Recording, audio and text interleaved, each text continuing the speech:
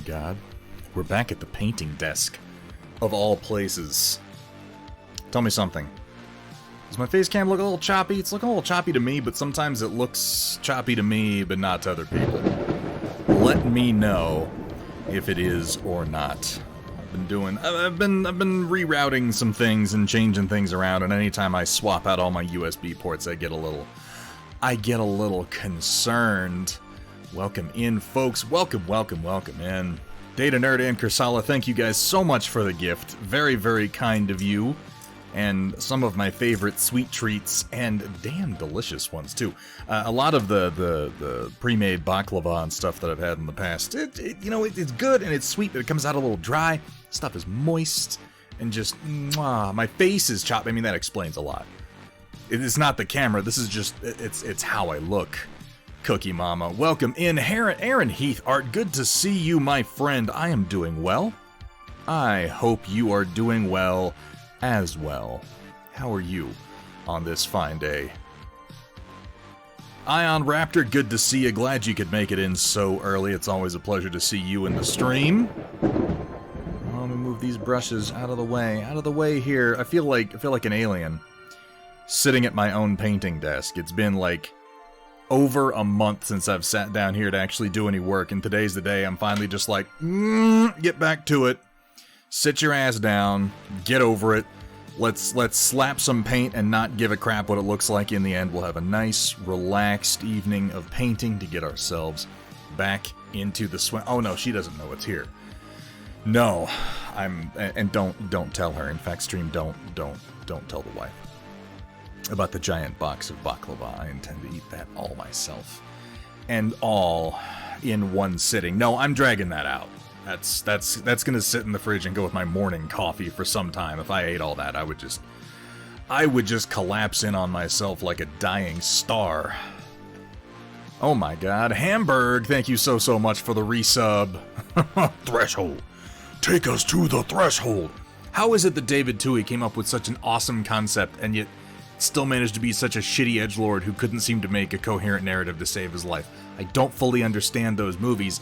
I just love huge parts of them. For Godarung, thank you also for the resub. Hitting that big 30 months, a little hard to believe, but I think I'm going to be saying that just about every month. For Godarung, Hamburg, thank you both so much for your support, and welcome in, folks. It's good to see you.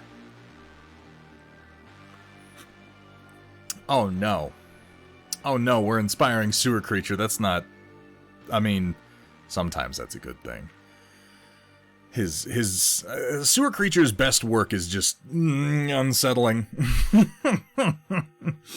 Though I wasn't surprised. I had a short conversation with Sewer Creature after the last piece of art he showed us, and we were talking about inspirations and future work and so on and so forth. And I mentioned the movie Society, and they're like, okay, I don't mean to be the gigantic hipster edgelord that I am. I just am that way. And there are lists of movies that I really like that I mention to people, but they're just mentally on this list of like, oh, you've probably never heard of them movies. We all have a few of those where it's like this one obscure thing that we're kind of into, and most of the time when we mention them to people, they just stare at us blankly. Yeah, Society's one of those for me. Nobody's ever seen Society. And I have a hard time recommending it unless it's to someone whose tastes I know very well.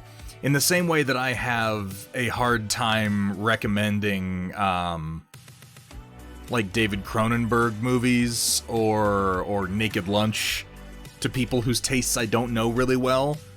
I don't want to meet a person and be like, oh, you're into movie. There's a fucking googly eye on my magnetic tool rail.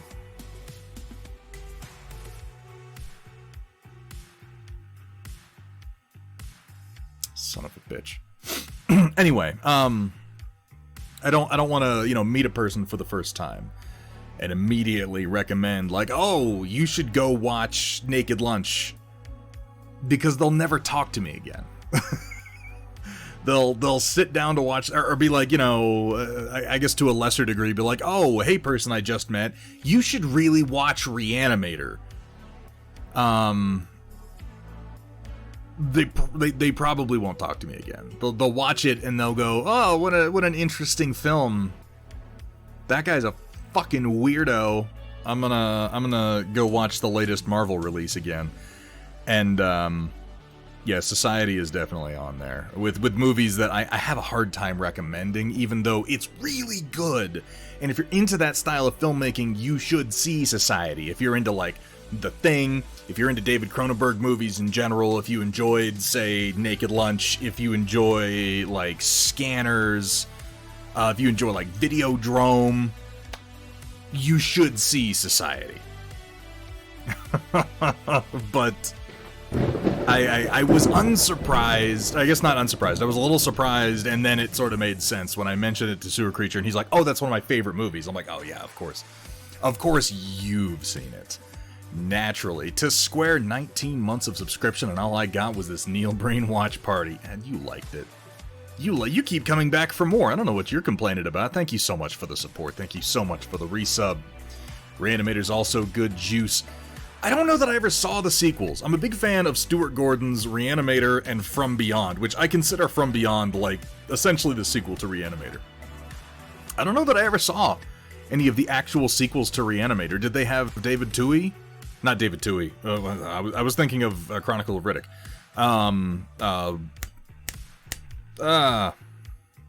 Wayun.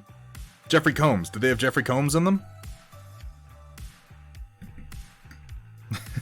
I do love that movie. We should, at some point, we should make that into a watch party, like Reanimator and From Beyond. The scene when Jeffrey Combs is cutting off the dude's head with a shovel, and he's like working the edge of the blade into his spinal column, and he's cranking it back and forth, and he just goes, plagiarist. It gets me every single time. Plagiarist. That's a great movie, and From Beyond is a lot of fun too.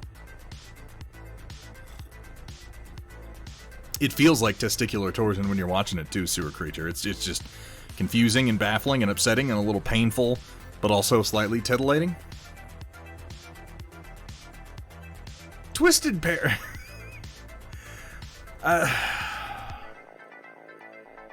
Like, I'm not gonna bullshit y'all, okay? I'm not gonna sit here, and even though I joke about it sometimes, I'm not gonna be like, oh, Twisted Pair was a great movie. Twisted Pair is one of the single worst pieces of filmmaking I have ever seen in my life, but it's the kind of bad that it is. It's not bad like Tom Cruise's The Mummy. It's not bad like Ishtar, or listening to Sly Stallone sing in, what was that, like Rhinestone Cowboy? It's bad in ways that you don't know a movie can be bad until you see it. It's bad in ways that if you sat down and said, I want to make a bad movie, or just make a movie and not try very much, it's bad in ways that you would get right accidentally, without thinking. You would just do the things right that it gets wrong. And what's funny is that it gets other things right as far as like having a message and having a vision and being a singular work from the mind of an auteur. It gets things right that many movies never had in the first place. There are lots of bad movies out there that are just meandering messes that have nothing to say and don't know how to say it. Neil Breen has something to say. It's the way that he says it that makes it so special. Because as you're watching it, you know that it makes sense to him. In his mind, it clearly means something. But deciphering what that is it's like a journey into madness. I believe, as much as Max Landis may be a bit of a creep, he once described watching Neil Breen's movies as, it's like watching someone else's dream. And I think that that's an accurate description. It really, like, if you think about dreams that you've had, where it's like, things kind of make sense and are sort of thematically connected, and there's like images that you recognize and faces that you recognize and places that are kind of like places that you recognize, but it's like the way they connect doesn't make any sense, and like you gotta go someplace in your dream and you like walk out the door and then you're just there, and it's like, I know that I came here, I know that I traveled here, but I have no memory of the journey or anything in between. Conversations just sort of end, and then they'll pick up later as if they should make sense. But they don't really, and yet through it all, your mind is strangely following the thread. It's a lot like that, if you were glimpsing someone else's dream. By the way, it's wonderful to see you, Machine God and Pun Expected. How are you two gentlemen doing today? Toby Silverstone, Prince of Persia, the film. Only film I've walked at. Wait, did that... Is that a thing? Hold up. Did that have... This is coming back to me like a memory that I blacked out. Did that have Jake Gyllenhaal in it? Yeah. Oh my god. That memory had like a rider on it. Didn't they also make a Assassin's Creed movie? I would swear that happened. But I can't remember anything about it. I just remember that it happened. It's the only movie you've ever walked out of. That's impressive. That's impressive. What about you? Chat, what are some movies you've walked out of? I've walked out of a couple. I've walked out of less. I would say I could count the movies I've walked out of on one hand with at least a finger left over, though I'm not totally clear on the number. I walked out of the and I don't even think this one was really deserved, but I walked out of the 2014 Godzilla movie. I was fucking livid. I couldn't put myself through any more of it. I don't even think it's that bad of a movie. It was as a very particular Godzilla fan, I was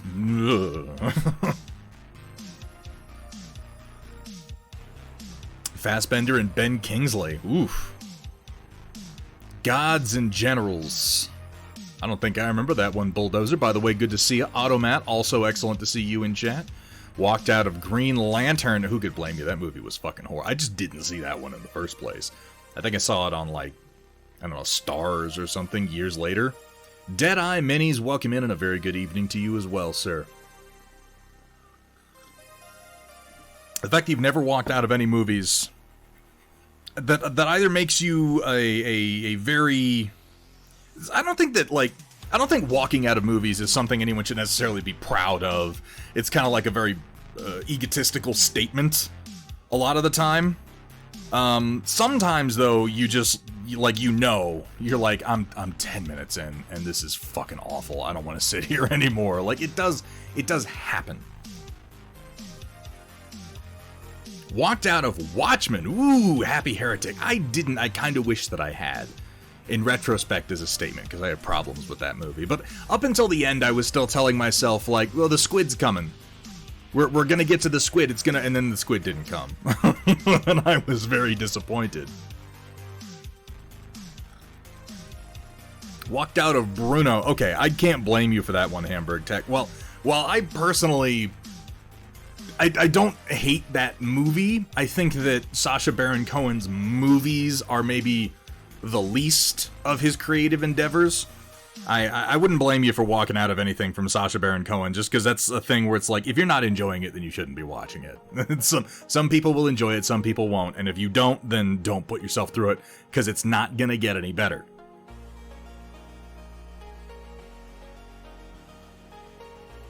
And a very good evening to you, Dragon Printer.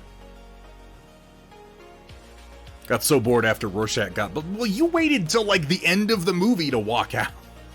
I mean, I can't criticize you, Happy Heretic, because I walked out of Godzilla in, like, the last 5 minutes of the movie. I was just like... Well, you know what my logic was at the time? Was... I don't give a shit about how this is going to end, and if I leave now, there won't be a rush to get out of the parking lot. That was my logic. It wasn't like, oh, I hope Gareth Edwards hears about how upset I am. I was just like... you know, if I leave now, there won't be any traffic.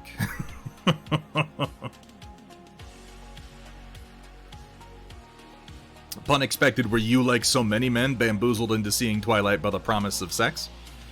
Because in that case, you're forgiven. Wanted to walk out of the village. That was weird. The village was very strange. Wanted to walk out of the Joker with Joaquin Phoenix, but wow, Achilles, really? Joker. I like that movie. I like that movie a lot. I actually think of Joker as one of the more interesting movies to come out of Warner Brothers live-action efforts in the last decade or so. I'm kind of surprised. I mean, no judgments. It's a very polarizing movie, and it's not necessarily the kind of movie people are going to enjoy. Also, if you're a fan of like King of Comedy, you might have liked the movie better the first time when it was called King of Comedy or Taxi Driver.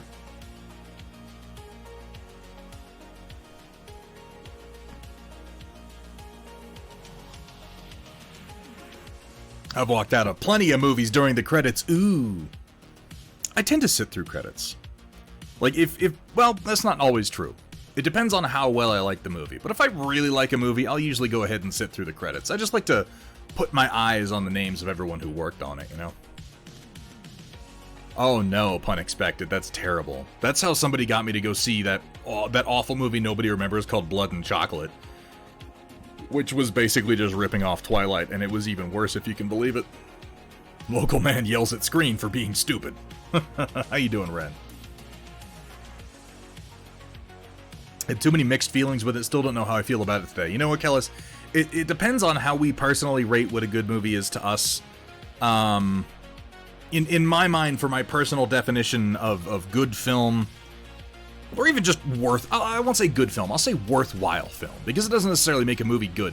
If a movie makes me feel something, like, despite my efforts to just remain neutral, it causes me to have feelings or challenging thoughts, I tend to regard that movie as, at the very least, worthwhile, and Joker definitely did that.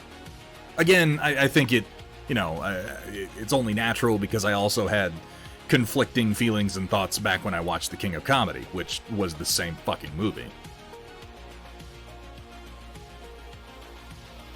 Oh good, Happy Heretic, because it doesn't get any better. I'm not gonna do it. I'm not gonna go into Kenobi in depth. I just can't care. I can't. I didn't like it. And I feel like if you enjoyed the show, like, I don't know, nobody's gonna talk you out of it, you know? And honestly, I don't want to. Honestly, if you watch... Oh, you forgot you walked out of Teeth. I never saw Teeth. I remember when it came out. I walked out of Tusk because I fucking hated that movie. That's right. Flea shows up in the fucking forest to kidnap Muppet Baby's Leia. It's hard to think of... Like, Flea's been on a lot of stuff, but to this day, it's still hard for me not to just think of him as Flea. It's like when Iggy Pop does a cameo in something, you know? It's like... That's Iggy Pop. He's... That's all I can see. No, I think that Kenobi has actually been good for me. It's helped me kind of come to terms with sort of letting go of my Star Wars angst. Maybe it's just that I'm such an edgy nonconformist that I don't want to be like all the other edgy nonconformists out there, and hating on Star Wars and ranting about it ad nauseum has become like a whole internet sensation that I just don't really give a shit enough to be a part of anymore. I love Star Wars, A New Hope, and Empire Strikes Back, and Return of the Jedi is damn solid, and I enjoy many of the video games, and I treasure the childhood that I spent being really, really into the expanded universe, and everything past that is, I'm done with it. I have let go. I have released my anger. And if you enjoy Star Wars Kenobi, I'll just say I'm a little jealous. I'm a little jealous, being honest, because I was unable to. But, you know, it's okay. I can't sit here, honestly, as someone who'll be like, hey, have you watched Mighty Morphin Power Rangers? Oh, which season do you think is the best? I think Power Rangers in Space and Power Rangers Lightspeed Rescue are the best seasons. How can I be that guy? And then turn around and judge you for liking Star Wars Obi-Wan Kenobi. You see the disconnect there? I do. I'm feeling it. Also, Power Rangers Lightspeed Rescue was the shit, yo.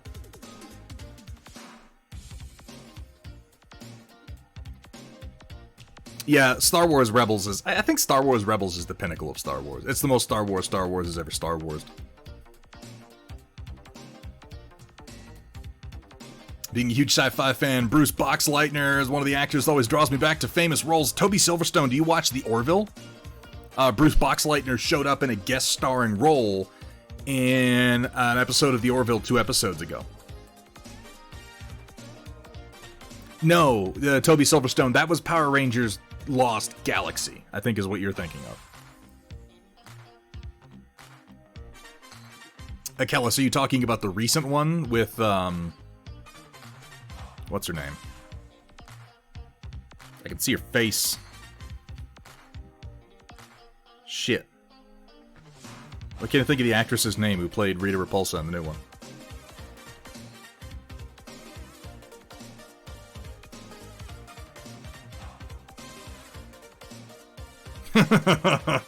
Here's my opinion on Kenobi. Hey, Dad, you want to watch Jedi Fallen Order next? It's the same thing, but better. That was maybe my biggest actual problem with Kenobi, is like you get to the best scenes in it, and I'm like, this scene is great! I love this scene! I know I loved it because I loved it the first time I saw it in Jedi Fallen Order.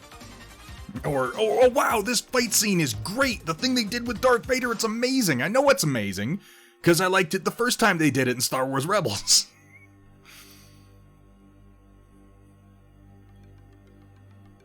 The new modern one, I didn't like... It had weaknesses. I definitely didn't hate that movie. It just, like, I feel like it was a little half-baked, and the Megazord at the end was kind of disappointing, even if the putties were kind of cool, and the action was pretty decent, even if there wasn't enough of it. I almost feel like they took it too seriously. They took it a little too seriously.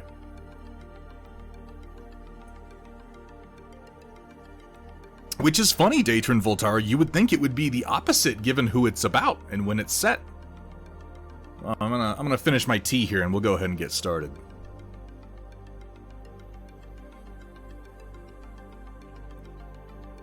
I need to do that, Sewer Creature. Hold up.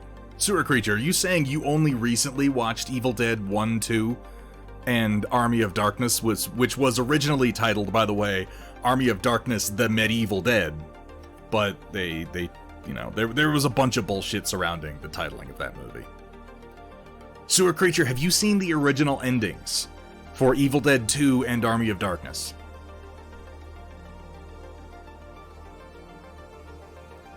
I also need to catch up on Ash vs. the Evil Dead, because I watched the first season as it came out, and then I was like, I'm just gonna stop watching this until it's done, and then come back and watch the whole thing, because I love Bruce Campbell, and oh my god, the fact that in the first episode of Ash vs. the Evil Dead, mild spoilers for the very first episode of Ash vs. the Evil Dead, if you haven't seen it by now, I can't imagine you're too interested in it. The fact that he unleashes the Deadites from the Necronomicon because he's old and washed up, and he's hitting on some fucking barfly, and he takes her back to his trailer, and he just happens to have the Necronomicon, like, under his bed, and just to impress her while drunk, he starts reading passages out of it. This is the best thing. It is absolutely one of the funniest damn things. I do love Bruce Campbell and Sam Raimi and everything that they did together. Yeah, whoops.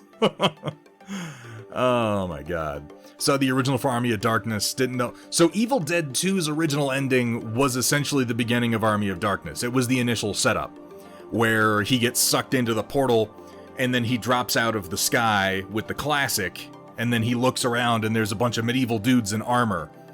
and they like start worshiping him as a god. And one of the guys who flips up his face mask is Sam Raimi, actually. It's either Sam or Ted. I think it's actually Sam.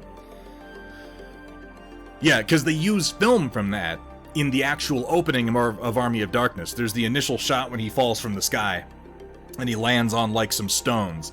And then when they cut back, it's a different scene. And they took part of the filming from the original ending of Evil Dead 2 and used it to make the opening of Army of Darkness. Army of Darkness is great fun. And then you saw the ending of Army of Darkness where they give him the potion to pass through time. And they're like, oh, you have to take 2 drops and then repeat the words Klaatu Verata Nikto. And he's doing the drops, and he does like or he has to do 3. And he does 2, and then he gets distracted, and he looks away, and then he goes back, and then he does 2 more. And then he wakes up in, like, the post-apocalypse. That's my favorite ending. I love that ending. Yeah, I know your damn words. Oh, man, I haven't watched Army of Darkness in a long time. I think everything about that movie is great, except for anything that happens in the windmill. I don't know why, that part just rubs me the wrong way, but the rest of the movie is fantastic. In love with the skeleton army scene, all the crappy puppets, the like little skeleton puppets that he's got fighting him. That's fucking hilarious. That's some classic film there. Why don't we get started? I got a few things to do on the desk, then we can do some painting. I would say the other ending to Army of Darkness in particular is certainly more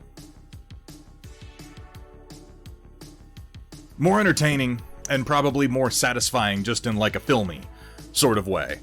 The one where he throws his gun in the air and then jumps 1 foot and then catches it, and it's like, why did you do that? Because he's Action Man, goddammit. Speaking of Action Man, our favorite one-horned pachyderm. How you doing, Dr. Rhino? And you use the J-Web telescope to... Oh my god, chat's moving. Search the universe for a fuck I could give. The Thunder Buddies live. They found there's none. You don't give any? Not even one?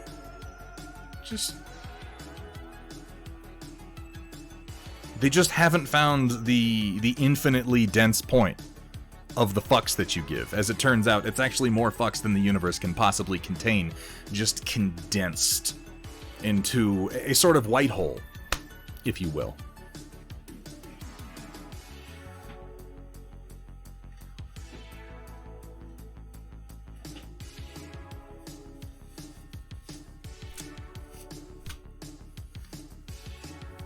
How you doing, Dr. Rhino?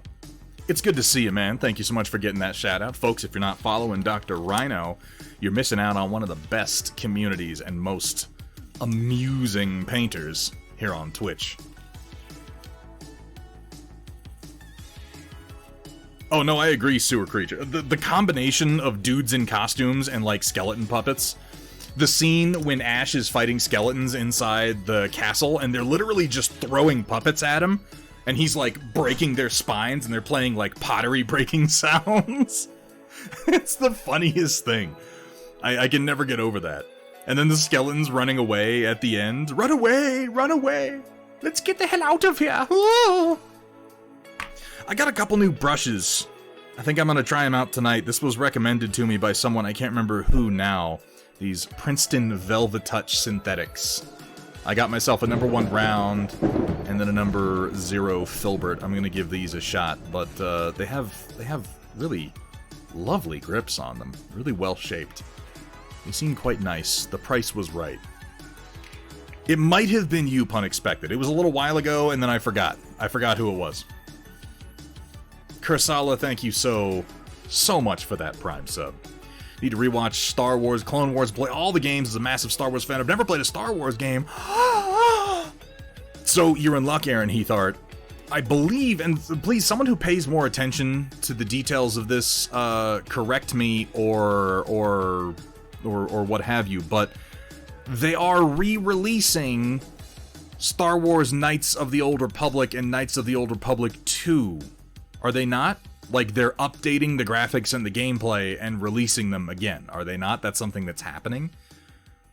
If that is something that is in fact happening, I'm gonna say, Aaron Heathart, keep your eye on that project. Because, for my money, Knights of the Old Republic 1 and 2 are some of the best storytelling you're going to get in any Star Wars video game. Depending on the genre that you like, there are a bunch of good ones out there. I do strongly recommend checking out Jedi Fallen Order. It is a great game, and they just announced the sequel to it recently, which is called Jedi Survivor, and that'll be coming out, I don't know, it's like next year or something like that. But yeah, definitely watch the Clone Wars, definitely watch Rebels. The Clone Wars is fantastic, I think Rebels is better.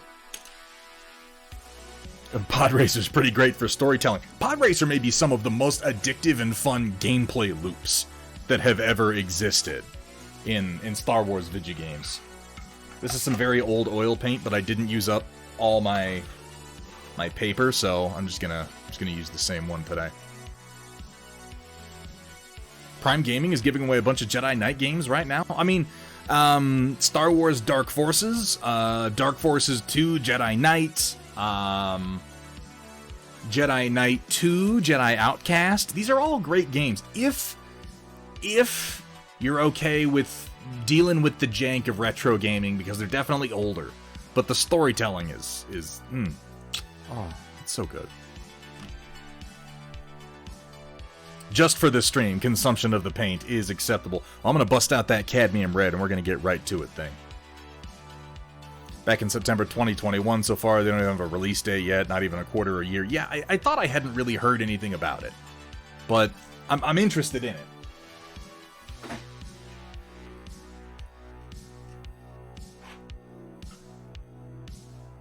Alright, I'm going to try something a little wacky today, and we're going to go ahead and get started with it right off the bat. Just because I like to do things like this when I feel like I'm stagnating a bit. I like to try something new.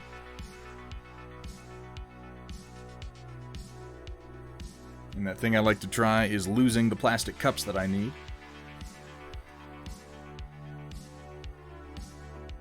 The fuck?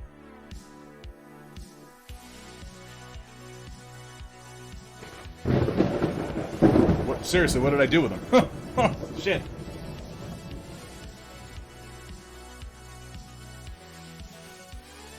This is horribly embarrassing. I had a whole stack of them.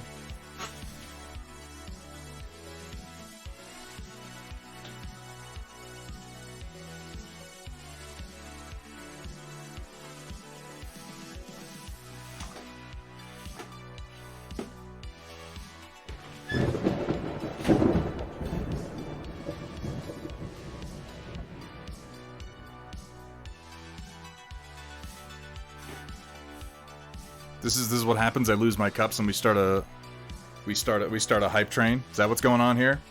This has been Mechanic Games. Thank you so much for the resub. Desert Owl dropping that gift sub. Man, oh man. Thank you guys so much. Thank you for all the support. I agree. Commercials are gross.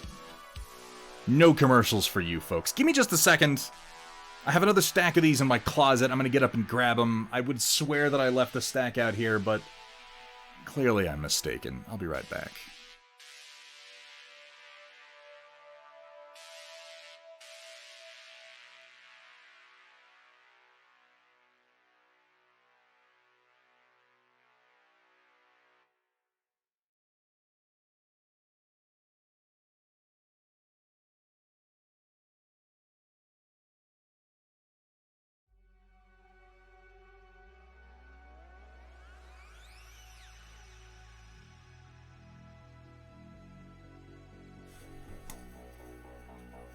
Okay. Yeah, I just had to grab these out of my closet.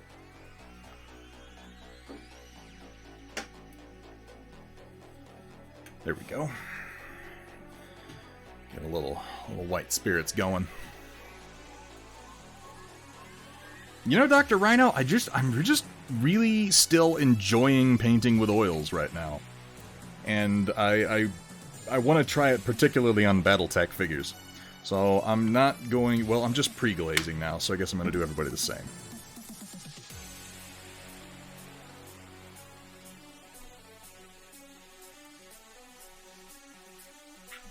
Free myself up a couple of pucks here.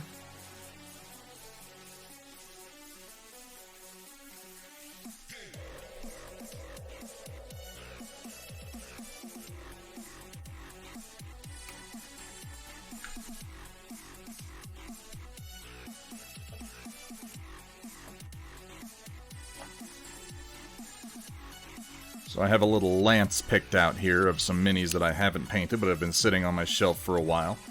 Going to be doing this here, Dougram Bushman in sort of light colors. And then I have one of the newly redone Shadowhawk / Dougrams.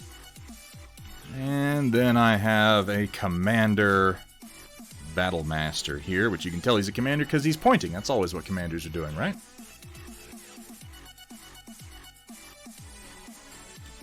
Good old Space Hawk. How you doing, by the way, Riot Sister? Hello there. Alright, so we're going to be painting these guys red, and I'm going to be pre-glazing blue. Just, like I said, I'm trying something a little different tonight. We're going to be doing red with a lot of blue and green for the shadows and base tones, and we're going to see how it goes. Because I figure worst case scenario, I don't like it. And all these mechs are 3D printed, so you know what I'll do is I'll just 3D print some more and throw these in the fucking trash. Or I won't throw them in the trash. I'll do something with them. But I wanna experiment a little bit. So I got some of my indigo and some of my ivory black. We're gonna mix up a base. We're gonna glaze it. We're gonna give it a minute and then remove it. And see where we land. Hamburg Tack, oh my god, coming out of nowhere. With 3 community gift subs hitting Happy Heretic, Manix the Lemur, and O'Coral, freeing them from the tyranny of having to watch commercials. Oh my god, that is the worst. Absolutely the worst.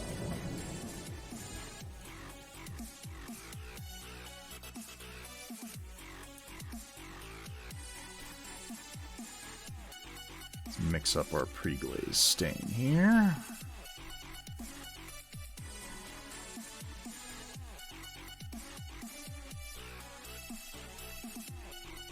A little more ivory black in there, just keeping it cool, because shadows are inherently cool. So we're going to be doing pre-glaze in blue, and then working in our reds, and then building up our shadowed parts with some greens. That's the theory, and we're going to see how it goes, since it's such a simple, monochromatic color scheme for the most part.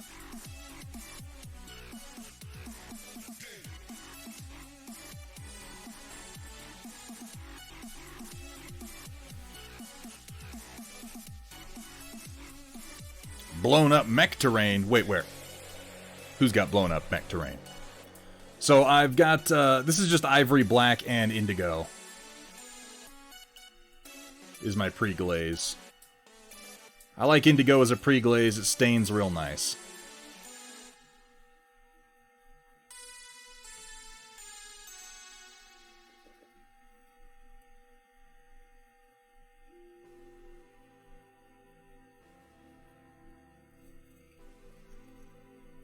Oh, thank you for the reminder, Sewer Creature. And I actually need to go get some water here in a minute. Let me get my pre-glaze down, and I'll go do just that.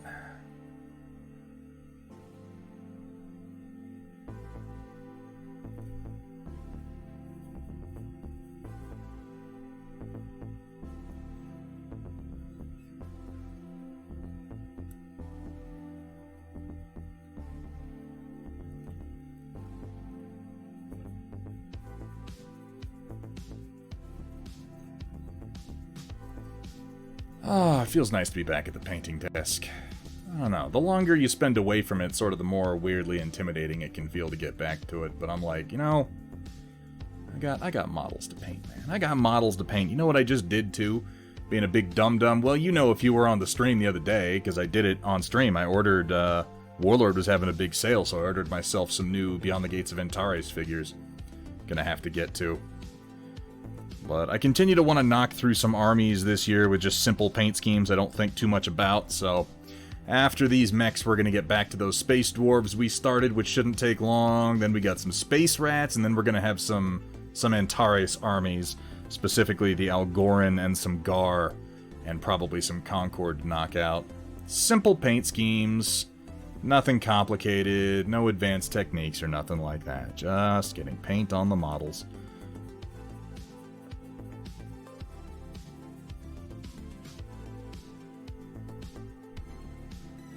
Thank you so much for saying so, Elise, and a very good morning to you. Was in reference to my earlier comment about if the experiment fails you and need to use the mech. Oh, I see. Some wrecked mech terrain. Yeah, I gotcha. We do have, where is it? I can't reach it.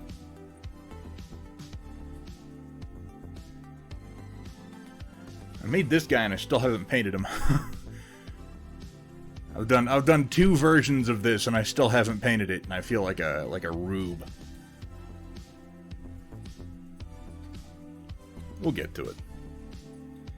Plastic is kinda edible. I mean, you know, lots of things are technically edible that probably shouldn't be edited.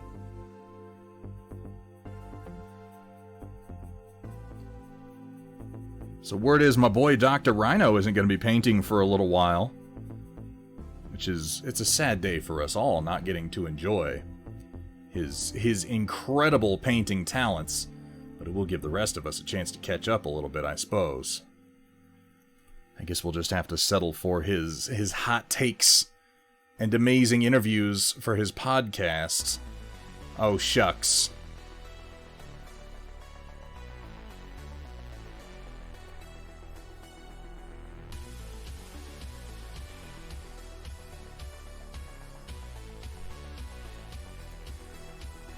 Oh, yeah. Ah, crap. I meant to fix that before Desert Owl, but I forgot about it. It's been that way since, like, 2 streams ago. Thank you for reminding me of that, though. I'll get that taken care of after the stream tonight. Broke for a while. Backer Kit came out for Rivenstone, purchased 4 more neoprene mats for War Machine. Rivenstone looks cool. I can't see myself getting into it right off the bat, but it'll be kind of a wait and see for me, but I do like a lot of what they're doing with it.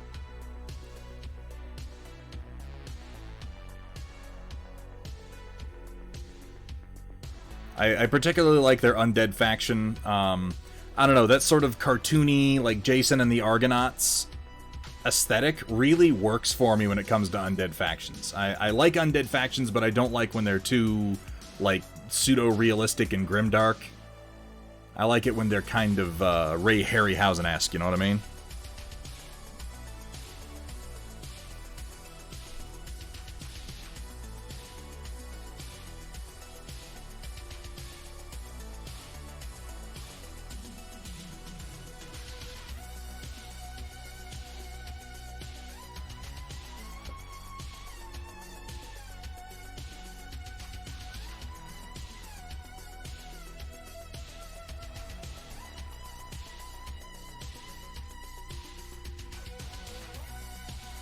Reminds me of Darksiders. Yeah, that sort of... It's that aesthetic that was kind of popularized by Blizzard in the late 90s, early 2000s.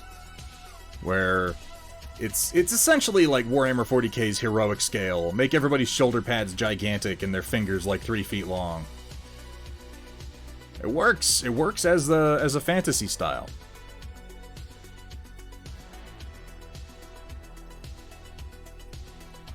I like that they're releasing as many accessories and supplements to the game right out of the gate. It looks very competently made.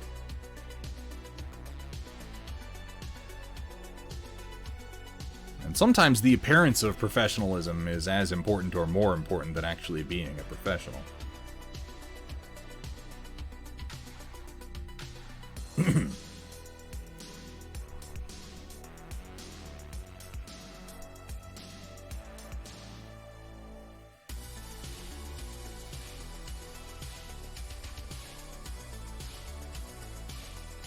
So, I'm really trying to... I'm making a conscious effort, you guys. And I do this periodically. If you've been around, you'll see this as the repetition of a cycle where I'm like, I need to be more positive. I can't keep being so negative about things. But every now and then, the world comes out and just makes me be negative about things by doing poo-poo. And I guess I'm probably making it sound worse than it really is.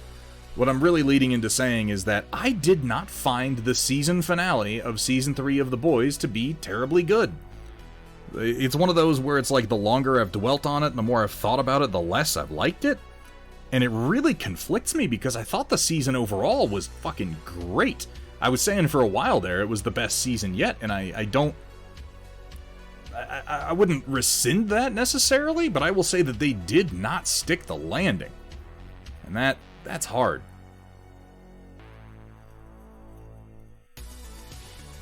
Thoughts on the recent bullcrap with Catalyst?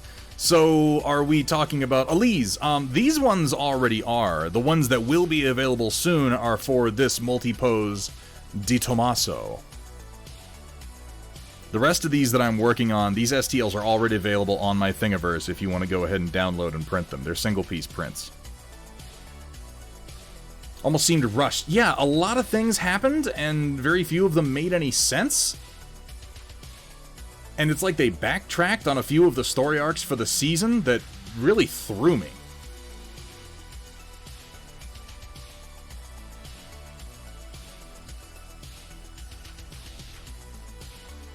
Like, Kamiko's story arc for the season was her realizing that her superpowers were not what made her a monster, and that those tendencies were a part of who she was because of the life that she had lived, and that she could choose to be more than that, and she couldn't externalize or blame that on something else. She had to take responsibility for it and own it, and then do better and be better.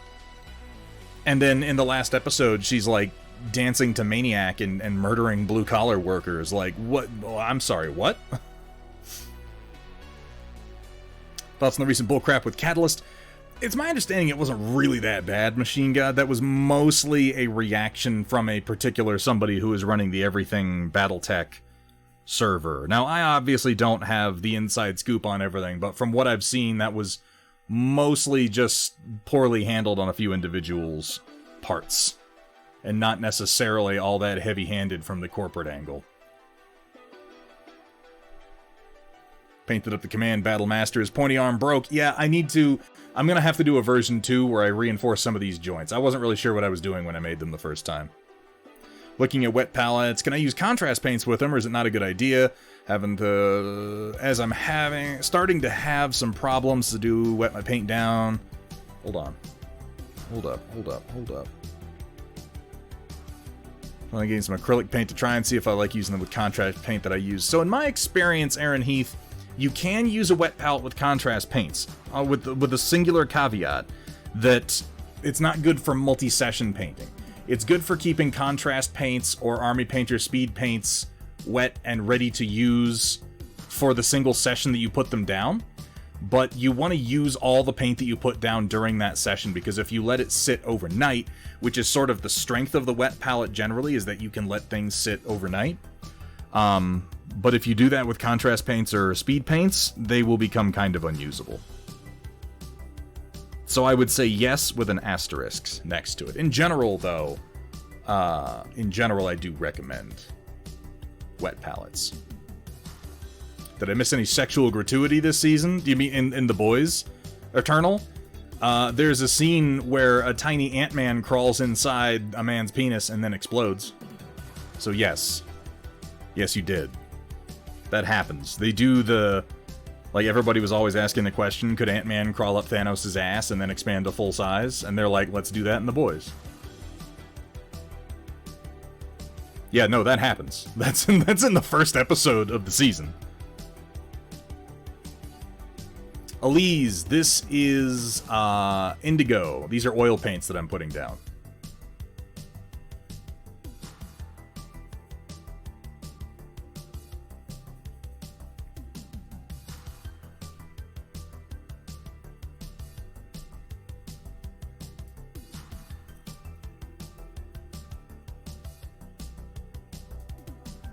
This is indigo with just a touch of ivory black. One thing that bugs, why can I not get physical books from them? Have a huge amount of credit with them, there are no physical books to get. You know, Desert Owl, I could go on for a while about my problems with Catalyst. I would say, in general, that they're kind of a small company. In my opinion, they're not super well run. They definitely, these days, kind of project an image of being bigger than they are. I don't know. I don't want to make excuses for them, but I would just bear in mind that they really are basically like 3 guys working out of a closet. Never going back to oils. Did you have a bad experience with them, Elise?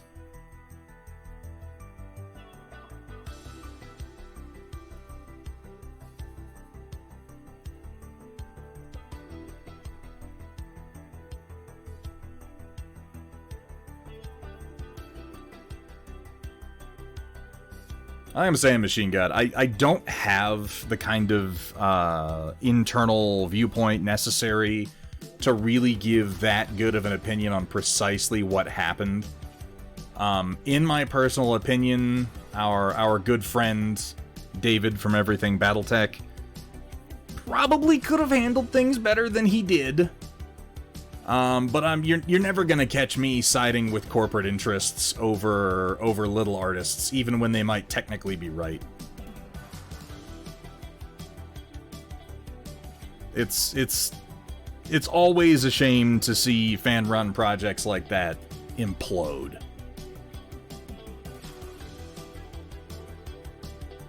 I like to think there was another way out for everybody.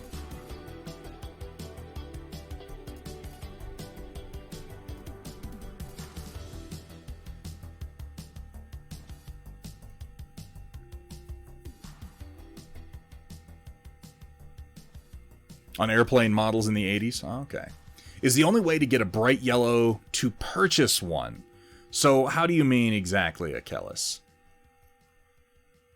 Yellow is a very tricky color.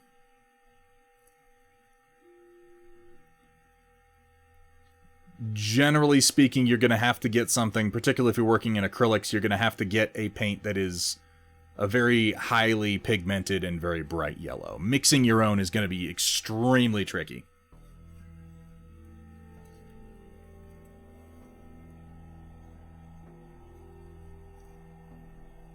Good guys, but the definition of cottage industry, yes. Like I say, they project sort of I think they cast a bigger shadow than they really support, you know?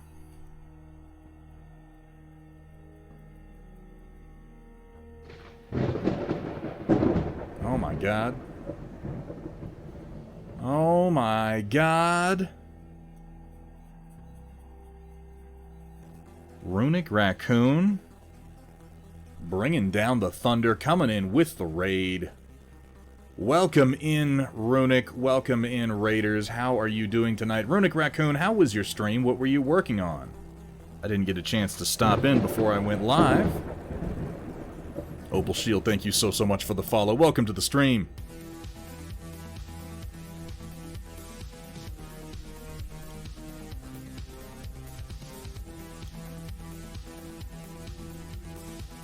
Thank you for bringing your people over, Runic. You leave them in good hands. We'll go ahead and we'll carry them over the threshold for you. Threshold! Take us to the threshold!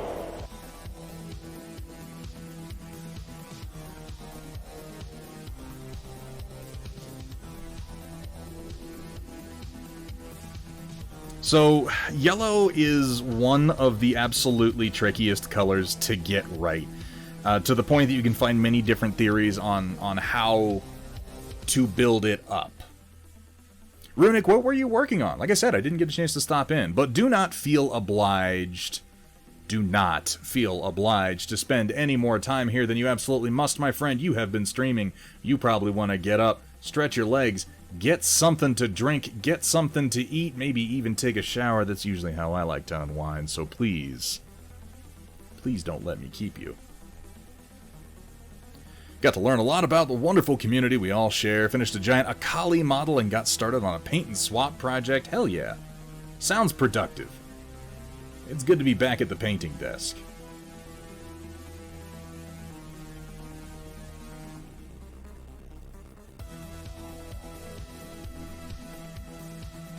Oh, we hope to see you here, Gimishkar. Yeah, tell me about it. We've been up in the low hundreds for a few days here, and it's been pretty lame.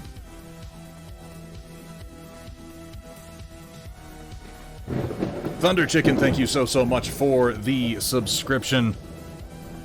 Thank you for your support. How are you doing today? Yeah, listen to Punexpected. Punexpected has given me some of the best advice I have ever received in mini painting. And it can be tricky. This is something that I do try to tell people. I don't mind giving advice while I'm streaming, but it's always good to bear in mind when you go into streams and ask people for advice, how tricky it can be to both stream and also think of how to do another project at the same time. and give not just any advice, but like good advice. A lot of the time streamers will just sort of say things, and it's not necessarily right or even necessarily helpful, but we do feel obliged to say something. It's why I'm glad to have such an incredibly talented and prolific community who hangs out in chat, because people like Punexpected Painting can give you excellent advice that you should absolutely follow.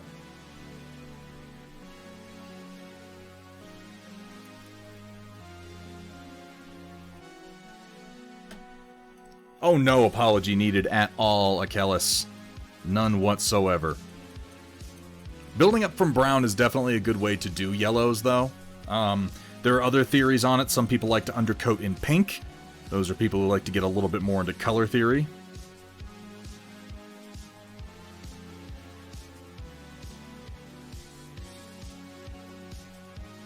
Personally, I've always used brown. I've had limited success using the pink undercoats.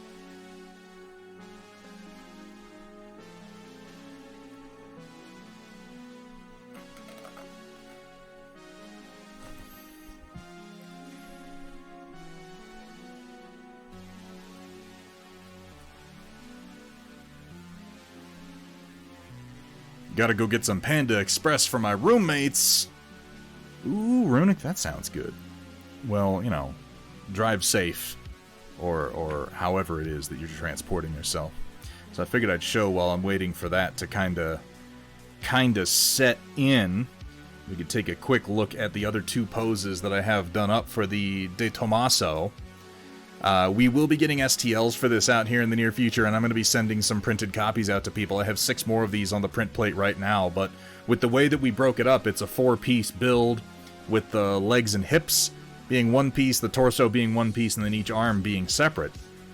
So between 3 different leg poses and 2 different sets of arms, you can get a lot of different dynamic poses out of just a few sets. And as Vergaderung noted, we do need to have at least one set that is jumping, where the jump jets are going off, which you can see there kind of down in the lower legs. So I'm going to do up a set of those before I call the files finished and send them off.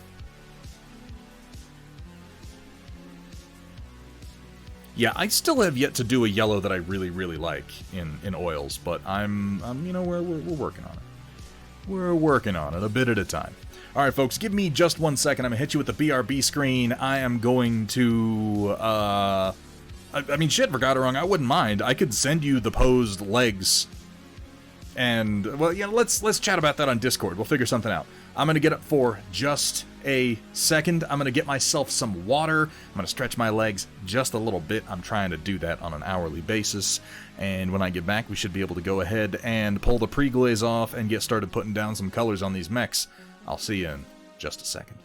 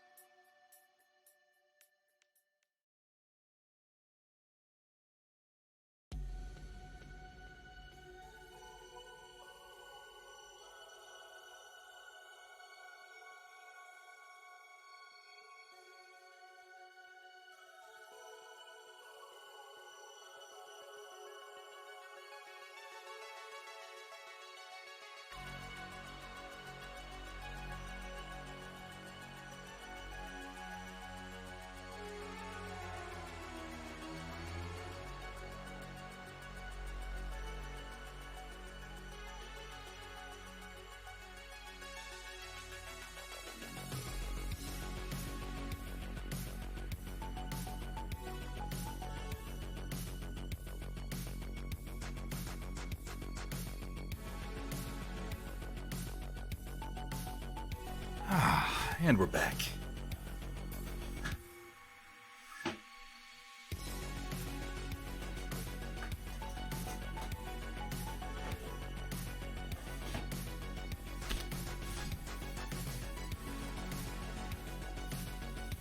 Oh, you're an old man, Rhino. I feel old when I want to go to bed at like 9:30 or 10. Though on the other hand, being able to wake up early and get things done early in the day is nice right now with how hot it is, I gotta say. Let's go ahead and pull some of our pre-glaze off and start laying down some better color.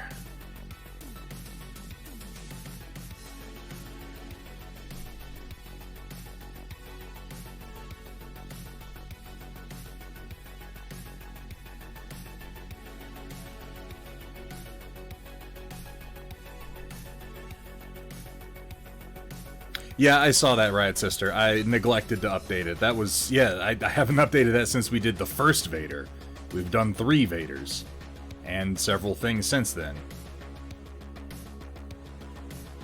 Which, speaking of which, I need to do the last 2 steps on that. I've put that off for like a month and I owe people some models.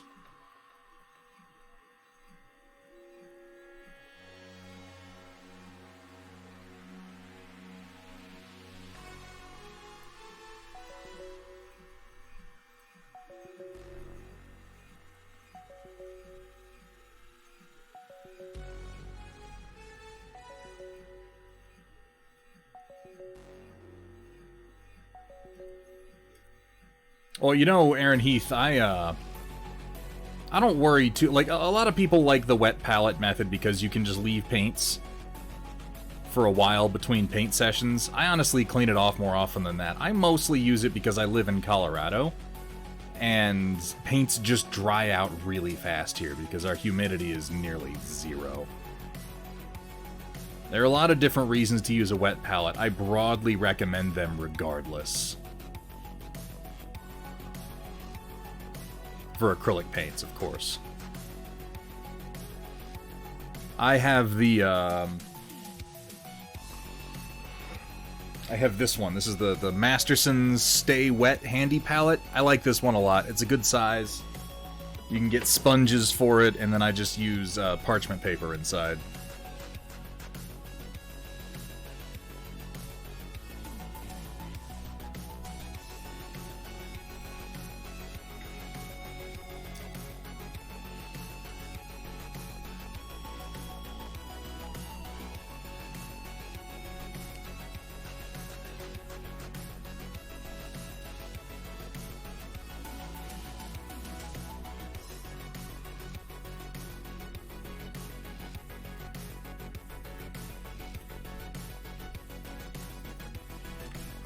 Oh damn, that's not bad, Runic.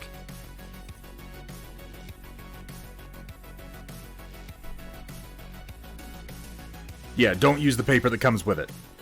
That's designed for, like, heavy-bodied paints, I think. It's really not designed for the lightweight acrylics that we use.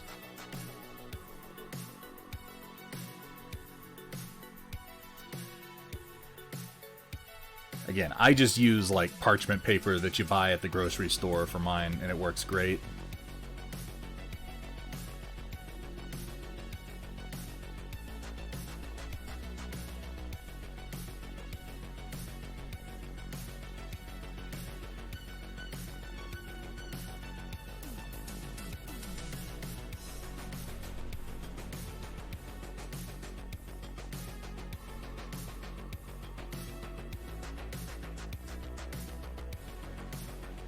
So this is why I like using the indigo. It just stains really, really well for that base. Now, of course, I'm going to be building up red on top of blue, which might seem insane. That's kind of why I wanted to do it, is just because it's a little different, and I'm really trying to go for a heavy temperature contrast here. I'm actually going to be starting with some greens.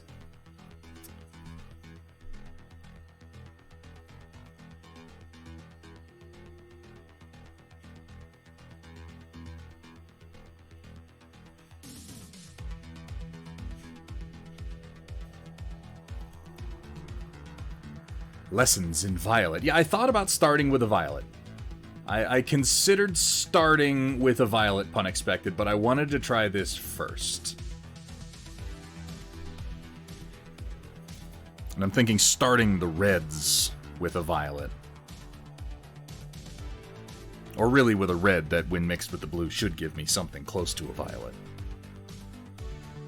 And kind of going with the theory of not building it up to a yellow, but really just up to a cadmium red at its highest.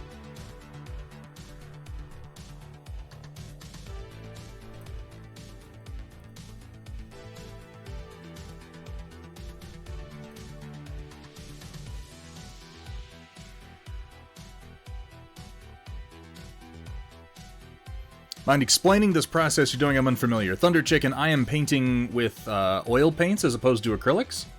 The method that I'm using right now is something that I believe was mostly popularized by the painter James Wapple. Oil painting is similar to acrylic painting in a lot of ways, but also fundamentally different in a number of ways. One of the ways that it's different is that layering doesn't work the same way as it does with acrylics. Because with acrylics, you put down a paint, and then over the course of really just a few minutes, it tends to set and dry. And then you put another layer of paint on top of that. But oil paints don't dry, don't cure anywhere near as quickly. They cure over the course of, like, days as opposed to minutes or hours. So what you end up doing is, instead of layering paints on top of one another, is really mixing paints together and blending pigments in a single layer of oil. And what I'm doing right now is what James Wapple calls pre-glazing. I realize he didn't invent this, but he sort of popularized it as far as miniature painting goes. But you pre-glaze the entire mini, and what this does is it just establishes a very thin layer of oil paint across the entire surface. And that way, when you come in with other paints, the oil, the basic oil layer is already there, and you're just kind of blending pigments into it.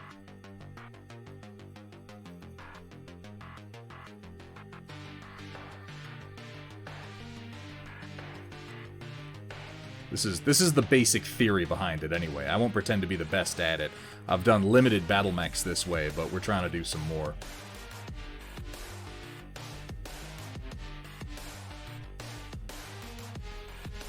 Now you can also do that, Gideon Wolf, where you paint with acrylics and then just wash with oils. But in this case, we're doing everything in oils.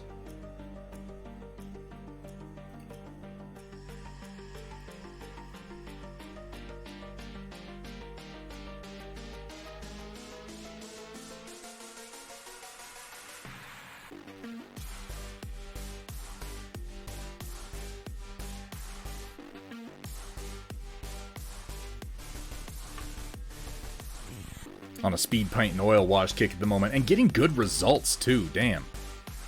And that's something that's important to bear in mind, particularly if you're new to mini painting, you're looking for new techniques. There is no one way to do anything. There are as many ways to paint a model, to paint anything, as there are people painting it. You really want to just kind of try everything and see what works for you, what yields the results you're really looking for. And always be open to experimentation and trying new things, because there's methods out there that people haven't even thought of yet.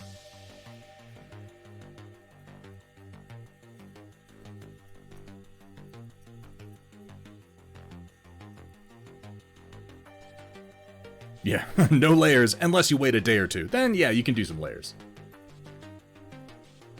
Oil paints are definitely for the more patient, or rather those of us who just have more time. But you can get some pretty amazing results for surprisingly low effort with oils, too.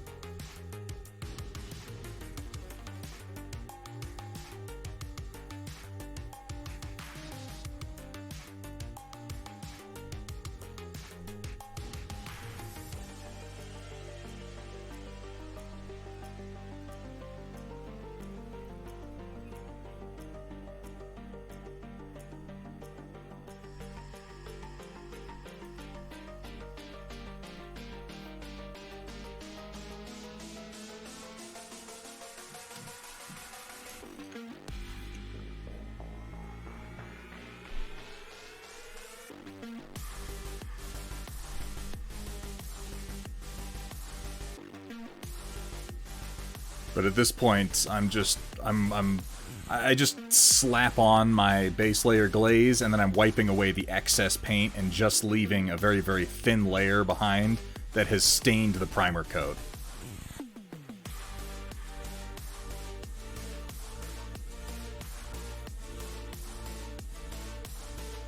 Thus, it's a glaze, essentially.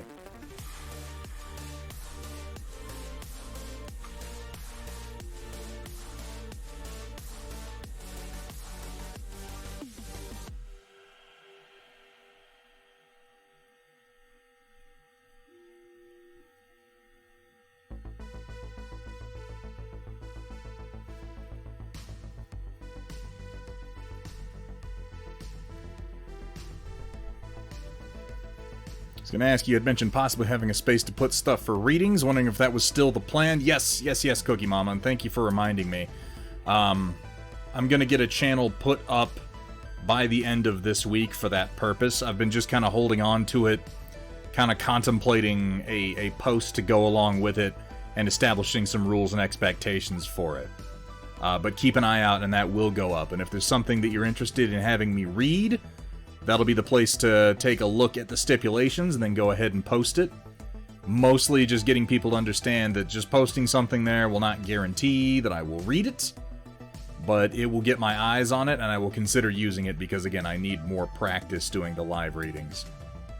And dramatic readings in general.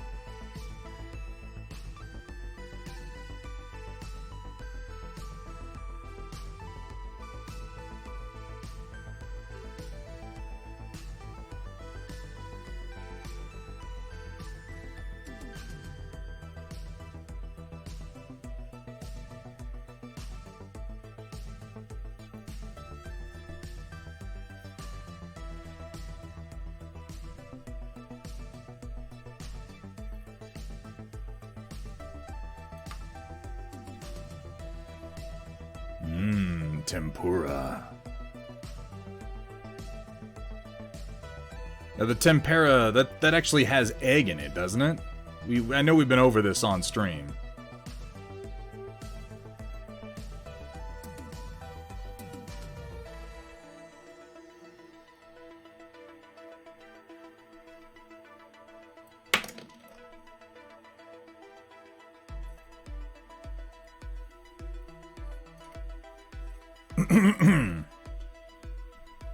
Yes. Not to worry, we are still flying half a ship. Well, I only have one part of his foot glued down because the idea here is I was going to transfer him to another base, but I guess I should attach him slightly more securely than that.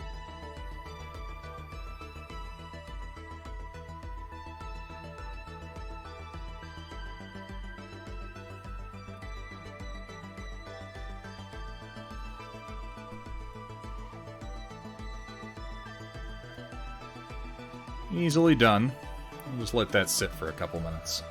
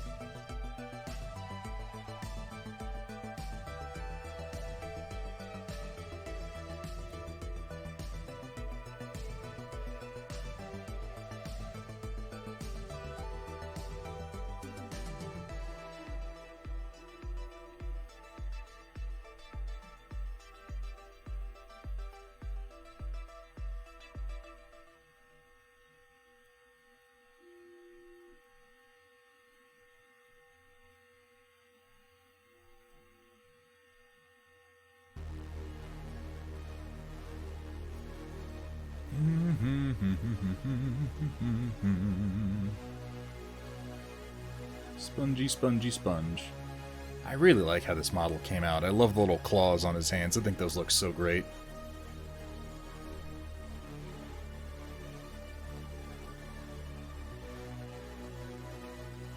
Oh, mine are all magnetized. It was how I glue them to a base, and then I magnetize the base to the handle. And then when I want to transfer them to their painted base, I'll usually just pry them off, because I don't glue them down too securely on the initial temporary painting base.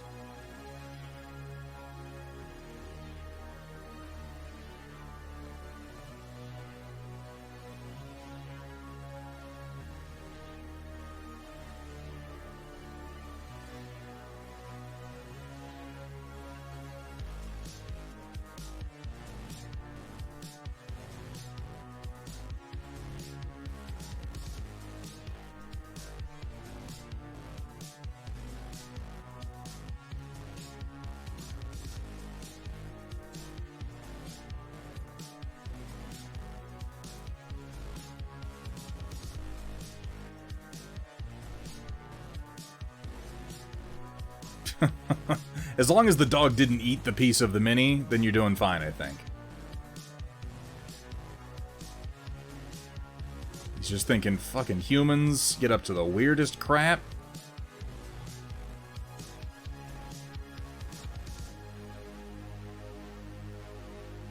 You get free time and you don't spend it, like, napping or having snacks? What's wrong with you? The very idea. Oh, thank you for saying so, Thunder Chicken. You know, it's all about, like, good files print well. And it's all about making details that are actually going to print effectively.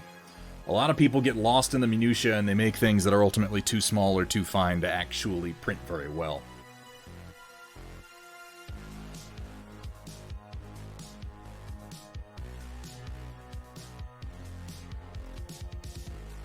Of course, I've made my share of mistakes, too. But, like, we got Ion Raptor here in chat, who he makes some of the most printable files I've ever seen in my life. Man has a fantastic understanding of detail.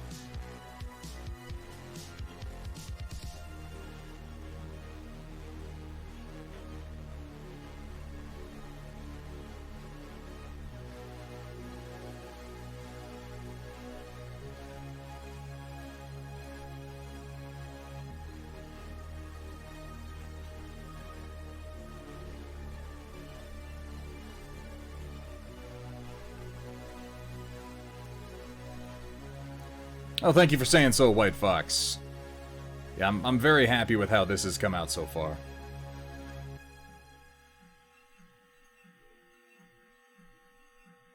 Jungle Plague really knocked it out of the park with his design work on this guy.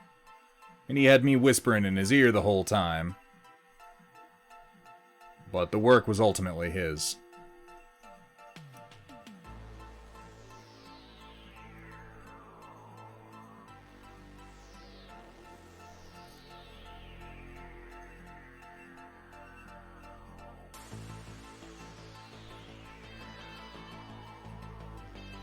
Trying to get some of the last bit of excess paint from under his...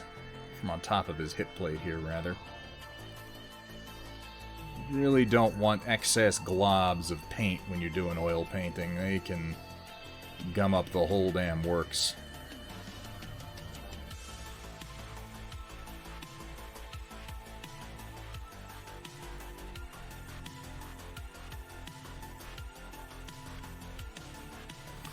Alright, one more pass on the previous ones, excepting the Bushman because he needs to sit for a little longer.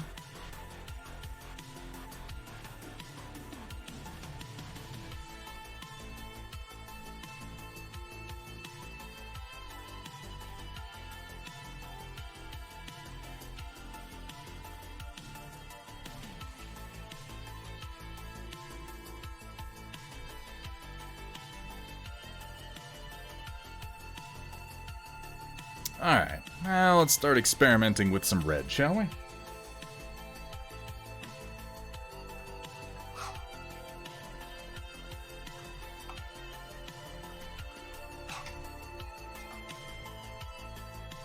Specifically, we're going to try starting with some alizarin crimson, and then going up to a cad red or a cad scarlet.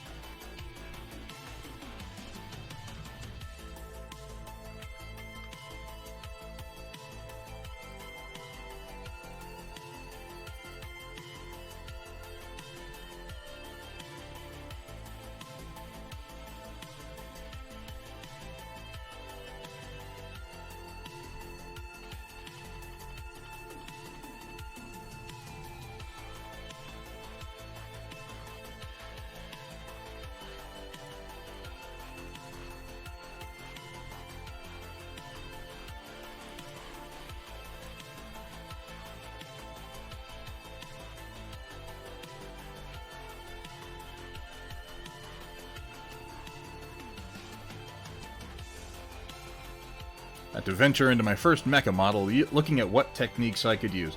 So, how much experience do you have with painting in general, Opal Shield? The painting that I'm doing here is oil painting as opposed to acrylic.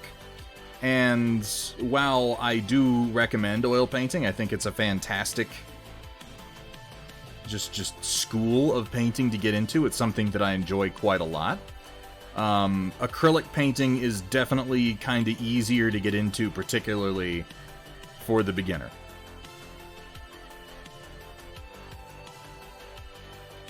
And you wouldn't need to use the sponges if you were doing acrylic.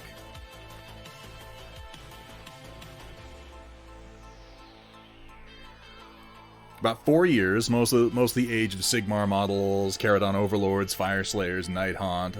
Okay. I strongly recommend, since you've been painting for a while, I'm sure you're familiar with dry brushing.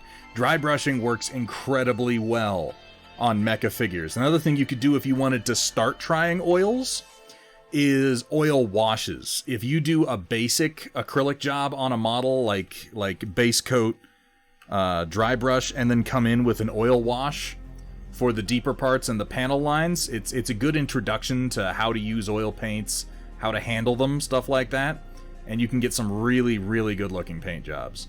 What kind of mecha are you looking at painting? Like what scale? More like gunplay or more like Battletech 6mm? Because I would recommend different techniques for depending on the scale that you're doing.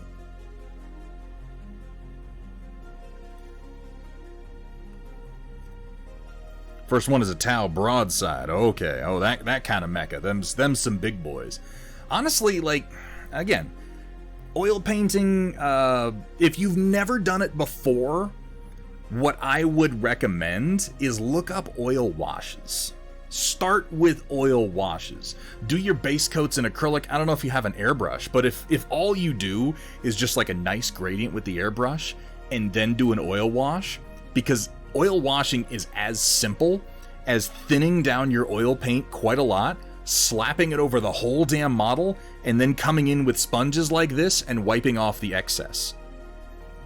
And it is astonishingly effective. If you go on YouTube and look up some videos on oil washing models, you'll see the results that some people get out of it.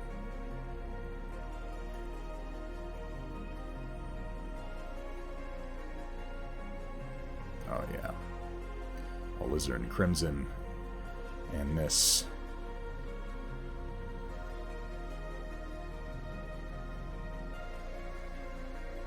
Indigo is resulting in this fantastic deep plum.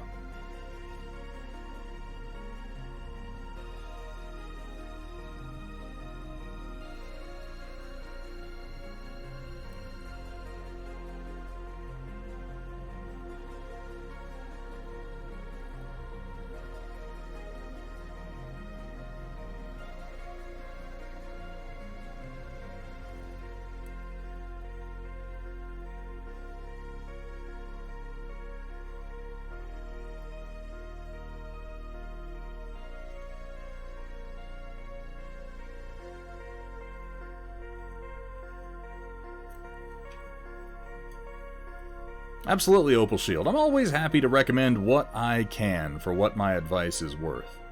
So I'll tell you what, we have a little bit at the end of literally every stream I do called The Storm Report, which is an audience share segment.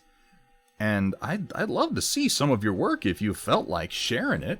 If you do feel like participating, it's super easy to do. All you gotta do is hop over on into the Thunderhead Studio Discord, which you can access by hitting !Discord right there in chat. Find the channel in there marked The Storm Report. Take a look at the rules real quick just to make sure you know what they are. And then go ahead and post a picture, and we'll take a look at it at the end of the stream. If all you want to do is show off, we're more than happy just oohing and awing. But if you'd like some advice, or you have any other thoughts, or it's a work in progress, you know, I always like to give people a platform.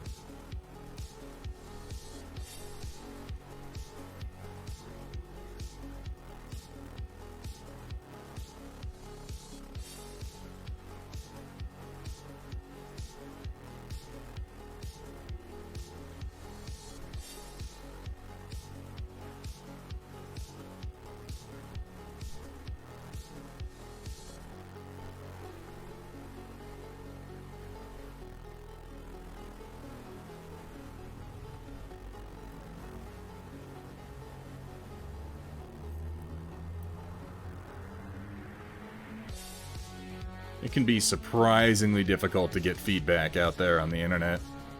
It's both fantastic how easy it is to put your work out there and astonishingly difficult to get people to actually look at it. Dirty 30, hitting that 30 months. Roland, how you doing today, man? Thank you so much for all of your support, and thank you for all 30 months that you've been subbing, my friend. How you doing today, man?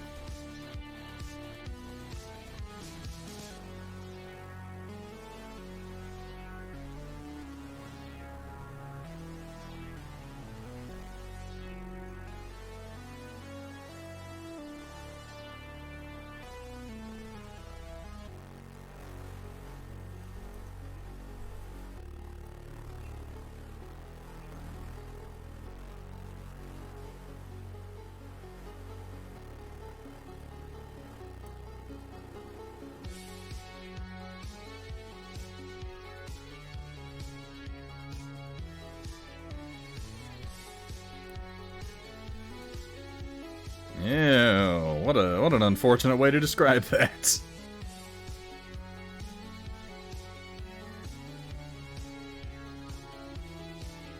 I've been playing a game, it's in early access, called Songs of Conquest. It's on Steam.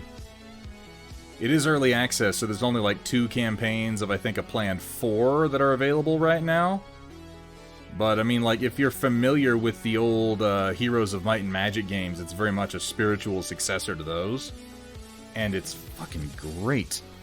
Like, it needs work, it needs balance passes, it needs, you know, more single-player content, it needs skirmish mode fleshed out, blah, blah, blah, blah, blah. But it shows a lot of promise.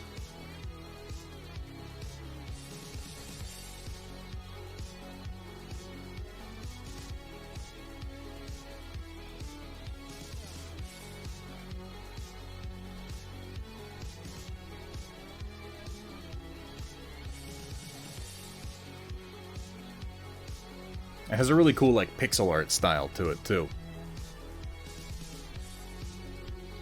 You know, none of us are. None of us are, Opal Shield. I'm not, there are some people on Twitch who are, like, amazing artists. People painting Golden Demon level individual pieces and everything like that. And every now and then I'll really push myself with a piece to do something, kind of push out of my comfort zone, do something really, really challenging, but at the end of the day, I'm painting game pieces. That's just the kind of painter I am. I'm a gamer first. I'm painting game pieces, I'm painting armies. Those are my origins, that's what I tend to stick to.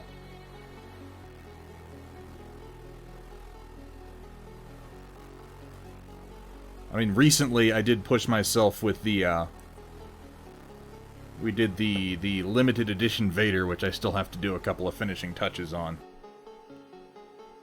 But, like, this is probably the furthest I've pushed myself as a painter in recent memory.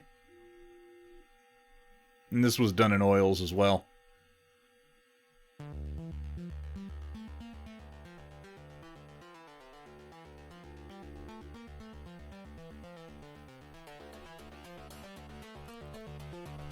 Oh, Riot Sister, thank you for the reminder.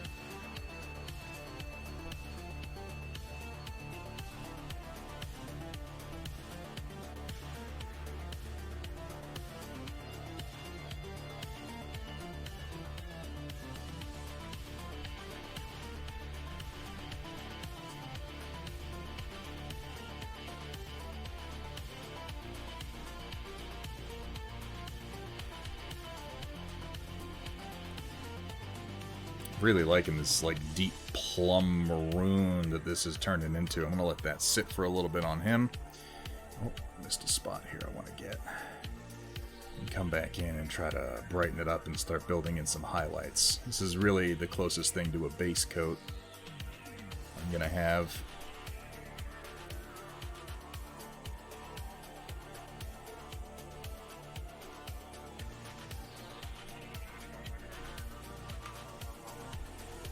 Let's go ahead and try it out on our little Di Tommaso. Actually, let's do the Battlemaster first.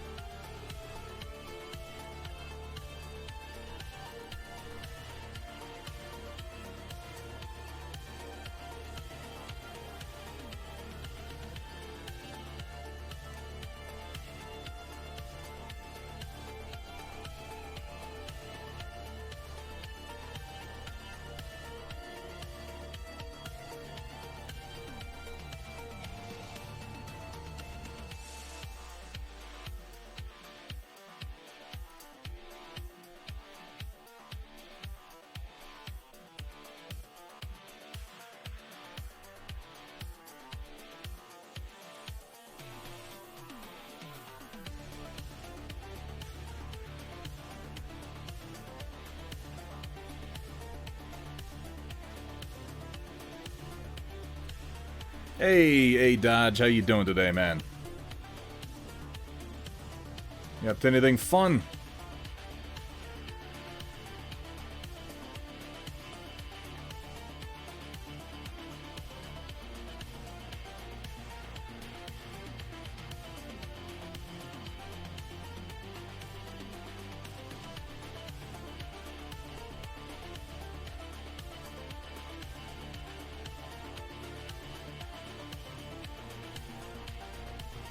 Playing League of Legends with a few friends.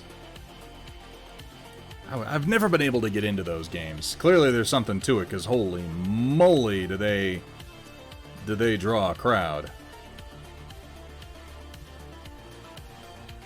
I played, like, Dawn of the Ancients back when it was still a mod for Warcraft 3. That was kind of my last experience with the whole genre, which unfortunately dates me horribly.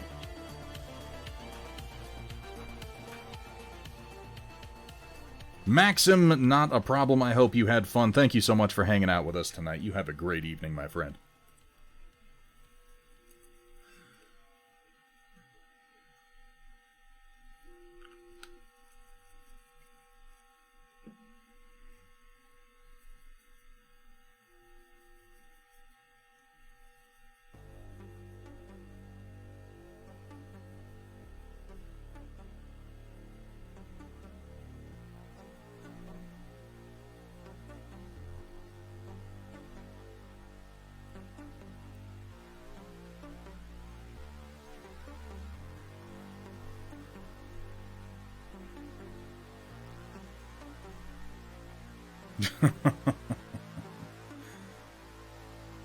Yeah, we've got a pretty diverse cast of characters, really, Achilles. Surprisingly so.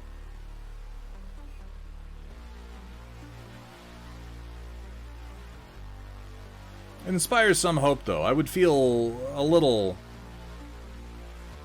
strange if model painting had truly become the realm of the grognard and the grognard alone. But there's been a real influx of younger gamers in recent years, and I'm glad to see it. I'm glad to see it, because that's, you know, that is the fertile soil in which the future of the hobby must grow.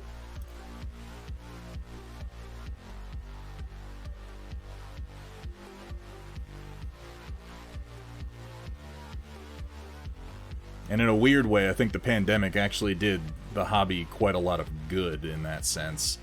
Got a lot of people into making and painting models who may otherwise never have really even noticed it.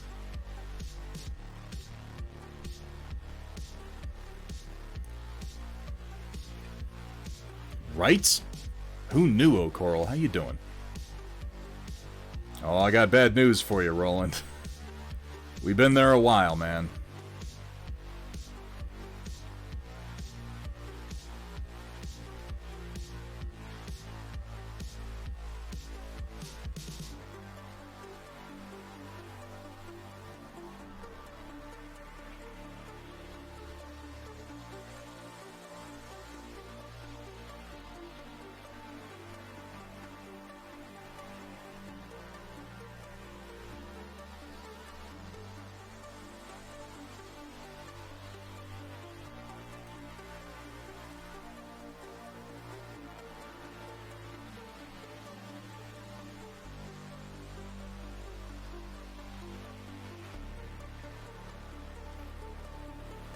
I mean, Battletech in general is a pretty groggy IP. It's an older one that hasn't had that many updates, and a lot of its nostalgia lives in gaming from the mid to late 90s.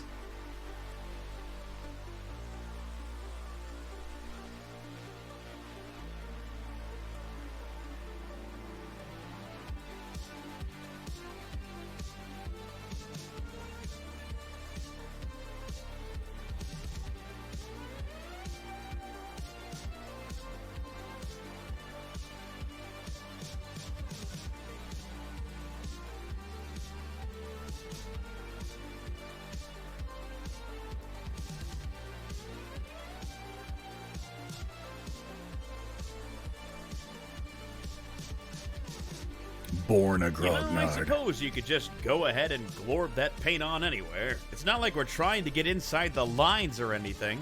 We're not, as a matter of fact. Do I play Alpha Strike? Classic fan, but Alpha Strike seems like a fairly new update. Relatively. Now, I'm not a huge Alpha Strike fan myself, but I don't really attribute that to the quality of Alpha Strike as a game, so much as just what I personally am trying to get out of playing Battletech in the first place. I like Classic. I like the granular nature of Classic. I like playing with fewer units. If your goal is to play with more units, I can't recommend Alpha Strike enough. If I have any problem with Alpha Strike, I think it's that it hasn't, in my opinion, received enough focus, development-wise, for what it is and what it should be. It's a little undercooked in some ways, and if I had my real wish from Catalyst, it would be that they really spent some time and some energy focusing on Alpha Strike's rule set, refined it into something with a bit more identity than it has right now, and just made that Battletech. Like, make that the focus of the franchise. Classic doesn't really need much at this point. It's been surviving on its own for a good long time, and those of us who play it like it because of... well, really because of that. Alpha Strike, though, like I said, my biggest problem with Alpha Strike is probably just that there's almost nothing Alpha Strike does that some other simpler tabletop game doesn't already do kind of better, mechanically speaking. And the only real identity that it has is the Battletech franchise that it is attached to, and I don't feel like it really gives the mechs enough individual flavor to justify that. But again, that's all personal opinion.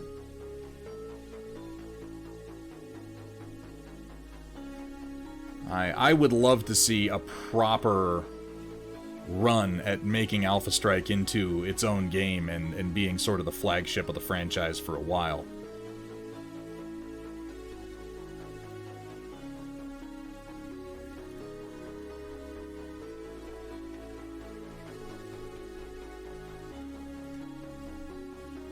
It does have that kind of deep maroon quality to it, doesn't it, Riot Sister?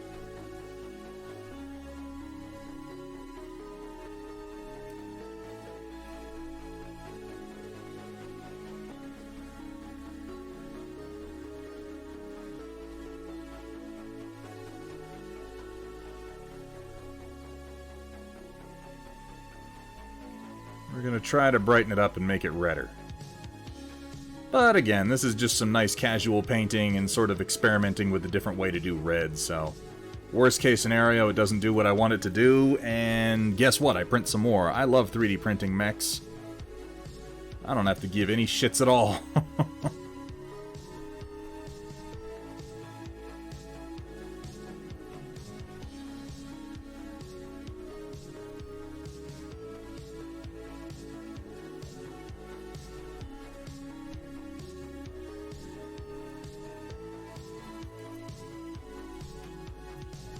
Battletech Destiny. I've looked at it a few times. I haven't played it, Machine God.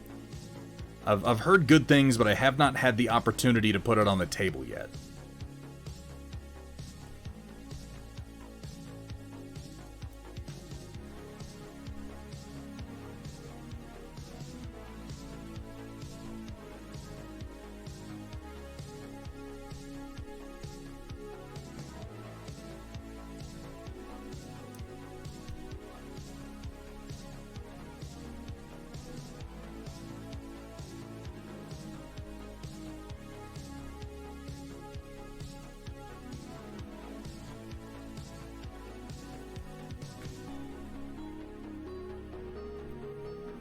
Oh, it's absolutely on purpose, Rhino. 100%.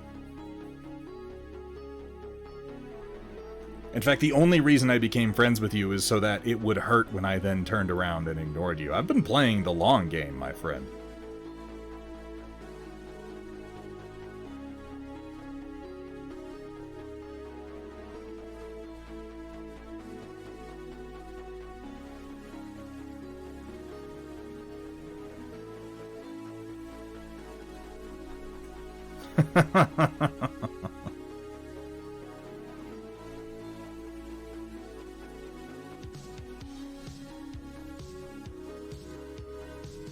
To answer your question on Discord, though, Rhino, yes, I'd love to do some recording. Abso-fucking-lutely.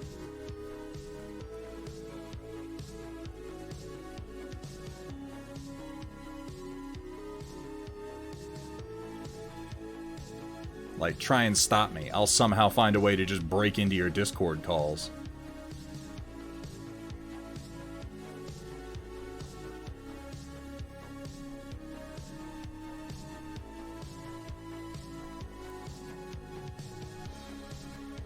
The ease of Alpha Strike, plus the granularity of Classic, but the MechWarrior RPG being easily accessible. I like the idea of it. I like the idea of it. I have to continue to lament, though, that even if it's really good, it still remains an unofficial fan project. And I guess what I'm really wishing is just that someone with their hold on the Battletech IP would take that initiative onto themselves, and then it didn't always have to fall to the fans to keep it alive. It's good. It's good that it does. And I very much do intend to check it out. But I think you probably know what I mean when I say that I wish for more from Battletech and its IP holders. It's going to take more than that to really get the attention of the tabletop gaming crowd in general, you know what I mean? And, you know, it has a great fan version is usually not what it takes to get the big crowds.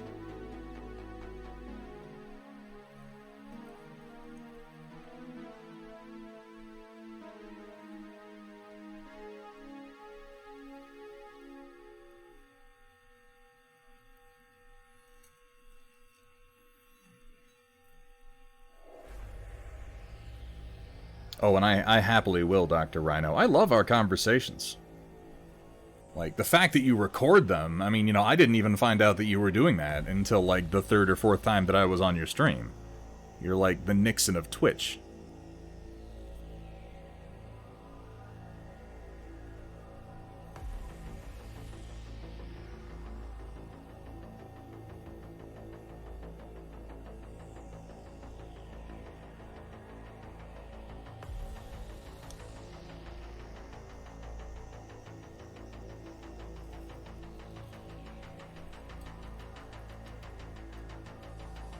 If I were to paint a squad of mechs in chrome NMM, would I get a medal?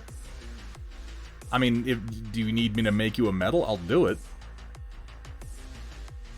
I'll design it, you know, in CAD, and we'll print it out. We'll make a mold. We'll cast it in bronze or I would say silver, but that's honestly too expensive.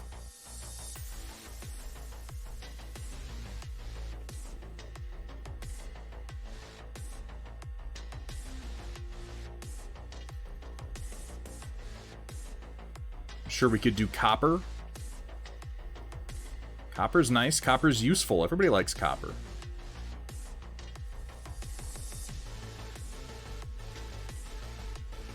Mentioned you were looking for a concept artist for some work. If that's still the case, I might be able to recommend someone. Ooh, Tiny Ledge, please contact me on Discord if you have some information on that. I would love to take a look at whatever you got.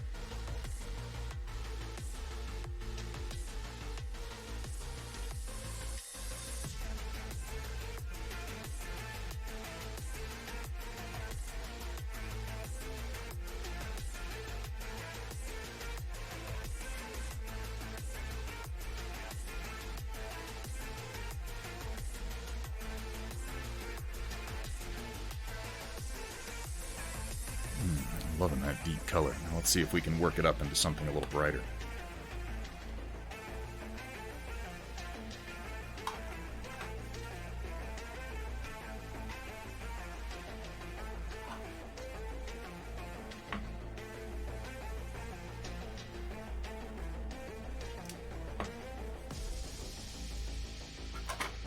Oh, God.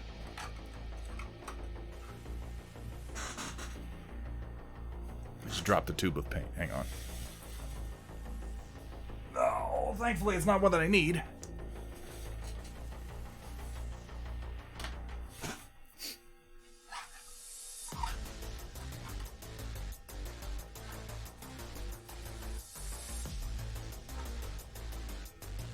What did I do with my cadmium?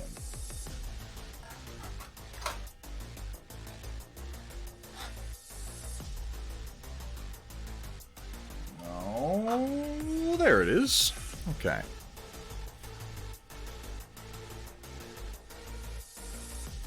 Oh, shush. Shush yourself, DFW. How you doing today, man? It's good to see you.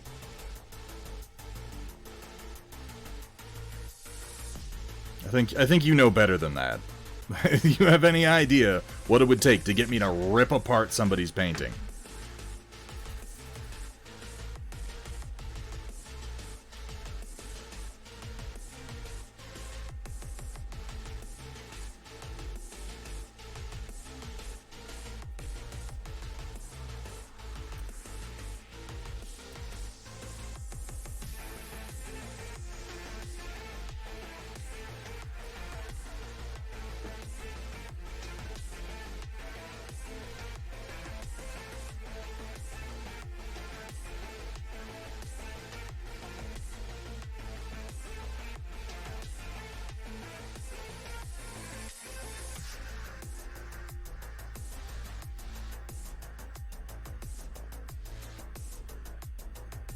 We're doing fat over lean, so I want this to be a little bit thicker than the paint I've been using so far, but not as fatty as it comes out of the tube.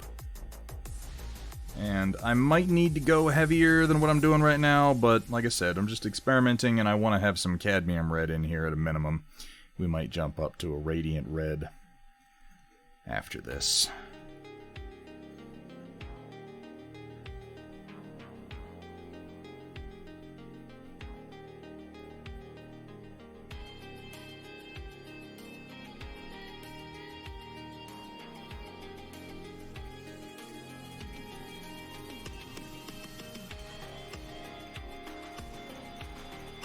Oh, I'm doing pretty well, Dwegham. Thank you for asking. I'm glad to hear that the move went well. That's always a stressful time, even when it goes pretty smooth.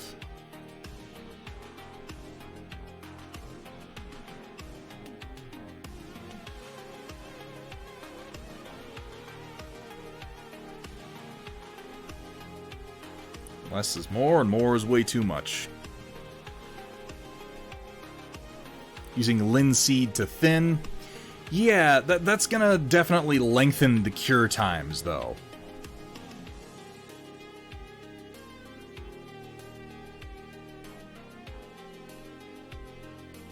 This is very rarely what I'm trying to do. If anything, I'm trying to reduce the cure times, so that's why I'm using more thinner. Tried messaging me, but Clyde blocked you. Ping me on the Discord if you're unable to send me a DM.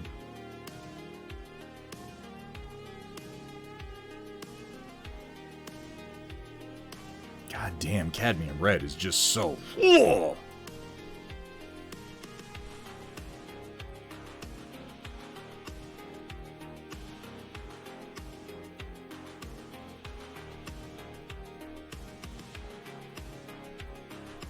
I mean, take a look at what's happening and tell me I'm wrong. Is it not? Whoa!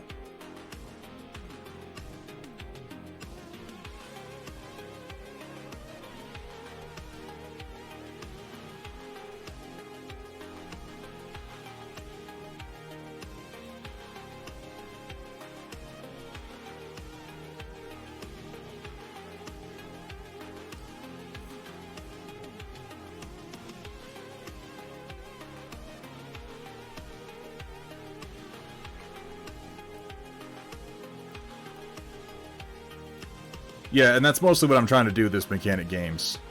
I'm using solvent mostly because it reduces the cure time.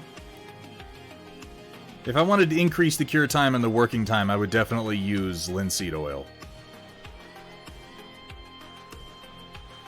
We tried using lavender spike oil, but as it turns out, that just completely eats the acrylic primer coat. That went very poorly with our one experiment that we did.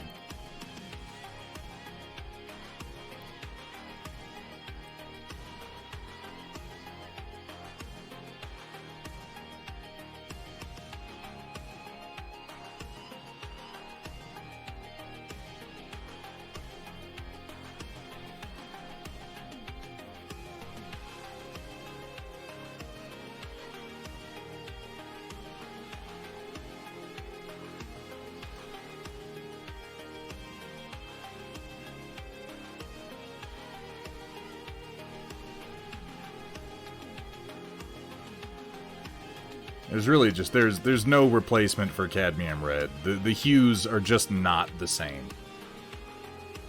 And yes, it's highly toxic. Don't eat it, don't get it on your skin. But holy crap. It's so vibrant.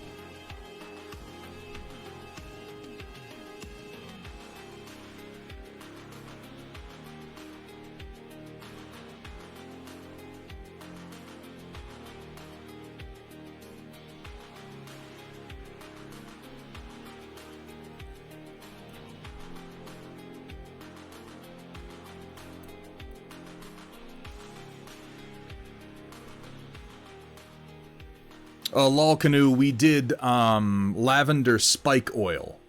We tried that, and it ate right through my Steinelres primer. It was just a bit too much. It smelled lovely. I mean, it smelled like lavender. It was fantastic. Hey, Punished Fink, good to see you. Welcome in, man.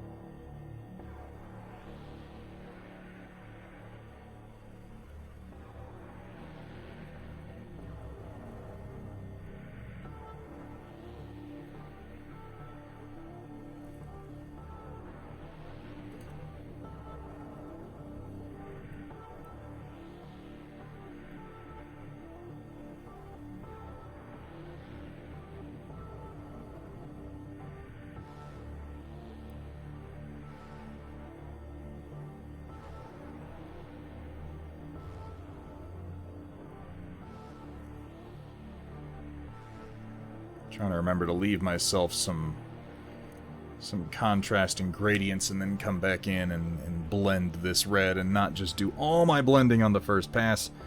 This is why I'm just need to get back into the swing of things. Like, oh yeah, I remember how to paint with oils. Yeah.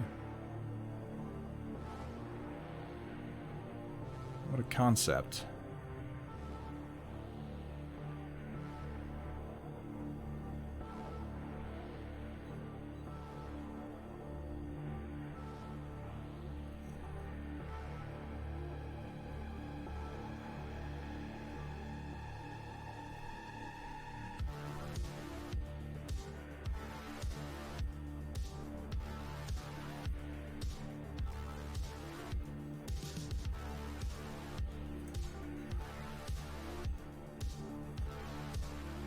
Oh, these are all my own, Gideon Wolf.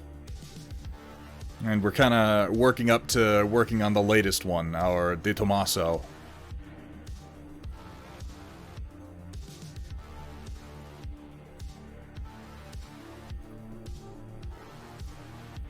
Which, of course, any resemblance to any official Battletech designs, living or dead, is purely coincidental.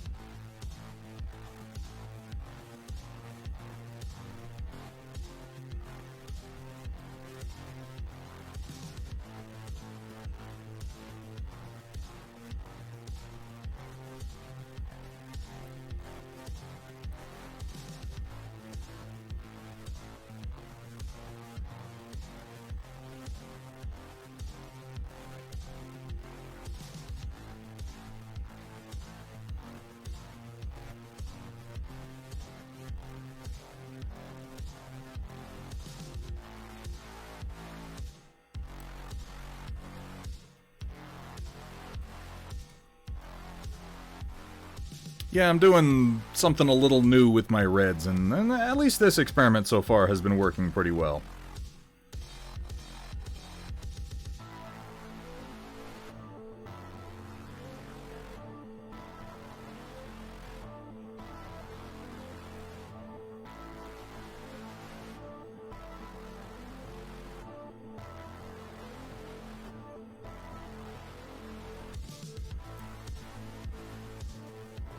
It helps that cadmium red is as aggressive and as vibrant as it is.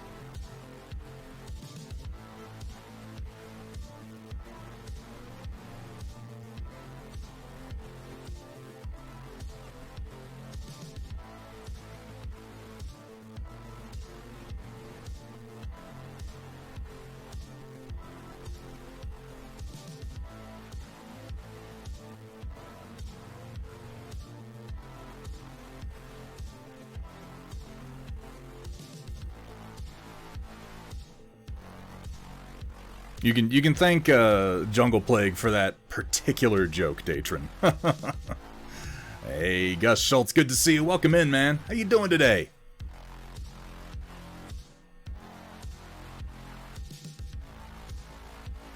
Always good to see you in chat, man.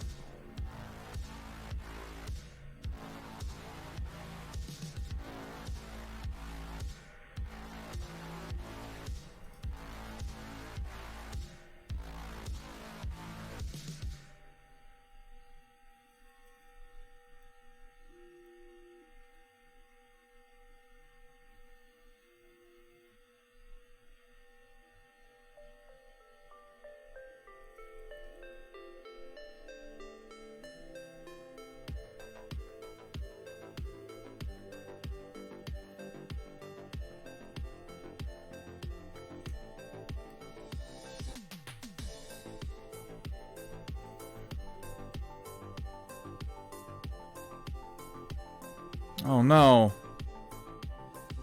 Asri. I mean, you know, get yourself like some Theraflu, drink some tea, something with like honey in it, you know? Treat yourself as much as you're able, and hopefully it's just something minor that'll go away very quickly. Obviously, I'm not a doctor and I can't promise anything, but that's what I would do. Hope for the best. Fingers are crossed, man. All the work you've done.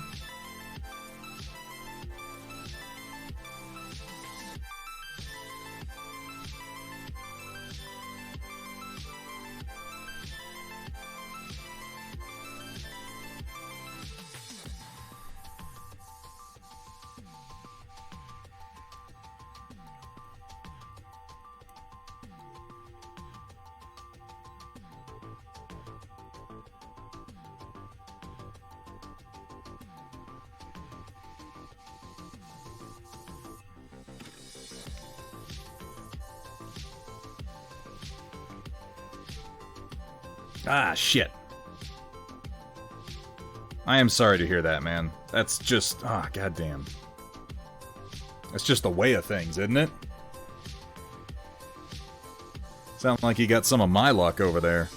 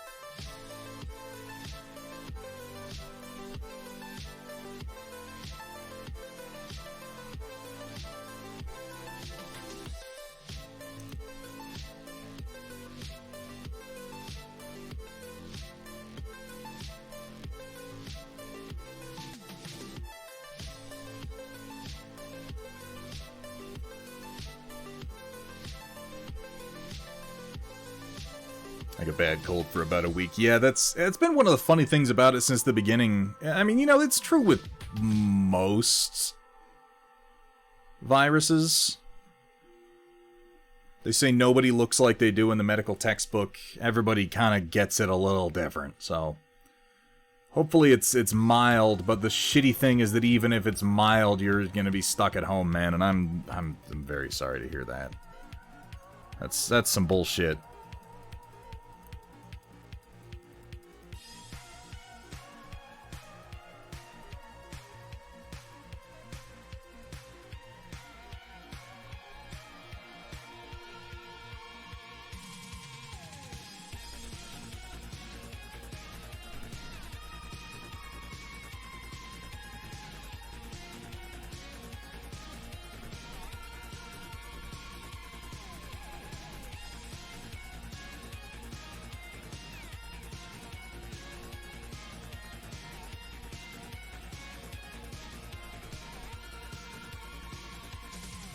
All in all, this red is working out pretty damn well.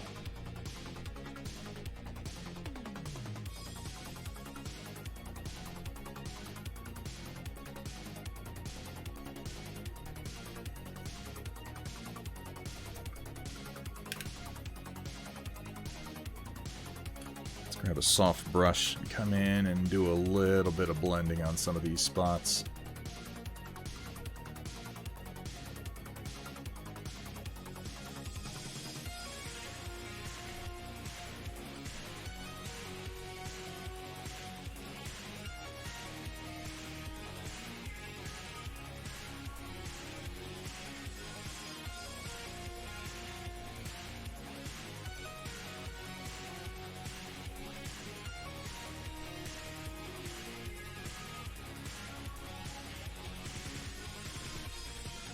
I did Jungle Plague. We actually started with blue.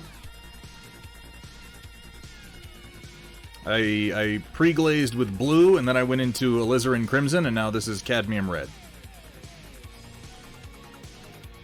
Going for a much deeper red than I'll usually do.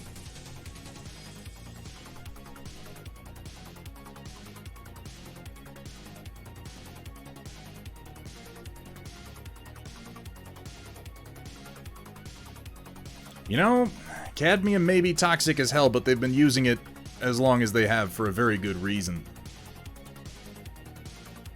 There's just no replacing it for the kind of vibrancy you get out of it.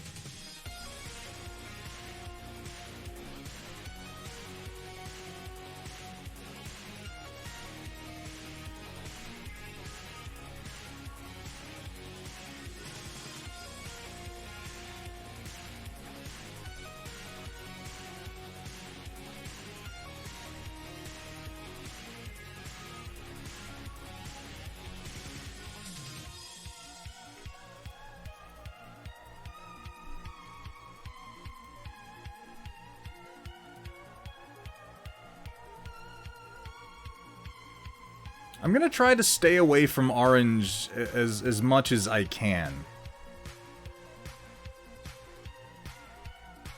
I'm thinking what I may do is go in and deepen the shadows with green instead of trying to lean into orange.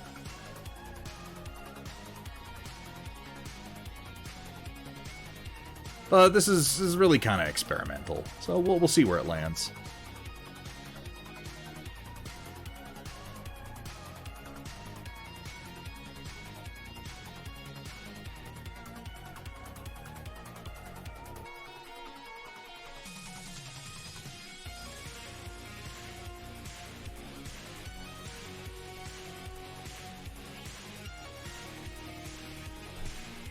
It was Riot's sister. And then we started coming at it with cadmium red, and now it isn't.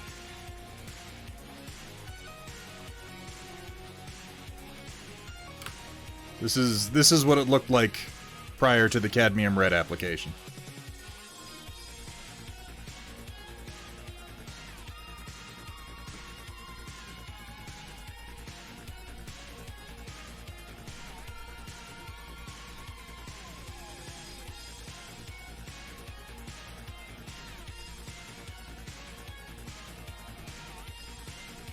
Oh yeah, cadmium red's one of those colors that, you know, comes in and beats the shit out of all the other colors and rifles through its pockets for loose change. It's up there with, like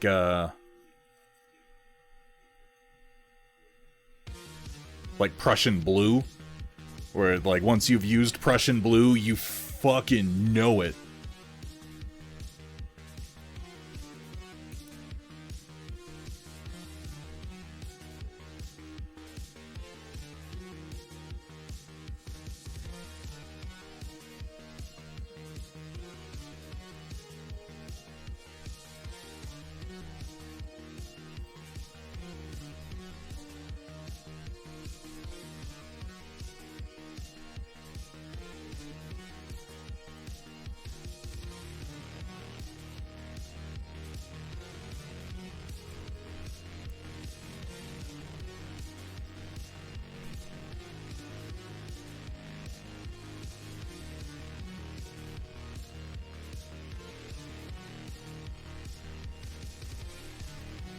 Oh, sewer creature, thank you for the reminder on both counts.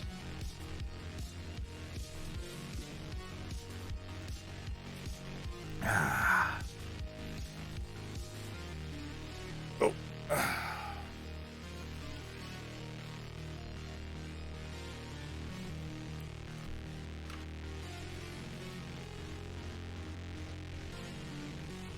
Yeah, cadmium red is not fucking around, as we like to say.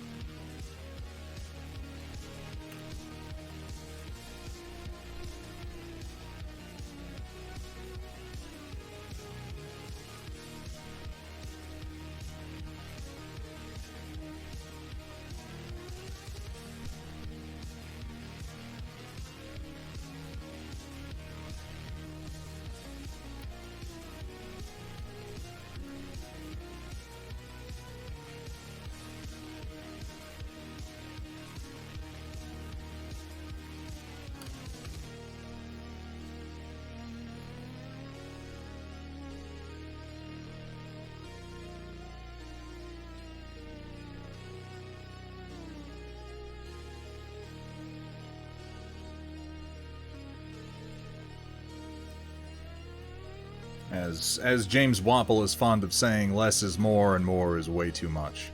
And honestly, I may have hit way too much on this Shadowhawk, but that's why we're just kind of playing around. What's the worst thing that could happen after all, right? We'll let this guy sit for a little bit, and then we'll probably try a Radiant Tone for a final highlight on him. And then touch up with some blues and probably some... I'm thinking green for the cockpits, honestly. Some blue tones for, like, the mechanical parts, and then green for the cockpits.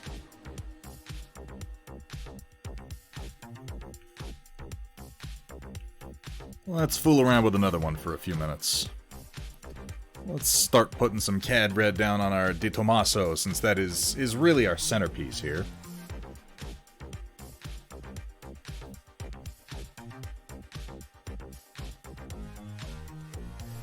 A little bit more. A little more conservative on this fella here.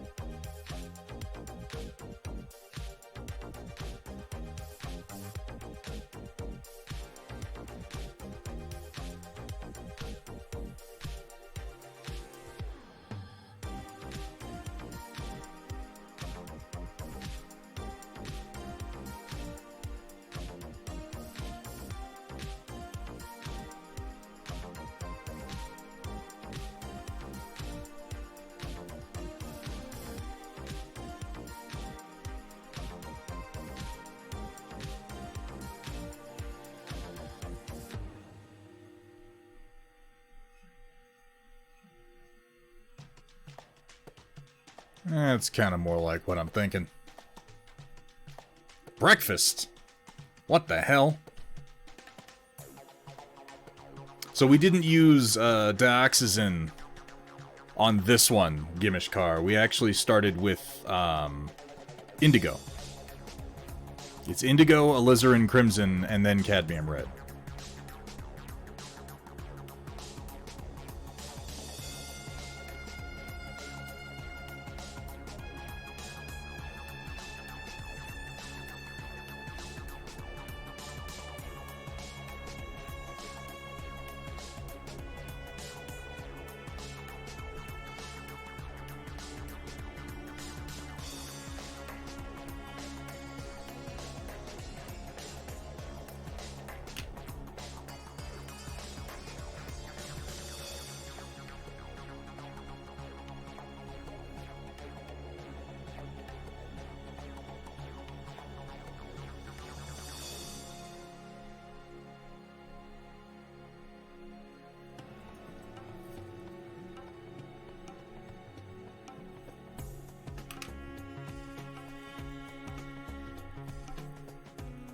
Well, I would argue that unless you are... Well, I'd say that you can have quote-unquote breakfast food at any time of day, and there's nothing wrong with that. But if you're not quote-unquote breaking your fast, if I can awkwardly use the phrase quote-unquote a few more times, then it's not really breakfast. It's just you're having, you know, pancakes for dinner, which is, again, fine. But it's not the same thing as having breakfast.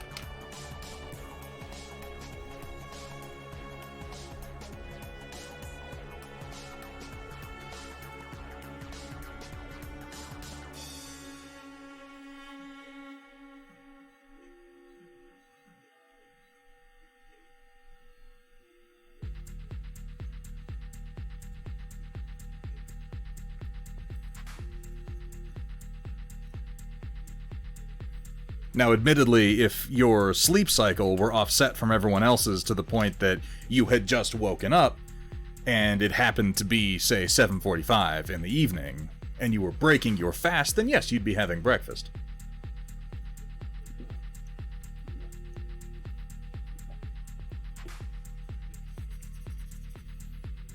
I take it you can never airbrush these paints. So, Lord 17C, I think it is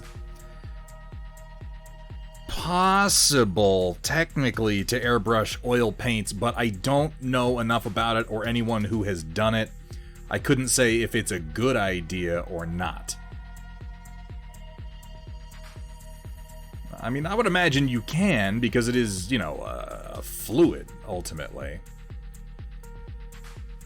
But I couldn't really give you any information on it other than that loose supposition. It's a mess. Yeah, that's what I would guess.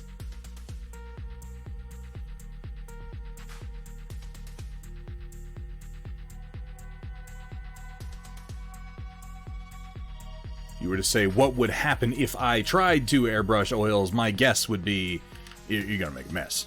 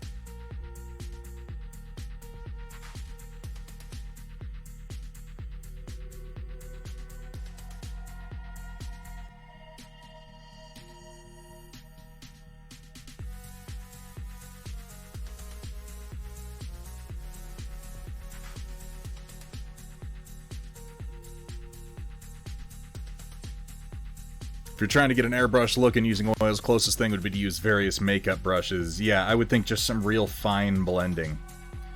But you know, with airbrushing, I feel like the strength of airbrushing is going to be realized through acrylics anyway. More than anything, you'd be kind of missing out on a lot of the strengths of oil painting by using that method. Now, there's nothing stopping you, and in fact, I recommend trying something like base coating or doing your essential initial layers by airbrushing acrylics, and then coming in and doing oil washes over top of that. People do that a lot, and that works fucking great.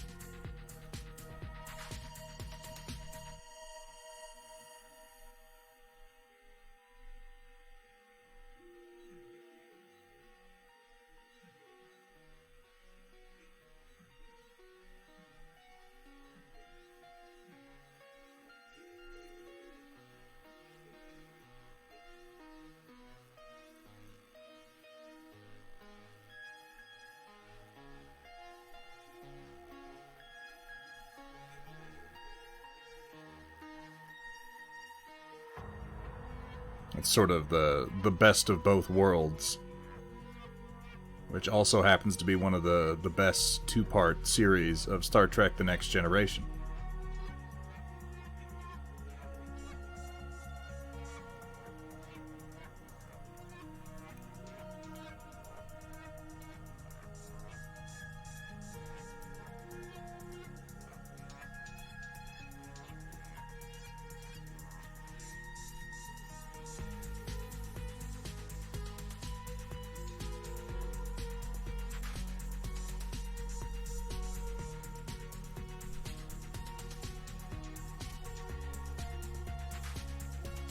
You know, it was designed in a very similar era, Gimishkar. Well, at least the general design aesthetic. For someone who put too much paint on their mini and has a contestant for a Thin Your Paints video. Wait. Clarify, Ren. What am I complimenting? I have not, Roland. I've been told to. I have been told that it's kind of a redux of Balance of Terror, but I'm still kind of smarting from the Gorn episode. I'll give myself a little bit to calm down, and then I'll probably watch it. I did not like the Gorn episode. I did not like it one bit.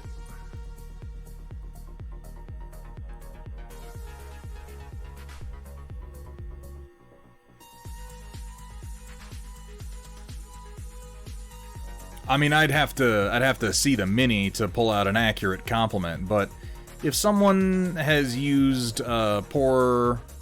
if someone has used too thick of paint on a mini and you're looking for something nice to say about it, the things that you should focus on are going to be more broad concepts.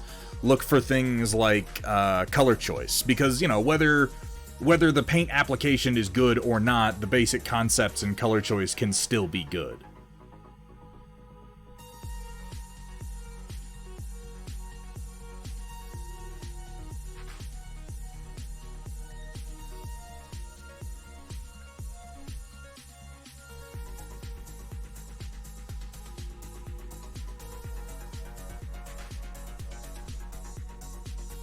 It was a meme. I'm sorry, I didn't get it. I'm sorry, Ren, I'm too old. I don't know what these maymays are. I'm afraid I'm not on fleek, as the kids like to say.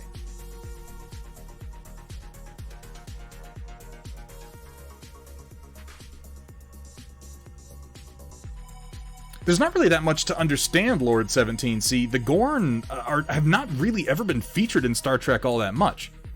Because I don't have a problem with them retconning the way the Gorn look, or even their life cycle. And please, someone correct me if I'm wrong, but I think the only two places we've ever seen the Gorn, as far as live-action Star Trek goes, is in the original TOS episode The Arena, and the Enterprise Mirror Universe episode where there was a Gorn slaver on board the Enterprise C. Please do correct me if there's another appearance of them, but those are the only ones that I can think of.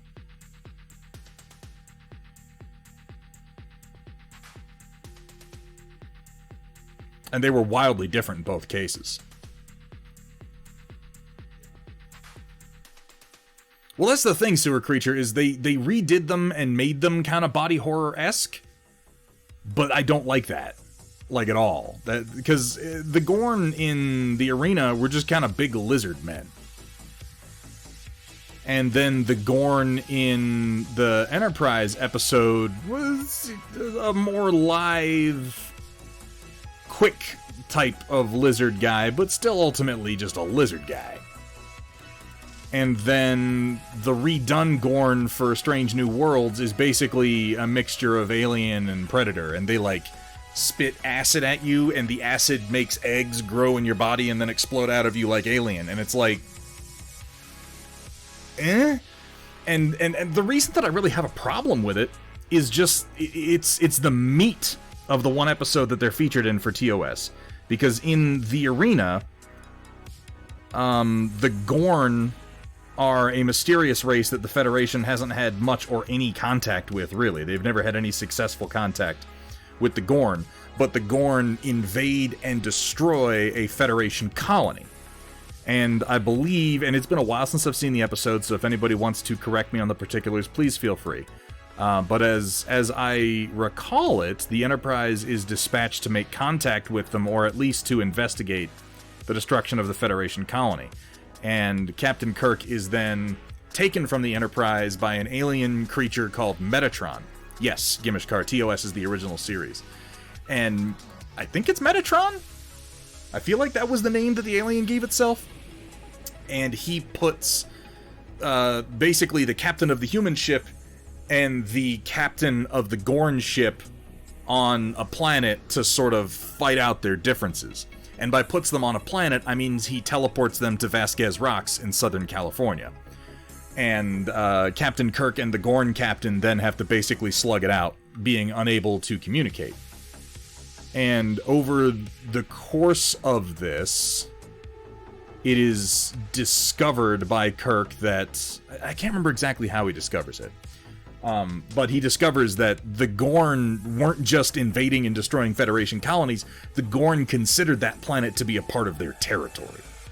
And they were reacting to what they perceived as a Federation assault on their sovereign territory. And ultimately, the meat of the episode is that the Gorn look like and act like monsters, but they're not. They're just different.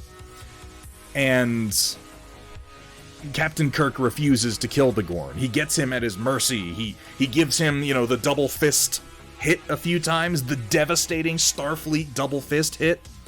And then he has him down on the ground and has a rock above his head, and he's like, no, I won't kill him. Because he's just a man, like any other, and he thought he was defending himself when he did what he did. And it is implied that the Federation develops a relationship with the Gorn after that. But the meat of the episode is, it looks like a monster, it acts like a monster, it's real easy to think that it is a monster. Oh yeah, yeah, Datron Voltari, I always refer to that as the, that's the origin of the joke from Galaxy Quest, when he's like, look around you, can you construct some sort of rudimentary lathe? Because Captain Kirk makes a cannon in a cave that shoots a diamond. Because he has to penetrate the Gorn's fucking scaly skin, It's cheesy as fuck. But it's a neat episode, and the point of the episode is not having a big action scene. The point of the episode is that just because something looks different than us doesn't make it a monster, and it doesn't give us a right to exterminate it. And I think that's an important message, and the message of the Gorn episode in Strange New Worlds is, oh my god, they're monsters, we should kill them all. And I take issue with that. I take a great issue with that as the core of an episode of fucking Star Trek. We should kill our enemies because they're different than us is not exactly good Starfleet or good Star Trek.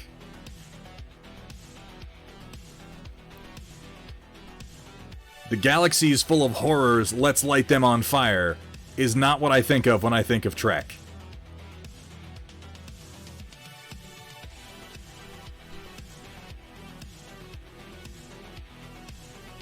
Though arguably maybe we should, because if we're being totally honest, the original series was kind of like a space horror show. Terrible shit was happening all the time.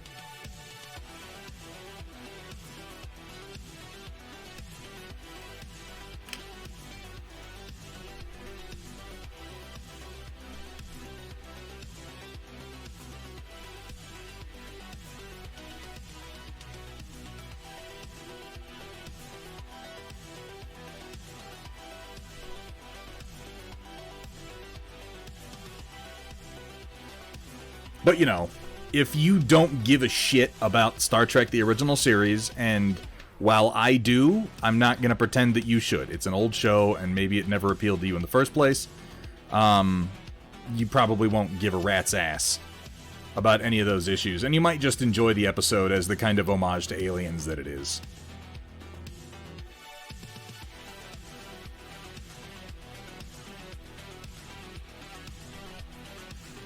In the episode I speak of, weren't the Gorn hunting the Enterprise? They were. In fact, that's a point that Metatron makes to Captain Kirk, as Captain Kirk says, "No, I won't kill him." He says that's not a mercy that he would show you. And I think he has a line, I'm paraphrasing, it's been a long time since I've watched it, but he makes the point, like, you know, that may be so, but we're not them. We don't have to be them. We're us. We judge ourselves on our own standards and our own metrics, and just because our enemies may behave monstrously, we're not going to become like that. We live by the ideals of our society. We live by the ideals of Starfleet. We are the better men.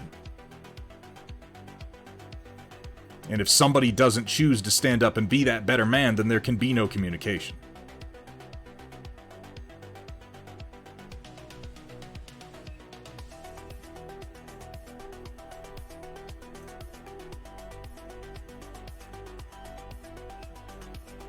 You know, the production quality of TOS Lord 17C is... Watch it and think to yourself that you're watching a stage play. Because there's a lot of stagecraft involved in the old production style. And if you think of it more like a stage play, it makes it more palatable.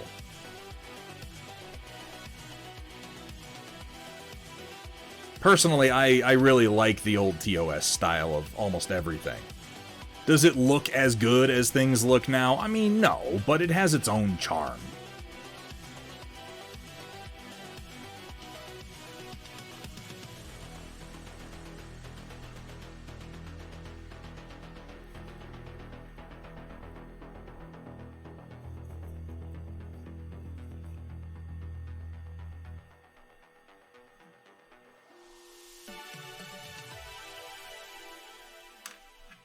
And it's more about the writing at the end of the day.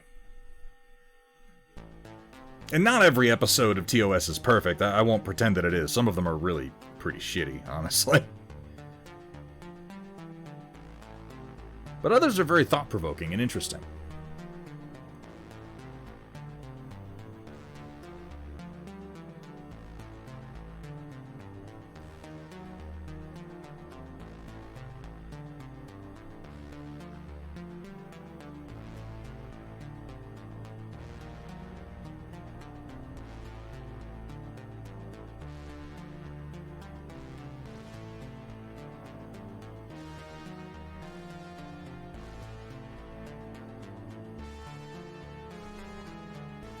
And, you know, some people like to get into the weeds with the Prime Directive and the hard sci-fi of Trek. I'm not really one of those too much. I recognize that, I mean, no, for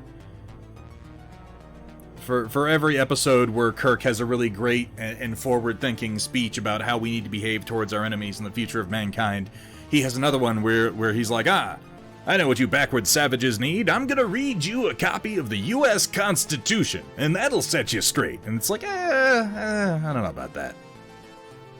And there'll be an episode where a new female crew member is introduced in the beginning, and he and Bones have a conversation about, like, oh, it's a It's a shame she has such a promising mind, because it's only a matter of time before she falls in love with some ensign and goes off to make babies on Earth. And it's like, okay. Yeah, get some sleep, Lord 17C. Thank you for hanging out, man.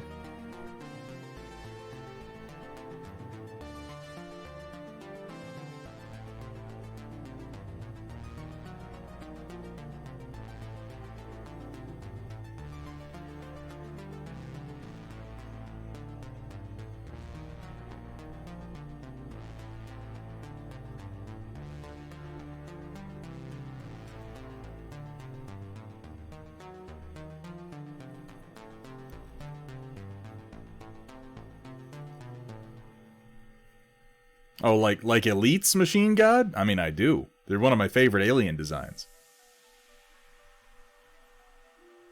Who is more human, the people that look human, or the clones that have been custom designed to fit a particular role? The Gorn thing, that is. Oh, interesting. Yeah. Yeah, oh, yeah. Are you talking about, like, the menagerie? Or the cage?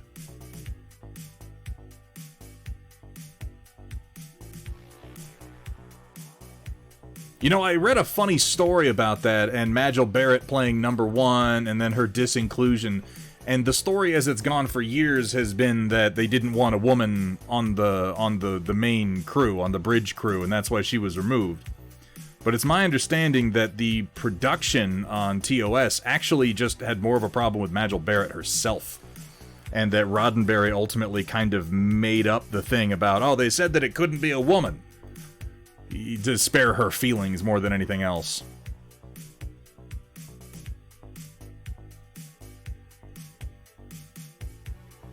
And, you know, I don't know how true that is. Who does at this point? Oh, Plankwalker, good to see you. Literally none of the Pikes have had anything to do with one another, performance-wise. Like, Anson Mount's Pike has fuck all to do with any of the previous Pikes that we've had, including Bruce Greenwood's in the Abrams movies. It has nothing to do.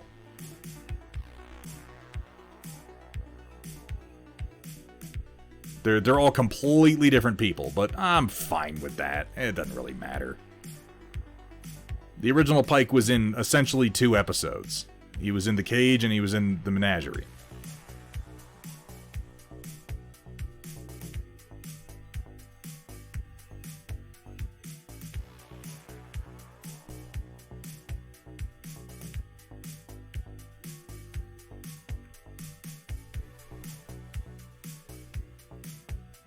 And no, that's true. He may not have been used to it, but he didn't really have a problem with it. It was just new, and, you know, given the time that it was written in, that makes sense. You kind of have to address it. You're like, women. Women, am I right? Oh, Star Trek.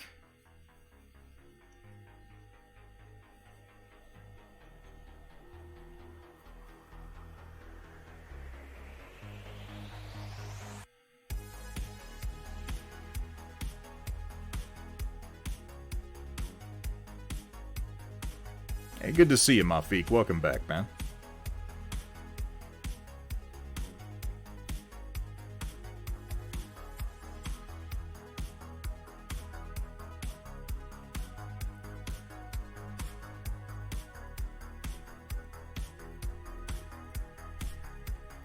Oh, did they do the Monster Maroon in the new episode? That is probably the best and most military-looking uniform Starfleet has ever had.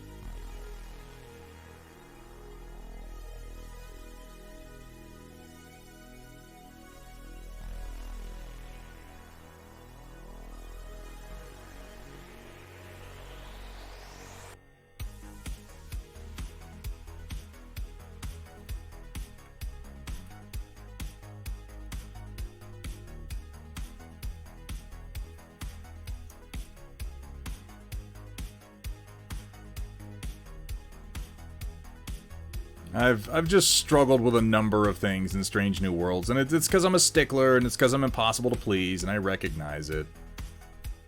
I struggled watching Starfleet let unknown alien spacecraft that was essentially helpless against it tumble without shields into the atmosphere of a nearby planet helplessly. Like, they didn't even mention, because like normally if you want to do something like that in Star Trek, you pay lip service to certain concepts. You go, lock on and transport the survivors out of the ship. We can't, sir. There's a Thoron field emission that prevents us from transporting them. Okay, we'll grab onto them with a tractor beam. Oh, that same Thoron field is scrambling our tractor beam, sir. I guess we don't have a choice. We'd send over the shuttles, but for whatever reason the shuttles are disabled too. They don't even mention it. They're just like, fuck them. They shouldn't have shot at us, the dumb fucks. Like, I mean, while that may be true, that's not exactly a very Starfleet way of doing things. Captain Archer would not approve. And Archer was a bit of a fucking cowboy.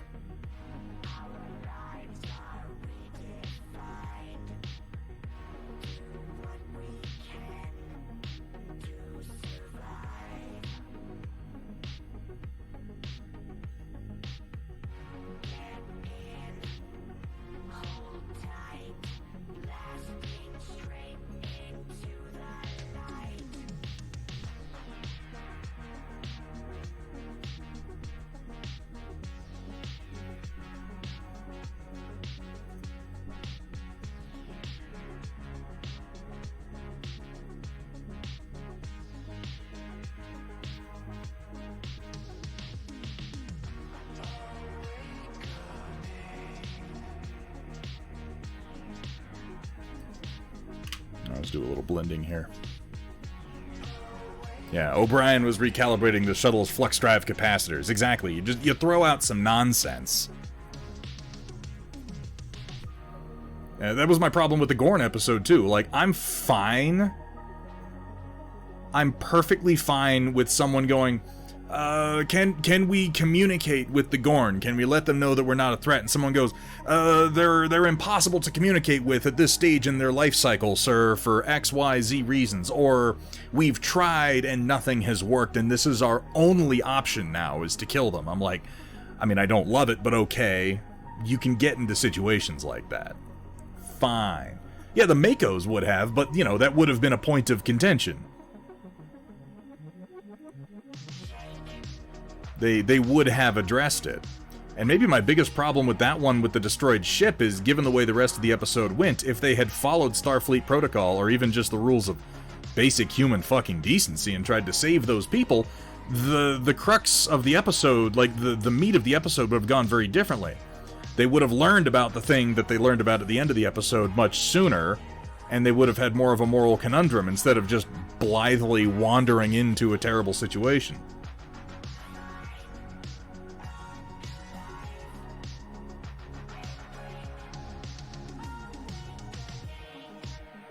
Specifically, if they had rescued the people from that ship, they would have found out that that child was going to be sacrificed for the sake of some stupid fucking supercomputer. And then they would have had to ask themselves the question of whether interfering with this society was the right thing or the moral thing to do, if it was going to save a life. And if the father of the child was asking for their help. But no, just shoot him and then, fuck him. Let him burn. It does, Roland. Yeah, in Unification, ultimately. I don't know, that one made less sense than usual, Happy Heretic.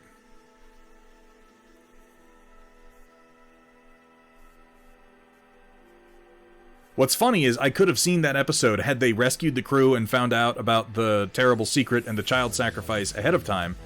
That episode could have played out a lot like the episode, Symbiosis from The Next Generation. Those of you who've seen TNG, do you remember Symbiosis, the one with the Onarians and the Breccians? Where there was the one race that had spaceships and they were addicted to a drug that the other race manufactured, but the other race didn't have spaceships. Their entire economy was geared towards manufacturing this drug, and the other planet was geared towards manufacturing and then trading what they manufactured for the drug that they were all addicted to. And the resolution in the end was Picard just opted to not interfere at all. Which meant, I'm not going to fix your ship. Essentially, not really interfering, not getting involved in their personal politics, but making it also impossible for them to then transport the drug and continue the addictive and largely parasitic relationship.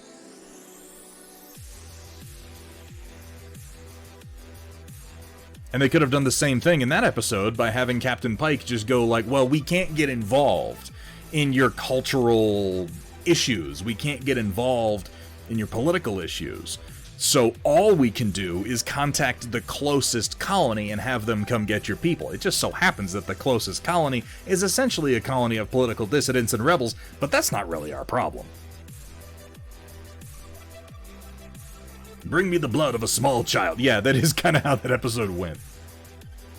I think it was that the race, like, they depended on this supercomputer for their society to exist, and their ancestors had built it, and they didn't know why, but you had to put a child into it, and it used their brain as some component of its ability to calculate. And it doesn't make a lot of sense, but it doesn't have to. For Star Trek, it really doesn't have to make sense. It's about the themes, it's about the broader story, it's about what it says about the characters, but unfortunately what that said about the characters was they're dumbasses and not even decent fucking human beings. They're just awful, awful people.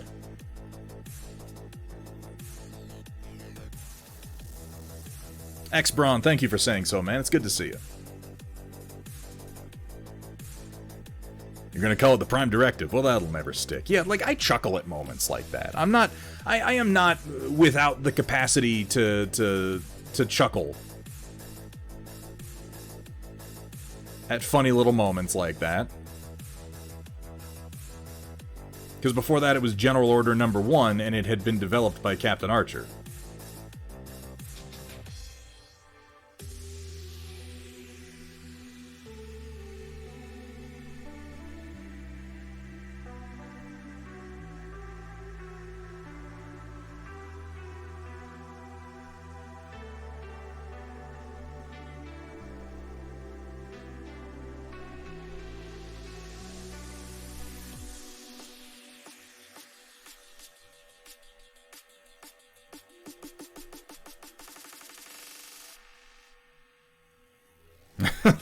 You use the soul of what was the whole joke when he was just like, what did you build this with? Well, I used some unorthodox parts, like, you know, maybe an orphan.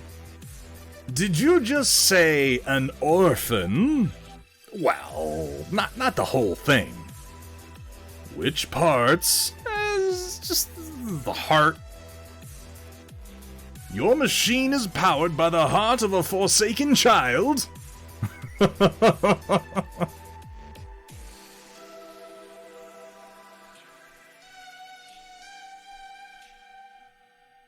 Ah, Venture Brothers. That's some good shit. not the whole thing.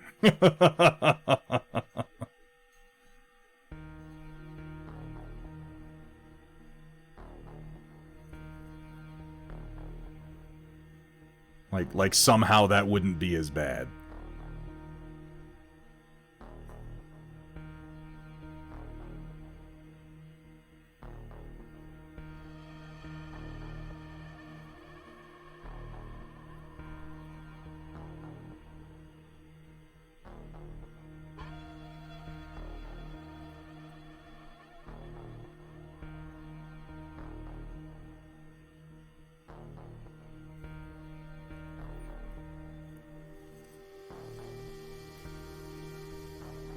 Yes.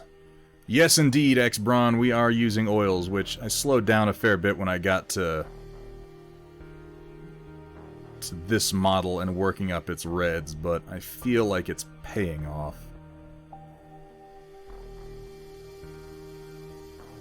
And the wonderful thing about oils is I don't feel bad at all doing multiple sessions with them because they will stay workable for quite some time.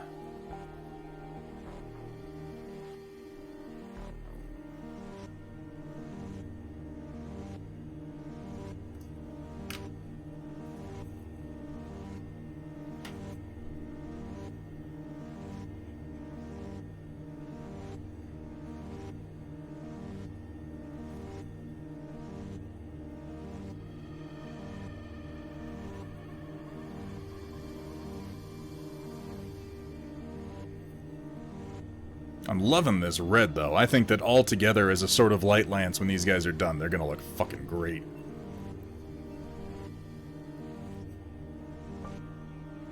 And it would take me much, much longer to get comparable blends using acrylics. I can just be real lazy and sloppy with this.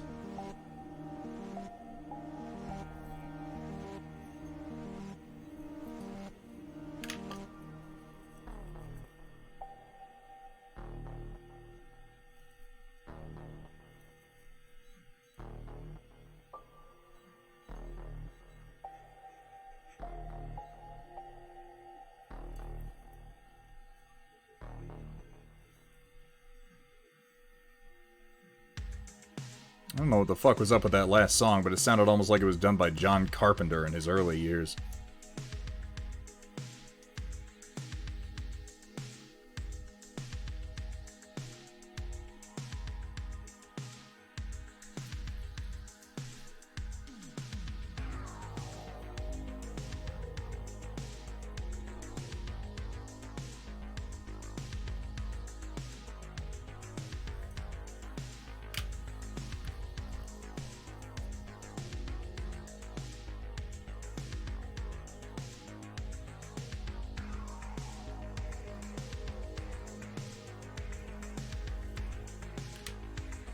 Does pizza grease polymerize? Like, can I make oil paints for... maybe? I don't know. I mean, it's essentially just fat. What the hell are you even suggesting, Gimishkar? And why? I'm gonna bet money that no, pizza grease would not make a good base for oil paints, you fucking maniac.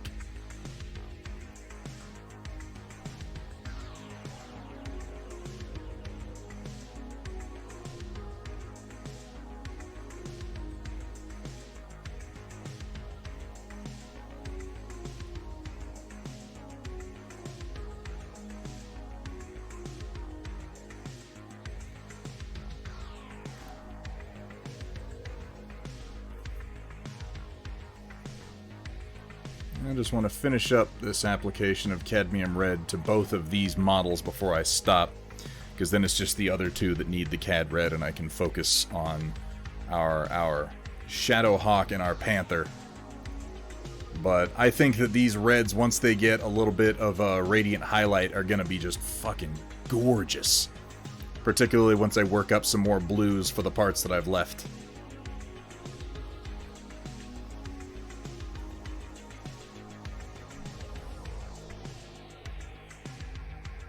Yeah, that would be my thinking, pun expected, is they would just go rancid, wouldn't they?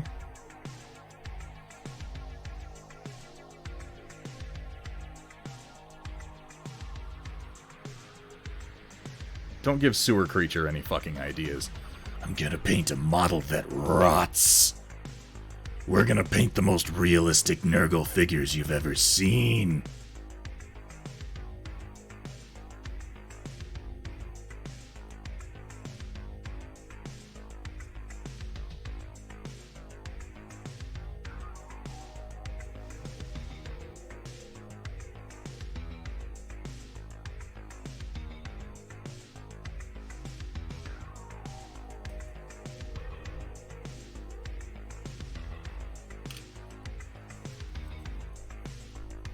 Oh, thank you very much for saying so, X-Braun. It was sort of the test bed for this red to see how it would look, and I quite liked it, so we have moved forward.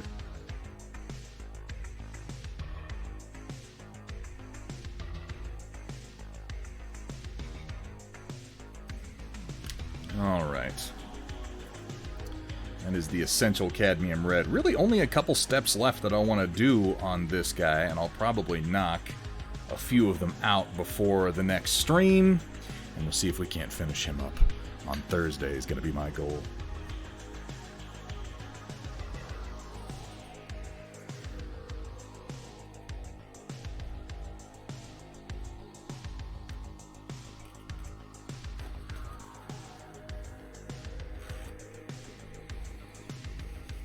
I'm still...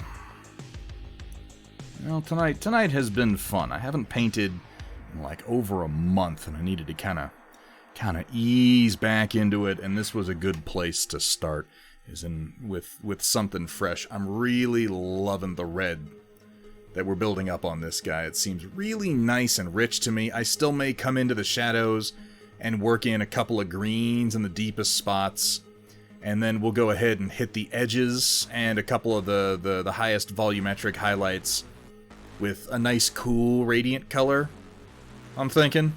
And then for the parts that have been left blue, we're going to deepen that and give it a slight non-metallic metal highlight, which shouldn't take long, just to really contrast. And then I'm thinking green for the cockpit glass and a little blue glow for the PPC, and we'll pretty much be done. And we'll do the same for our Shadowhawk. Opal Shield, not at all. Lurkers are the lifeblood of Twitch, man. It is wonderful to have you here regardless.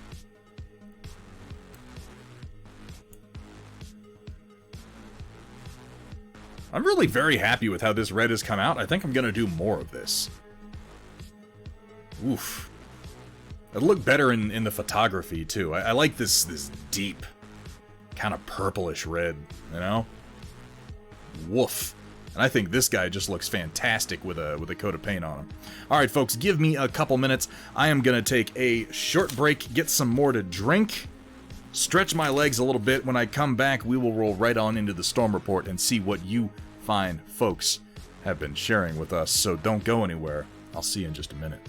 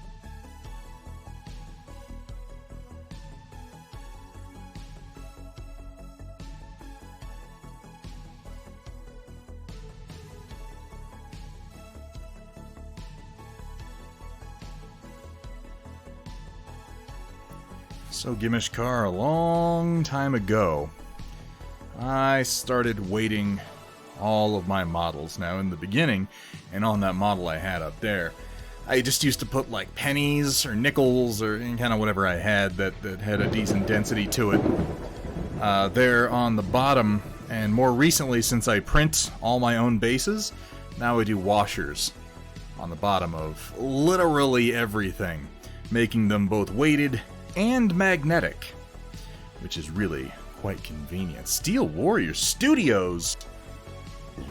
The man himself, how are you doing tonight? Thank you so much for that resub. 30 months! Print that big black turd in. It looks a little bit like a poo-poo. He's not wrong. Yeah, folks, if you hop over into the Thunderhit Studio Discord, I posted a picture. I took my dog out for a couple of minutes there. I had to snap a picture of the sun setting over the mountains. I can tell you it is much more impressive in person, but it still makes for a gorgeous view. It's there in the general channel on the THS Discord if you want to check it out. It's a magical day. Oh my god, that is my favorite. That is my favorite meme. Steel Warrior, how you doing today, man? How goes the setup?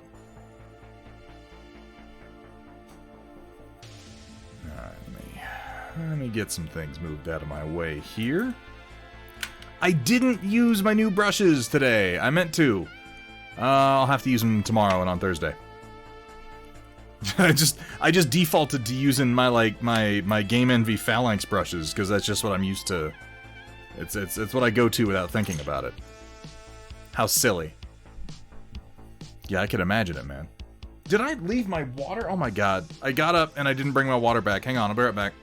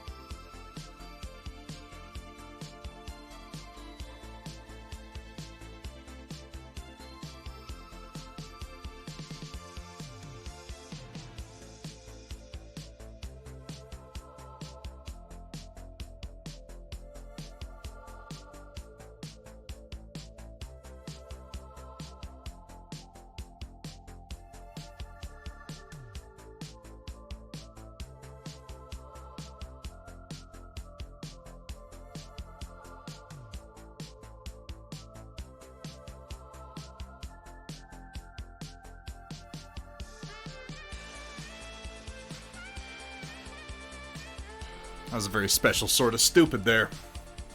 Oh my god, and that's...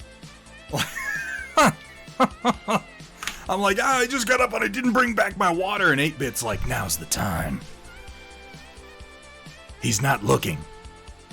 Let's get our asses in there. Make him look like a dumbass. 8-Bit? My man? What's up, brother? Did you have a good stream?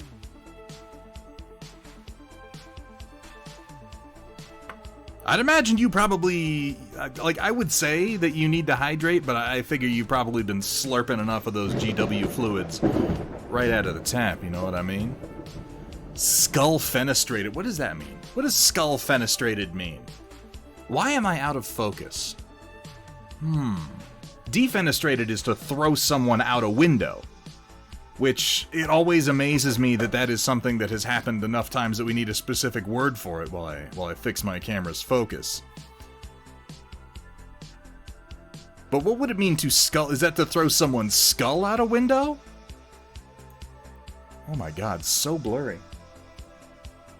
Holy crap, C920, can you really not figure out where my face is? Oh, there we go. That's all it took. Skull Fenestrated, thank you so much for the follow. Welcome to the stream. Welcome to the Storm Chasers, and welcome in Raiders. You like the drink POV? We're just going to attach the camera to the top of this.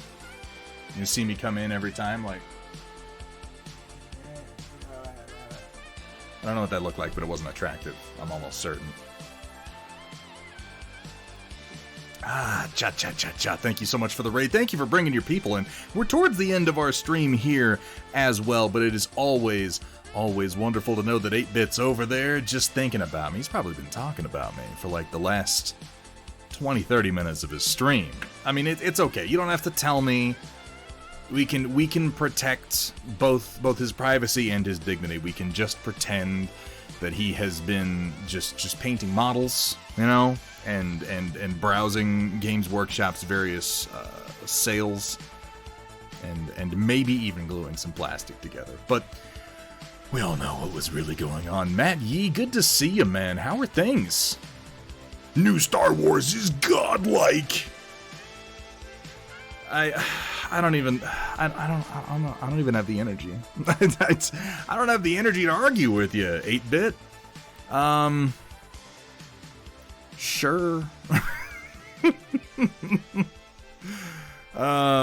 know, at the risk of offending people, it's godlike in the sense that it is massively misrepresented, entirely fictional, and ultimately disappointing. Yeah, I guess we could agree. We could agree on that. I said to chat, we're gonna rate a breedable, submissive streamer. Yeah, that's me. That sounds just like me.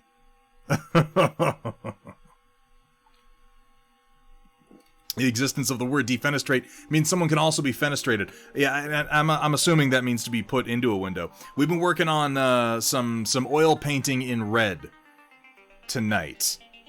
This here is the Di Tommaso battle mech in 6mm scale that we 3D modeled over the course of our last few streams, and I went ahead and got him 3D printed up, and we were just kind of working on building up red from blue in oil paint tonight on him, and then this Battletech Shadowhawk that we've also been working on to go into the same lands. Now, they've both still got some work to go, but I'm really enjoying this sort of deep, rich blue-red. Yeah, get some titanium white in there. That's what we're missing. We're so saturated, we need to just ruin it as much as we possibly... I mean, that's how highlighting works, isn't it, Matt Yee? You pop that titanium white in there, and boom! You got exactly the color you want. What the fuck? Who gives a shit about color theory? That's just nonsense. It's just nonsense. Since we're wrapping our painting, and we've got some raiders coming in, I may as well let you guys see a few things that we've worked on recently. And been finishing up. We just got done doing a 3-model series on learning how to paint the Darth Vader in oil.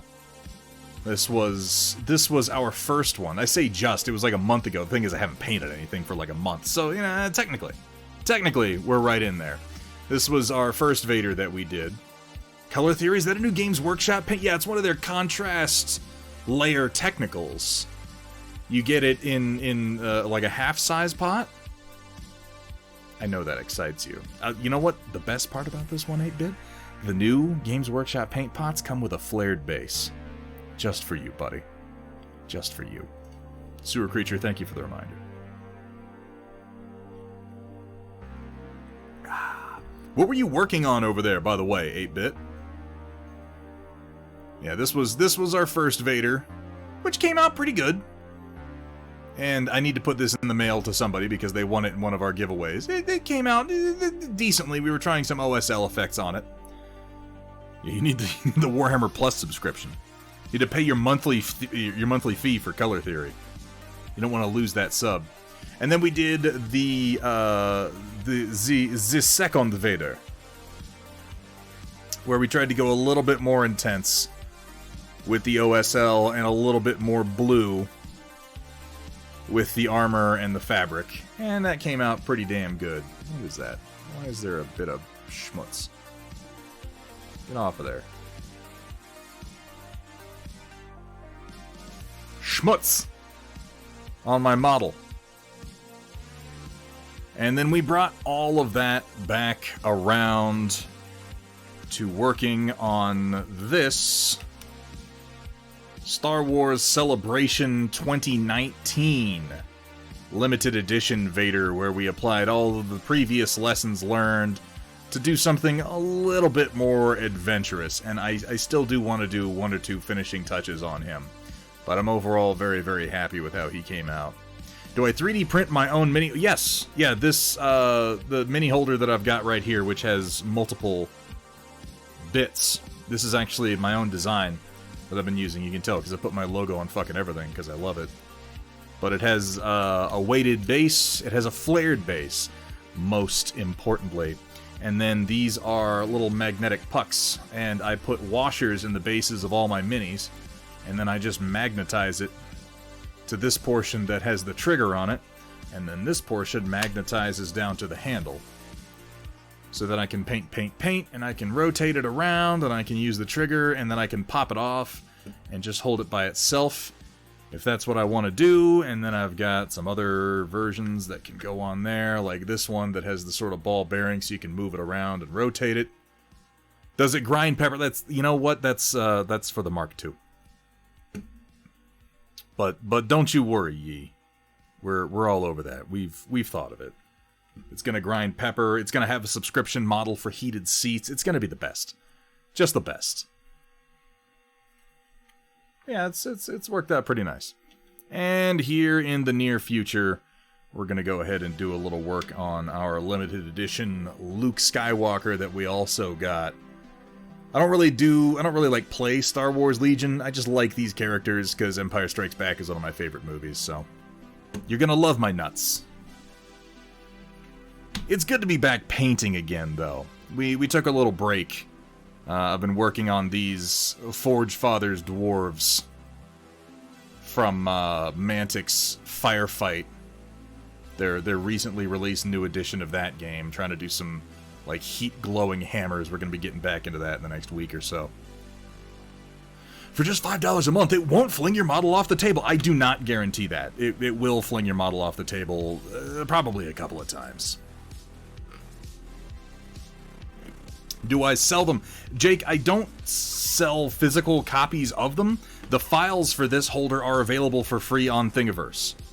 I do have them posted to my Thingiverse profile. So if you like the look of this handle, if you also use magnetic bases like I do, because it's fairly bespoke, because all of my models have washers in the base.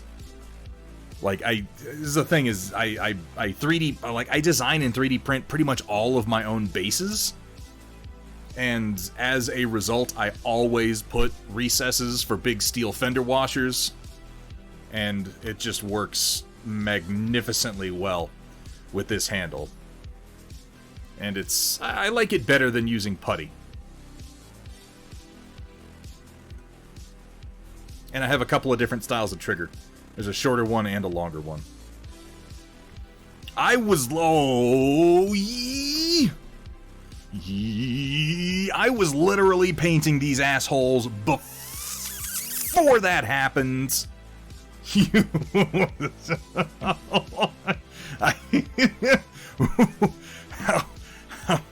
How dare you?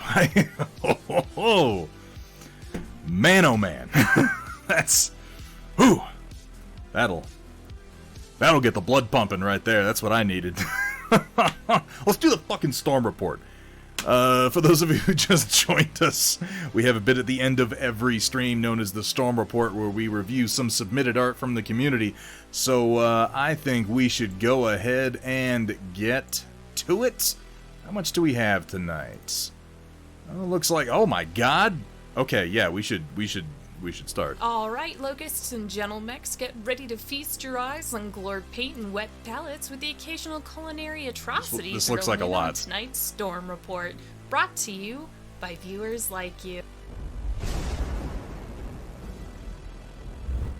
The scroll bar is very small, and that is concerning to me.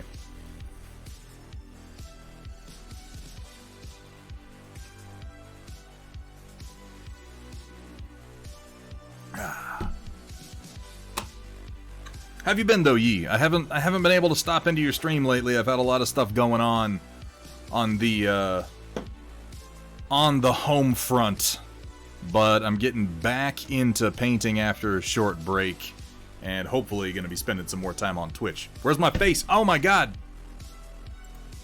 Oh, no. I'm so good at streaming that I know what I'm doing all the time. Yes. Yes, indeed. All right. Let's slide that over ever so slightly. I realize that it seems off-center, but it won't seem so off-center once I pull up a picture, so why don't we get started with Machine God Ur. The Wolf's out tonight. My take on the Savage Wolf / Mad Cat Mark IV. This will finish out the Timberwolf family of mechs, as well as the Lammergear 4 having been released earlier, those series of mechs as well. I find it kind of funny that the Mad Dog stayed a heavy, though the Vulture 2 was a 75-tonner versus 60-tonner. Then there's the Timberwolf family. It's been everything but a light and a super heavy. That gives me an idea. And that idea is just what the fuck? What? Just the biggest missile pods you could possibly imagine going onto that Mark IV. Ooh, that's nice looking, though. I like the sleek, nasty Omnipod weapons that we have going on here on the arms. Which I assume that the Mark IV was also an Omni-Mech. I honestly don't know that much about its various configurations, but Machine God always does such a good job of making these his own. Very distinct armor paneling style that lends itself really, really well to both all the... I thought so, Machine God, but I've been wrong before. I thought it was probably an Omni. Lends itself really well to 3D printing, and even better to panel lining, washing, and dry brushing. One of my favorite mech styles out there. Damn it, I still need to... I've got your Atlas sitting up on my shelf, and it keeps looking at me. It keeps taunting me. And I haven't finished painting it. We might have to do something about that, Machine God. We just may. Oh my god, where did my window go? There it is. Yeah, well, when I started painting it, I was trying to do that gradient across it, and I was using acrylics, and I was having trouble getting it right, and it's like, since then, I've started an entire style of painting that lends itself to that really, really well. So you may just have a point. Hang on, I need to adjust my window slightly here. Oh, the best. Oh, the best, Kursala.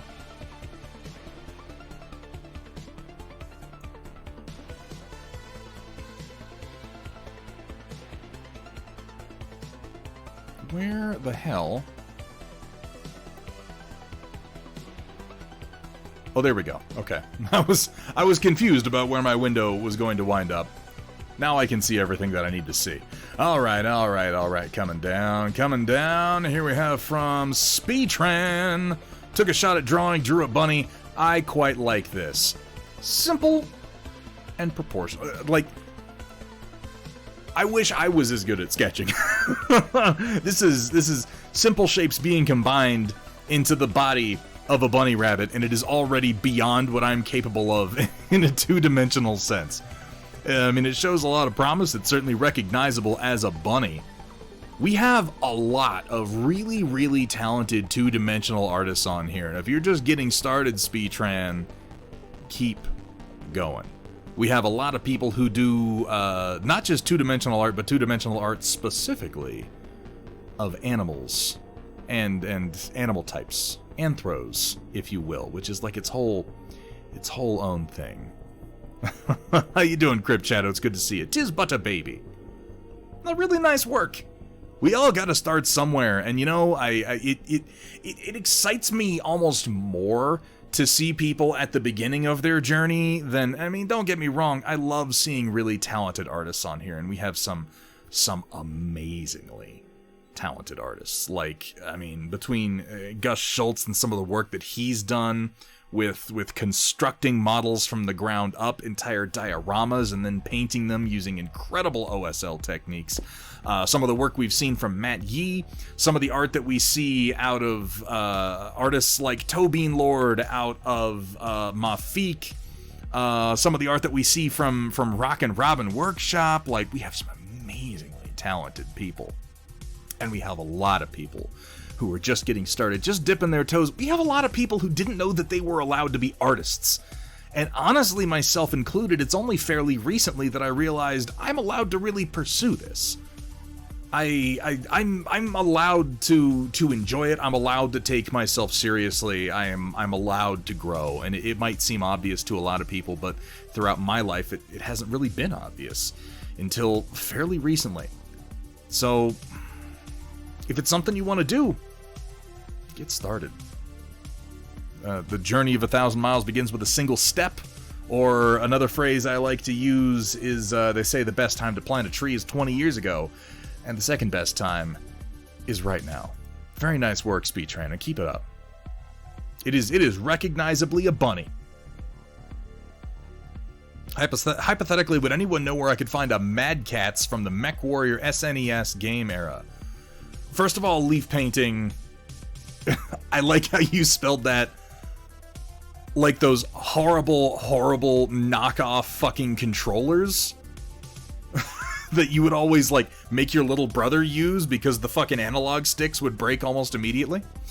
And, secondly, for that style of Mad Cat, that sort of 90s era Mad Cat, I think that Machine Gods is somewhat close to that style. I know that, is Ion Raptor still here? Ion Raptor has been here in chat. I don't know if he's still here. He's on Discord, and he has his own Twitch channel. Now, his files are not generally available anymore. He pulled them after a while, so he has them for whenever my Mad Catz 3D printer just fucking falls apart. It like gets sticky. It gets gum stuck in it somehow, even though you weren't even chewing gum when you were using it. Yeah, that'll be great. All the springs give out after one use. But, Ion Raptor has a Mad Cat that is very much like that, like, Mech Warrior mid-90s style. That's probably the one you're looking for. I have the file myself. Yeah, with the turbo button that does fucking nothing.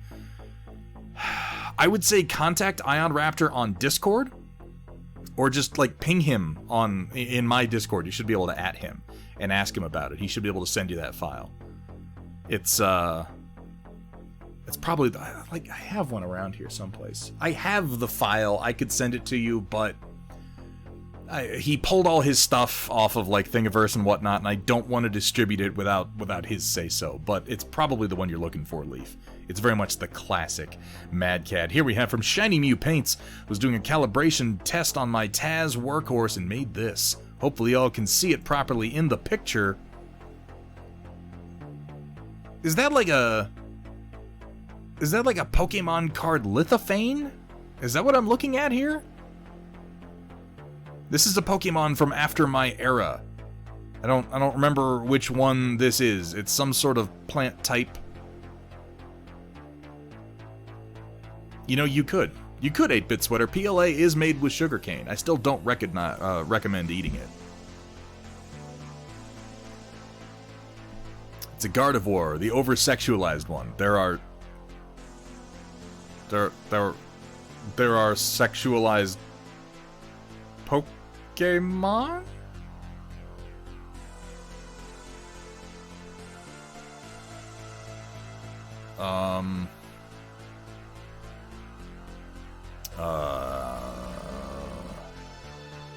Okay, that's probably enough internet for today. Oh god. Yeah, let's just keep going. Let's just keep going. Shiny Mew, it's a wonderful print. I like the idea of it being like a lithophane with the stats on one side and then the picture kind of on the other so it shows through. That's a very cool print. I'm not ever going to, like, I know Rule 34. I am literally never typing Pokemon into that search bar. Oh no. Oh no. Okay, let's stop this. Let's go down and see what we have here. Loved my reading of the story in Operation Lancaster. I've got a slew of similar but not so massive or amazing Phanon Battletech stuff here. Ooh. All for free download if folk want to have a look. Loved it. Any and all feedback, good or bad, even hurled fruit. Very, very interesting. I'm gonna go ahead and say, Garrick, would one of my mods kindly do me a favor, message Garrick and let him know that in the next few days we will have a channel set up precisely for recommendations like this so that we can review it, because we did some live reading last Tuesday, about a week ago, and it went really well, and everybody seemed to enjoy it, and I plan to do more in the future, because I'm kind of trying to, like, break into doing audiobook narration and character work for voiceover. So I'm trying to exercise my voice and trying to do more dramatic readings. I would be very, very interested in reviewing your reading though, or your writing though, Garrick. And yeah, thank you, Kursala. I appreciate that. Oh, he did when it was posted? Perfect. Yeah, I'll make sure that we get that up this week. Did see a couple episodes of The Orville for the first time. What'd you think, 8-Bit? How'd you like it? Now, are you watching, like, Season 1? Because it changes a lot from Season 1 to Season 2 to Season 3.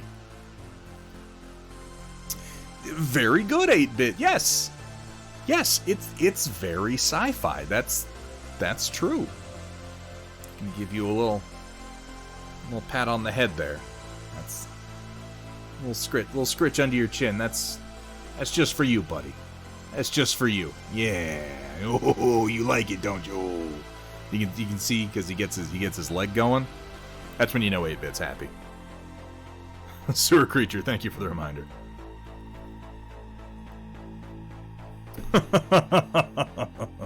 Here we have from Kursala. Recently decided I wanted to change the way our unit cards are designed because they just don't feel right. So I figured I'd share them here to get some feedback from some other folks. Most of the icons and numbers are still placeholders for now, along with that particular art piece. Old one on the left, new one on the right. I've seen the old one because we use this one. I do like this better already. Just the orientation is an improvement. Maybe it's just because that's how I'm used to reading things like this.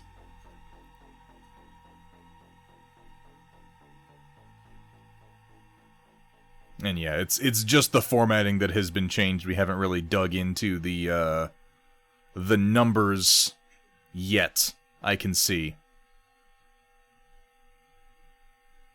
Oh, and we have flavor text on this version. This is even better. I love flavor text. The oldest design in service to the Ascendancy, the Machaira's origin is long since forgotten. Despite its age, it has never once been considered obsolete due to constant updates as new technologies emerge, and the modern variant has served proudly for centuries. Yeah, I agree. Portrait is a major improvement. You got a lot of dead space right here that with the new arrangement has just been made more useful at the bottom of the card. All in all, a major improvement. Oh my god, here we have from Dr. Rhino working on his, what's it called? Divine something. I can't remember.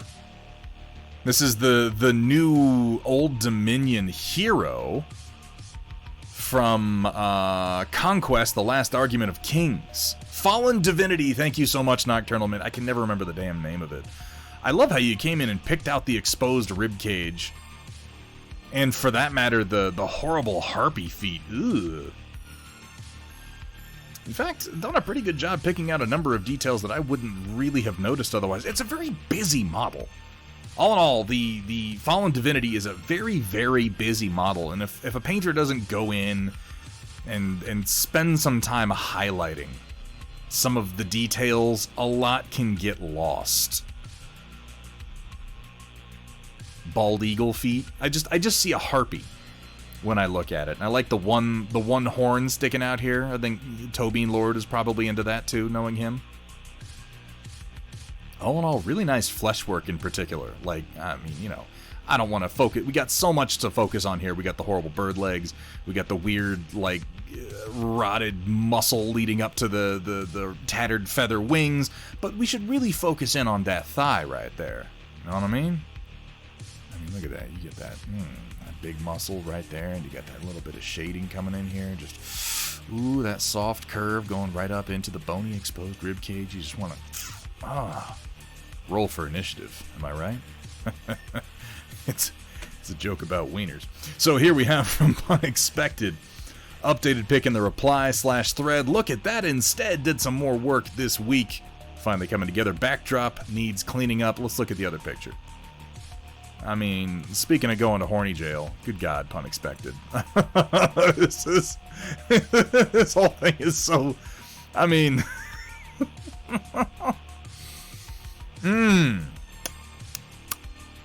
that paint job though.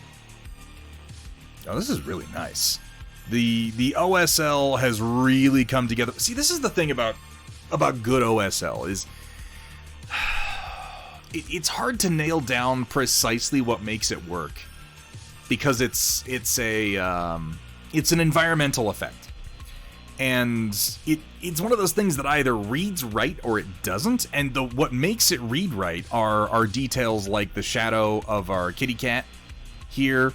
The shadow of this, is that a helm? I'm not really sure exactly what that is. It looks like a piece of armor, and it would make sense it's set next to the sword. But the shadow being cast off of that, the shadow on the other side of this gauntlet here, and then the way that it just catches the edge of the curvature of the thigh and gluteus, if you will, there. And then again, up here, very, very soft along the calf, but then catching the edge of the foot. I'm loving this two-dimensional backdrop, by the way, here, with the lantern being held in long, creepy, like, Murloc / Deep One-esque fingers. I'm even more excited now, Sewer Creature. Really nice work on the hair in particular. I always have trouble with getting the right sheen on hair, and when you have a light source like this OSL lantern down here, the directional sheen counts for a lot, and you can really see the edge toward it is what's picking up the light from the lantern. And then I really, really like how you push the OSL and the warmth of the lantern by just flat desaturating it as soon as you're out of the light source.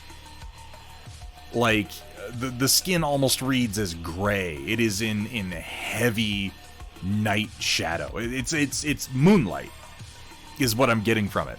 Is you've got lantern light and then you've got moonlight.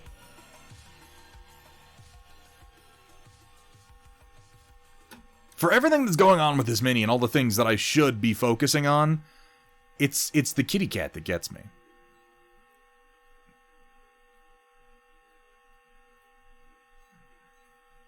You toss that in black and white and the values are almost flat. Yeah, I mean, I guess I could see that. I kind of want to put like a black and white filter over it just to get that comparison. That's something you should post pun expected. But the kitty cat is what gets me. I love the light and the shadow playing off of it. It works just so incredibly well, particularly the way that it picks up the entire edge of this leg and then just the foot here, because that's also in the shadow of the two extended legs. Gorgeous. Gorgeous work, pun expected. I mean, I'm hardly surprised from you, it generally is, and yet I'm continually impressed. Here we have from Wolverine DH. I love contrast paint. Little Jade, Falcon, elemental action going on here. Fast, easy, effective. Love the use of the yellow for the visors. Good work on the smoke trails in particular. Yeah, that's you know, you got 3 points of elementals. Bing, bang, boom. And you went with a nice deep jade for it, almost bluish in the shadows, which I think works particularly well. With figures this small, it is always difficult. It is always difficult to pull out any kind of real detail. You need to keep yourself on focal points, on the parts that are really gonna matter. And on a Toad, on a Clan Elemental, that's gonna be your visor, and it's gonna be your SRMs. And I read those perfectly on here in well contrasting colors. Very nicely done, Wolverine. Very, very nicely done. Ren Momo, the Word Bearers, or something, I don't know, I don't play 40k. It looks like you're trying to conquer the Imperium. Would you like some help? No? Nobody? Like, you get a Clippy as like a demon prince? Ooh. Ooh. This has potential, actually. I'm not gonna think too much about this. Yeah, no. Let's not do that. Oh, there's another one. There's another one in the thread.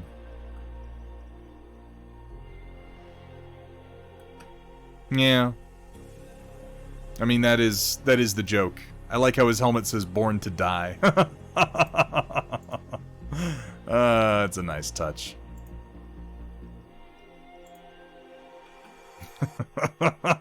Word bearers. That's fucking stupid.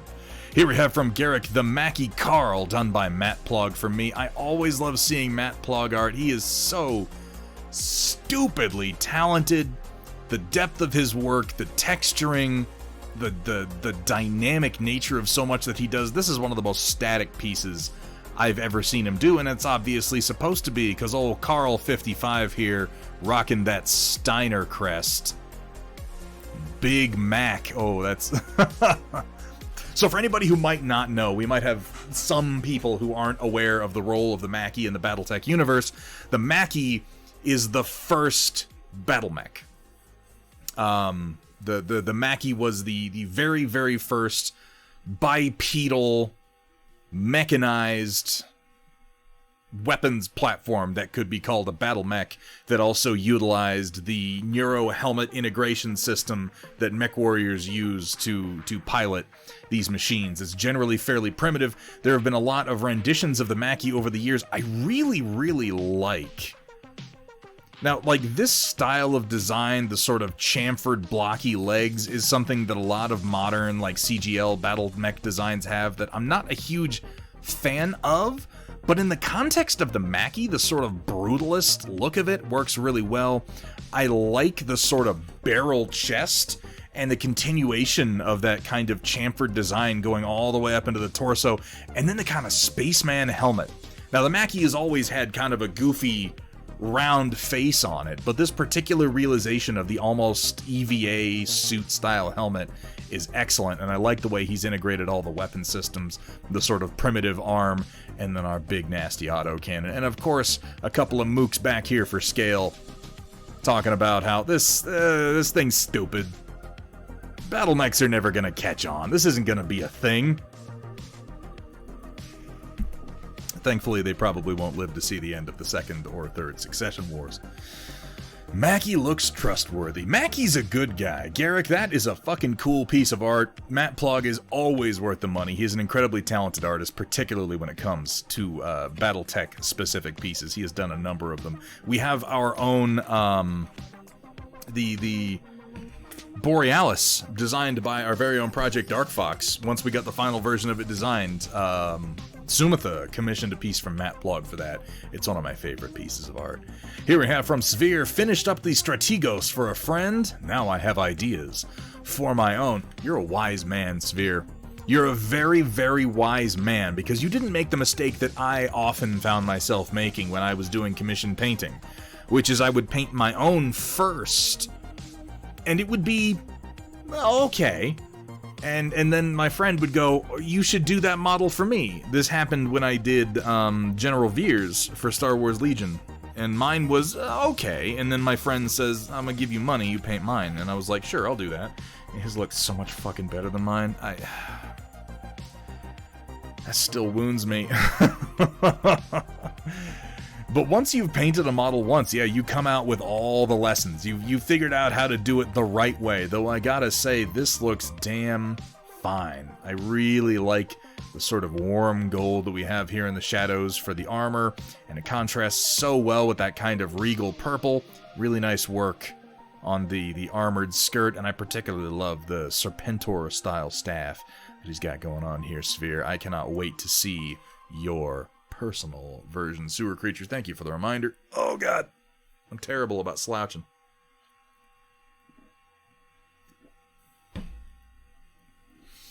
Here we have from Machine God, Big Iron 2, work in progress. Finally reapproaching my first ever kit bash, the most common one I see out there. Putting all my usual flares into this bad boy, some of my own personal touches that I've always thought would look better. Was gonna emulate the kit bash Goss, but then I remembered that I had a gigantic one I did when I was gonna start on my Marauder 2 that I never actually finished. The first thing I did hard surface modeling for, so I decided to try and slap that on there. Had to customize it a bit to get it to fit, but I think it looks pretty neat. So let me say, I love this design for your Gauss rifle. This particular design element is one that really appeals to me. The sort of like bank of power cells arranged into what I kind of imagine has something to do with like a magnetic acceleration ladder. I'm never quite sure what I think they are. They look energy weapon to me. You know, whether they're vents, whether they're power cells, whether they're magnetic coils, whatever they are, I love the look of them. supposed to be capacitors. Yeah, and that's what I mean, is like they could be a number of things. And in my head, I'm always kind of thinking they're either vents or capacitors. But yeah, that slightly backward angle and the angle between the two banks of them, you'll notice I've used that on a number of my own pieces, and then there's a piece that Vergaderung did, his Catapult K2 PPCs that he did, where he came to me and he was like, hey, I'm pretty happy with these, but do you think there should be anything else on them? And I was like, you know, you could put a couple of rows of like capacitor cells slightly at an angle on there. Now I don't want to take responsibility for Vergaderung's excellent work. Of course, it's his. I'm just saying, you know, every now and then an artist needs just a little nudge in the right direction, and I'd say this is very much the right direction. I love coming back to old projects. And Machine God, like, how is that feeling? Coming back to an old project and thinking about, like, all the ways that you would do it now, all the things that you would change, or the things that you would have started differently in the first place. I will say this is coming out real damn nice, and keep up the good work. Here we have from Kursala, but wanted to come up with my own shop scheme for all my units. Yeah, that's something very, very smart that Metalcore Collectibles has done. But I also want them to follow the lore rules that I've set out. The other day I realized I can just come up with a union color scheme since they technically have access to all the units. So here we are with our new Shining Jade and Gleaming Silver scheme. Dry brushed from gray to white, then a coat of jade overlay on top. Damn, that worked nicely. Yeah, it's essentially just doing like a value sketch and then glazing it. I have to say, that jade overlay came in real fucking nice. The color reminds me of dish soap. I was just thinking it reminds me a little bit of toothpaste. They look very clean, I think is the point.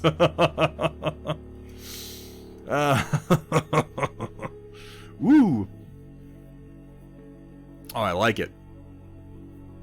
And this is all done with Kursala's in-house paints from Rainy River Designs. Folks, remember, you can always hit ! Rainy River in chat to get a link over to Rainy River Designs, where you can find all kinds of acrylic paints in various styles, both layering paints and overlays / washes, glazes. They got metallics, and it's really nice stuff. It really is. I love some of their bundles that they put together of complementary colors too, not to mention flocking and even these very models, so make sure you go check that out.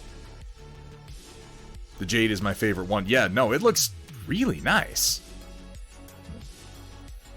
Yeah, we're gonna have to put some of those RRD paints back through the ringer. I haven't used many of them since that last time I did one of Metalcore's, back when he released the, what's it called? The Oryx. But I've got a few fresh prints from Kursala I think we should probably go ahead and use RRD on.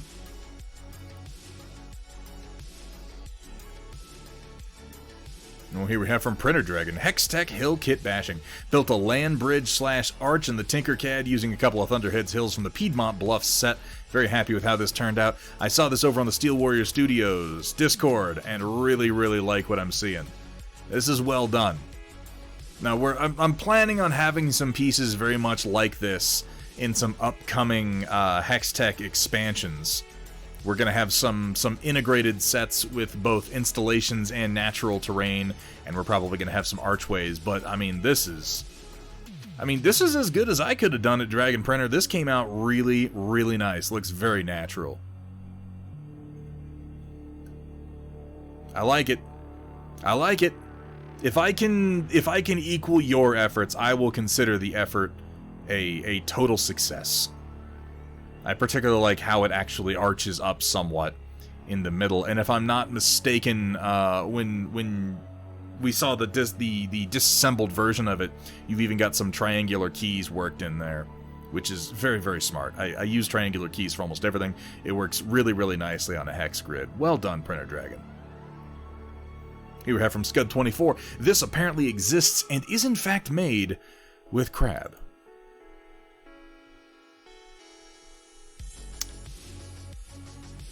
What is this? What am I looking at?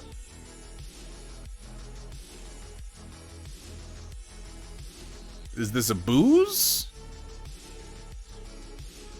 How is crab involved in the making of this booze? What? Why, I have all of the questions. They milked the crab. It's made with real crab milk. I don't think that's how it works. They say you can milk anything with nipples. I don't think crabs have nipples, sewer creature. Why did I say that? Oh, no. Who did I just say that to? Oh, shit. Let's keep going. Let's keep going. Here we have from sewer creature. Leg snake. I finally fulfilled my promise made so many moons ago. And a companion piece to the Hans redo. Lisa the leg snake is at last brought to life. Credit for this idea crawls at the feet of Kursala. This reminds me of The Expanse in a weird way. For those of you who read, I think it was Leviathan Wakes where they talked about some of the proto-molecular constructs that were on Eros Station when the proto-molecule took over and absorbed all of the people on the station. But one of the things that I believe Holden describes seeing is essentially a centipede made of human legs. Which I always found fascinating. Because the proto-molecule in the story of The Expanse, it doesn't make anything. It has a target that it wants to create, and it takes mechanisms and like biological mechanisms and even mechanical concepts from everything that it's able to absorb, and it repurposes those blueprints into the tools that it needs to build its ultimate goal. And so it has an experimental phase, and on Eros it was basically taking parts of the human body and going like, okay, what can I do with this? We got this thing, it's a leg, it's got feet, it's got knees, let's try making a fucking centipede out of it, and then it goes crawling along, you know? I think the worst thing about this is that the legs appear to be like crudely grafted onto a snake body. And I don't know what's going on with its face up here. I guess it is, yeah, it's got like a snake face with the fangs and everything, but then like its face is abnormally split up towards the middle, which makes me think of the brain bug. Also, it's kind of rocking a halo, as if it were some sort of divine entity. Yes, Tobian Lord. Yes. I don't know what's coming out of its neck, but I don't like that either. I guess good on you for fulfilling your promises, sewer creature.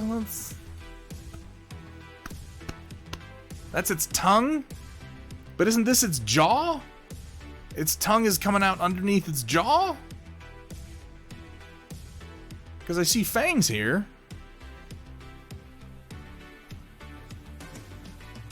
Let's just keep going. Let's see what Mafik has for us. Maybe something. The crafting is flawed. Symmetry, nurse. We must do something about symmetry. Arden's soul-splitting incident. Here we have from Mafik. It's a side effect by his withered soul, causing him to split into two beings. It's the same memory and personality, but for the goddess, it's like having twin sons. Oh, so it's like the plot of Silent Hill. I'm still Arden, though. Oh, they're both saying it. It's like the Mahler twins. That was maybe my favorite. Saying it's my favorite thing in Invincible is probably strong. But one of my favorite things in Invincible was the Mahler twins, who are clones, villainous clones, that can't agree on which one is a clone of the other one. So they're always blaming each other for messing things up by their, like, what could I expect from an imperfect clone? And the other one will respond, "You're the clone, I'm the original." I won't. There's a spoiler associated with that I won't give you. I realize that Invincible has been out for a while on Amazon Prime. I still don't want to spoil it because it's one of my favorite reveals. It's very chuckle-worthy. If you haven't watched Invincible, I strongly recommend it. Double Arden. Oh god, what's in the spoiler? Oh my god. Sometimes soul split can make profit. Double the boobs. And I like how our spider friend here is just like, yup, yup, absolutely, 100%. Speaking of flawed grafting, oh my god. Oh, thank you for sharing, Mafik. Here we have from Shiny Mew Paints, last Ultramarine, done. It came out super well. Oh, hey. Yeah, you're definitely going deeper with your blues now, and I'm liking the washes that you're putting on the metallic parts, Shiny Mew. The gold is looking fantastic. Things are looking cleaner, too. It looks like you're coming back in and cleaning up some of the brushwork on the gold and the metallic parts. Still a little bit rough on the assault marking here on the shoulder. Is that a decal, or is that sculpted into the shoulder? I honestly don't know. I haven't painted enough of the Primaris Marines. If that's sculpted into the shoulder, I could give you some tips for how to do that a little bit cleaner. If that's a decal, then that just comes down to practice, honestly. If it's freehand, then, I mean, shit, well done. That also just takes practice. But I honestly don't know if the new models have the Assault logo. Now, the Ultramarine's toilet seat, that does appear to be sculpted in. Yeah. Either way, man, showing progress. Keep going. Keep going. The more you do, the better they're going to come out. That's not necessary, Sewer Creature. You don't have to do anything of the sort. Here we have from White Wolf. It's Tuesday, and that means it's time for the honored tradition of can we make the streamer hungry? I mean, probably, because it's dinner time. Yes, we can. Korean barbecue pork wrap for Taco Tuesday from Coast Lunchbox in partnership with a local construction company as a fundraiser for the Cross Cancer Institute. Yes, this one is mine, and yes, that's the table on the back of my work truck, as I call it. Ooh. Oof. Even the fries look good, and you got a can of orange crush to go with it. Oh, I guess that's a bottle. Damn. Ooh. I'll bet it's got just that delightful tang to it. Kind of vinegary. Yes, you can in fact make me hungry. I just had a physiological reaction to that picture. Here we have from Furion, Novacat Z Galaxy, neon colors and Proto-Norse runic inscriptions using the Elder Futhark runic alphabet. Ho ho ho! Oh, oh, this is something. This is the hotness. This is like eye-bleeding levels of contrast, and I am here for it. Ooh.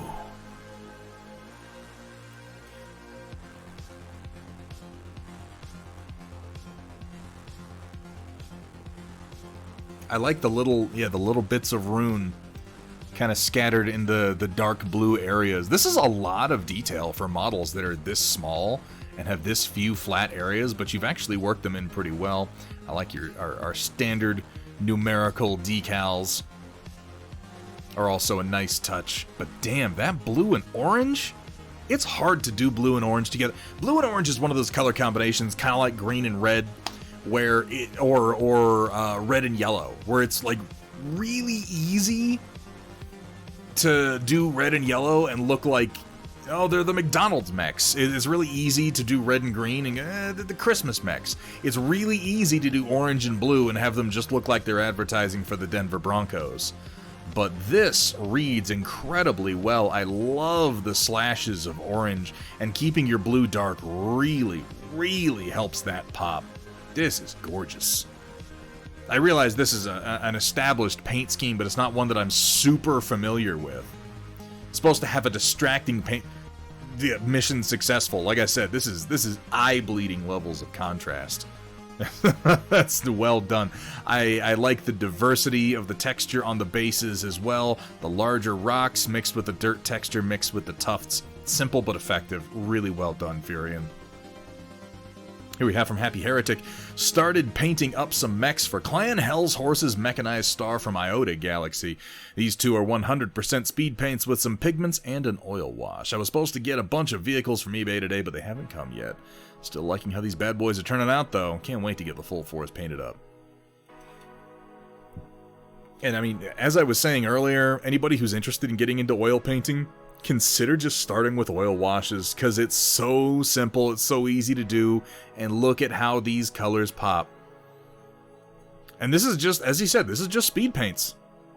AP speed paints with an oil wash. It just takes everything about the speed painting method and it bumps up the contrast a little bit extra. That Piranha looks fucking great. The Piranha is a small, kind of complex mech with lots of detail on it because of the sheer number of machine guns. The fact that I can make them all out is a huge compliment to the paint job, because usually they just kind of look like a mess. Also, the Horned Owl. Such a cool design. Really love how you've picked out, in particular, the faceplate. I love your distribution of the copper across this whole mech. That is a gorgeous design and a lovely paint job. Hey, Puck Duncher, good to see you. Magic in a tube it is. Magic that you are wielding well, Happy Heretic. Meant to share something today, but was too busy playing 40k. Oh, if you're out there playing the damn game, what the hell are you worried about, Puck Duncher? We'll be back on Thursday, and you know I'd love to see it. Here we have from Kursala, made 2 batches of cookies last night. The ones on the right are oatmeal cherry chocolate chunk. Woof! Just throw the works in there, why don't you? Ones on the left, which are, in my opinion, the best cookies in the whole fucking world, are maple pecan.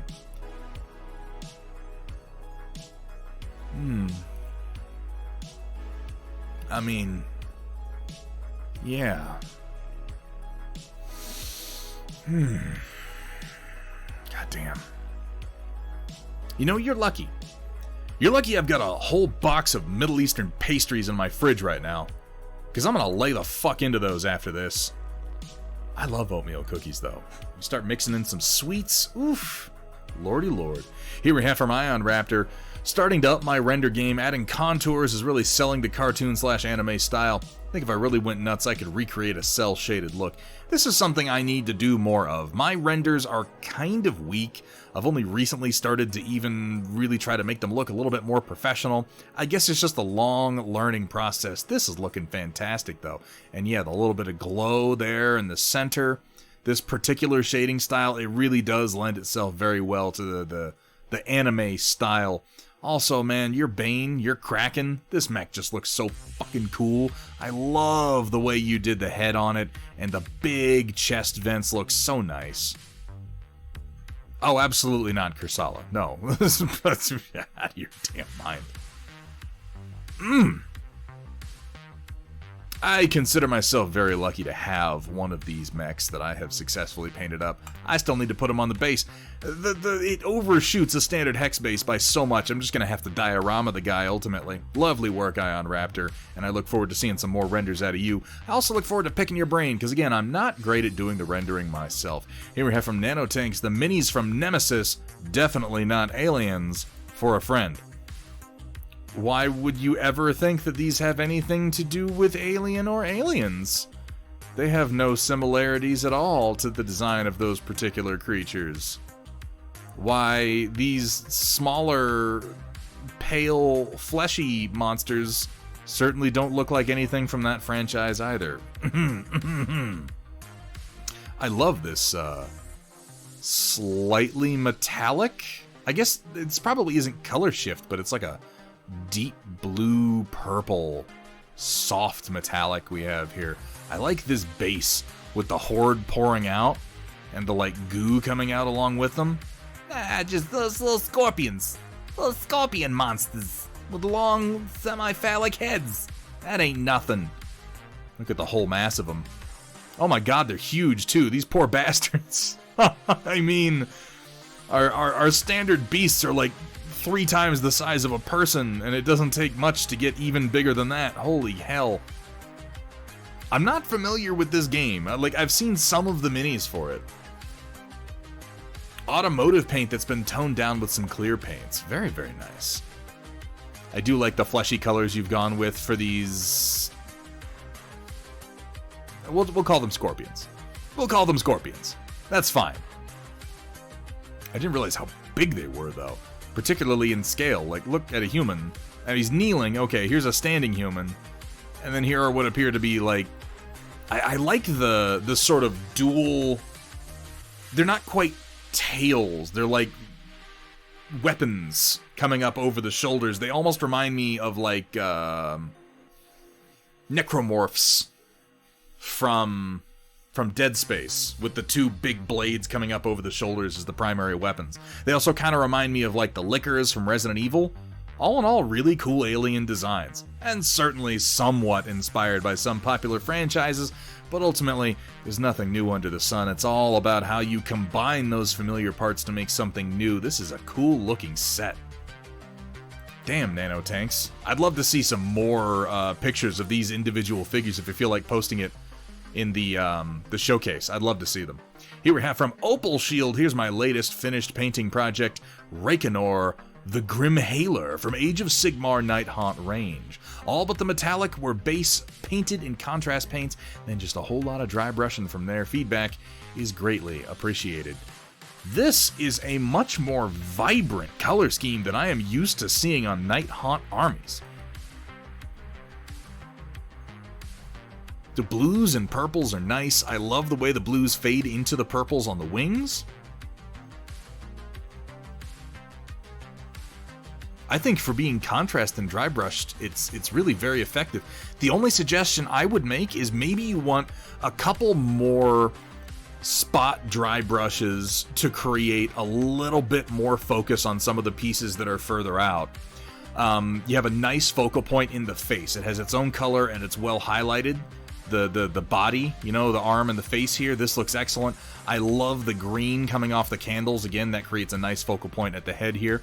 What I'm looking at are these, the hands, the connection points with the claws coming out for the wings. I feel like a soft lavender dry brushing, not over the whole wing, but just over this part and picking up the beginning of where the fingers extend out into the wings could just really help to sell this shape overall, because you've got a nice sort of built up purple here with some good shading on it. It just wants a tiny bit more of a highlight is all I'm saying. Kind of like you have on the knuckles of the horse's legs here. Just a touch. You don't want to go overboard. And I think that a lot of people, when they get started dry brushing too, will tend to be like, well, I have to dry brush the whole thing. You don't. You absolutely do not. You can use dry brushing and highlights to effectively draw the eye to the more detailed parts of the model. And I think that, yeah, just like right there, honestly, that might be it. I would just try there and then see where that takes you. See how you like it. A wonderfully put together model. I love the vibrant paint scheme. I love all the colors you have in there. Again, usually when I'm looking at Night Haunts, they're like two colors, and most of them are white or some kind of ethereal corpse fire. Really nicely done. Here we have from Automat Americana. I guess it's time for the big reveal. The mystery machine here is a custom mech of my own named the Crawdad. 25 tons, bunch of lasers, couple of RL-10s, 7 underwater maneuvering units. What the fuck are you talking about? What? Oh, hold on. Oh, slow down.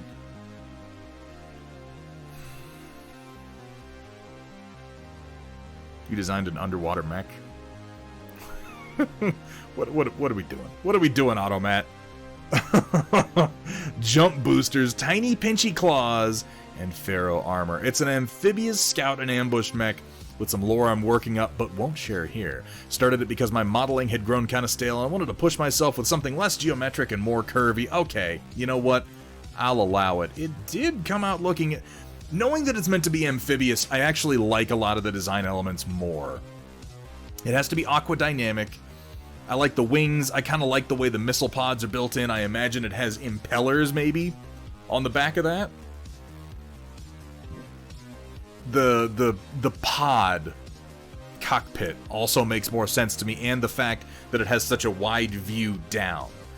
I imagine this thing with its jump jets and its underwater maneuvering units kind of maybe tucking its legs up and scooting along like a... makes me think of like the Cancer mobile suit from Gundam Wing, you know? Though obviously with legs, which the Cancer didn't have, but still functioning almost more as a submarine once it's submerged. And then naturally it would need to look down quite a lot if you get over your target.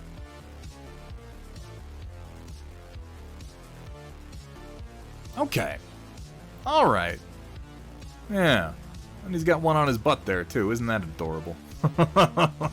Well, very cool design, and knowing that it is a personal project makes me feel better for not recognizing it up to now, Automat. I wasn't supposed to. You don't see a lot of underwater mechs. It's very scenario-based. Now, that said, I'd be open to taking a lance of these into some sort of scenario that required transitioning from an underwater environment to some sort of short-lived land raid. Probably wouldn't face off that well against a lot of land-based mechs, but at the same time, being able to strike from someplace they least expect is certainly an advantage. Nice work overall, though, Americana.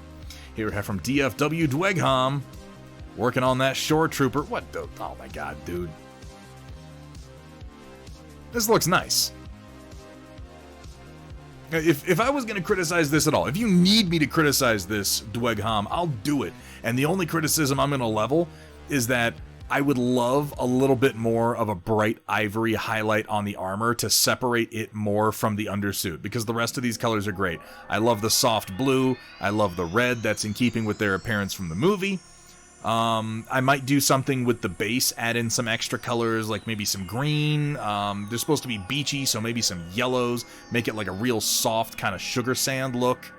But really all I would do is maybe a light ivory dry brush over the armor, again, just to separate it a bit more from the kind of sandy look that we have for the undersuit. This is a very clean looking shore trooper.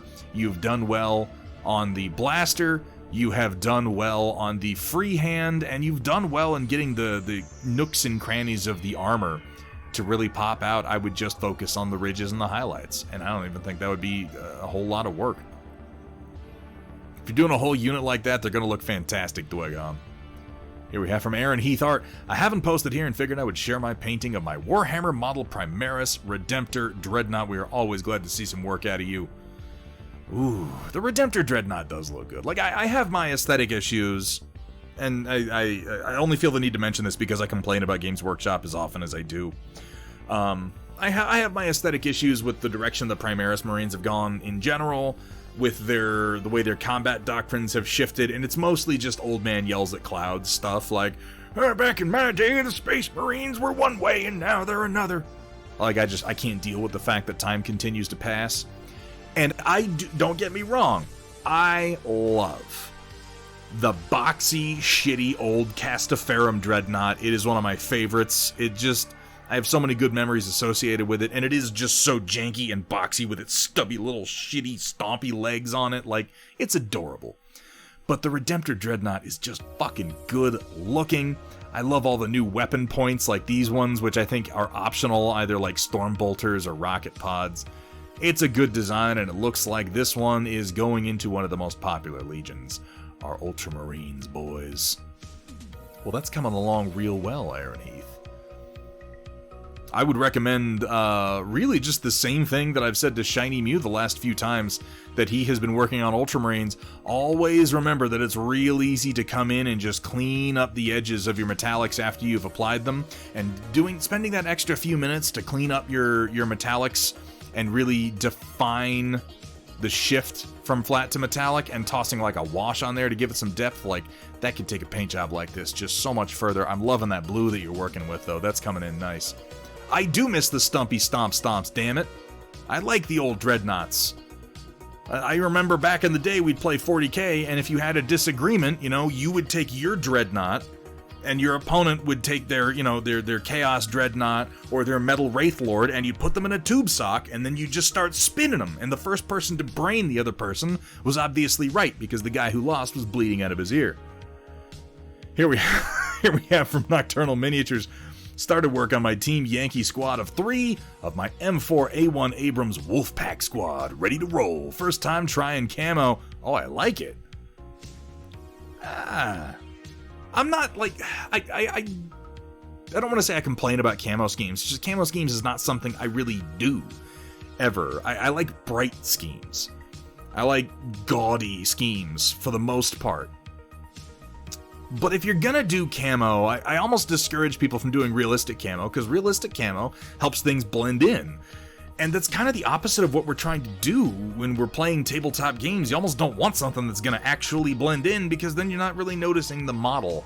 as much. And obviously everyone's aesthetics are different, everyone's preferences, everyone's wants, everyone's taste is different, so always do what you want to. But that said, this sort of rust orange with the kind of chocolate chip, that's pretty cool looking. I don't know what the fuck it would blend into, but I guess that's not really the point. That's coming together nicely. Wolfpack. I can dig it. I've never played Team Yankee. I've known a number of people who've gotten into it. And I would love to see your force as it continues to come together, Nocturnal. Here we have from Tobin Lord. As usual, I've done a lot of art, but have not had time to make them into one image. Well, that's okay. I'm going to blow this up a little bit for myself so I can get a closer look at our text here. Oh, God damn it, I'll never trust him again picking our drinks. Can already feel a killer migraine coming. Oh no! What the fuck? Oh shit, a witness. Now what was I to do with those again? Oh no, he wandered into the wrong alleyway. I love this guy in the last panel. I love this guy in the last panel with the CRT head and the one iris that's a lightning bolt. It might not come through with how small the image is rendered through Discord, and I do apologize for that. But this eye on this character is just a very slight lightning bolt. Tobin Lord, if you felt like posting this in the finished art gallery so people could get a closer look at this, it's very, very cool. Oh yeah, no, Discord hates everybody's files, to be fair. And Aaron Heath, absolutely, I hope that that's helpful. I'm never sure exactly where people are on their painting journey, so I try to give advice that is appropriate for where you're at and that will actually be helpful. So always feel free to correct me. If you're like, you asshole, I know to do that, I just hadn't done it yet. Please, feel free to let me know. Oh my god, oh no, the caps lock. Very cool work, Tobin Lord. And like I said, please post it in one of the other channels so people can zoom in and get a look. I love that the lightning bolt iris is so subtle and so cool. Here we have from DFW Dweghom, different color palette of Pike. Syndicate trying out an aquarium gravel inspired base. Oh, that's cool. Now, I like how you've used this to echo colors that you're using only in limited quantities on top for the flesh tone, because he's wearing a mask, and you can see the top of the Pike's head, and it's this really vibrant turquoise, and then, yeah, we're just picking that up here on the base. This looks really cool. I like the mottled texture with the sort of purple mixed into it. Really, really vibrant. And I particularly like that doesn't really appear anywhere else. It's on the base, and then it's on the top of the model, which kind of balances it out vertically. Really well done. I'm liking all these new Shadow Syndicate models I'm seeing. I'm not going to get into it, I'm not going to buy them, but I love seeing what you guys are working on. Dweghom, dude, you're doing some fucking killer Star Wars Legion painting lately, and you're really, really giving those speed paints a workout. I made spaghetti with pepperoni in it because I was too lazy to cook up ground beef. I mean, you know, the Italian food is basically all the same goddamn thing, so throw some pepperoni in there, toss a little crushed red pepper, you know, put it on a piece of toast, call it a pizza, do whatever makes you happy, 8-bit. Just don't show up to my house with those fucking beef and shed, that's all I'm asking. Here we have from Machine God this just in, giving this guy some Sangheili style fingers. Oh, I see. I see why you were asking that. Yeah, I kind of almost think of those as more like xenomorph or alien style fingers. I can't duplicate it because it's just having another thumb is basically what it is. It's having two main fingers and then essentially two thumbs. It does seem like it would be super fucking effective. It makes me wish I had a second thumb. I mean, I do have a second thumb. It makes me wish I had 4 thumbs, I guess is what I'm saying. I can dig it. I can dig it. I like how knobbly they are, too. Kind of like a skeletal hand. He's even able to point. Where's the other thumb go? I guess it curls in. Very cool. Very cool, Machine God. Mamma mia. Italian Heresy is my favorite book by Games Workshop. That's where a Sanguini comes from. Here we have from Semi-Serious Nerd, just primed up the Corn Blood Bowl team. I've never been into playing Blood Bowl myself, but I do love seeing the teams, and man, Games Workshop, for as much as I may criticize them for a number of things, they make the best damn sculpts on the market, some of the most evocative, well-proportioned, and interesting with just the right amount of detail. I love the posing on these guys, and I am excited to see what you wind up doing with them. Catching some Daler Rowney back here. Nice Zenithal Prime job, semi-serious, and I cannot wait to see what you do. Your paint schemes are always pretty damned interesting. You want me to... Steel Warrior? Steel Warrior? You want me to click on TikTok? I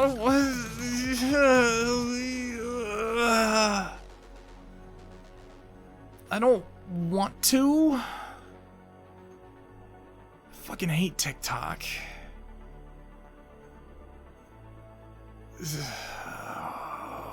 It is a tour of the new Steel Warrior Studios facility, which if you're picking up any Thunderhead Studios printed terrain, it's gonna be coming from here. Let's click on it and see what happens.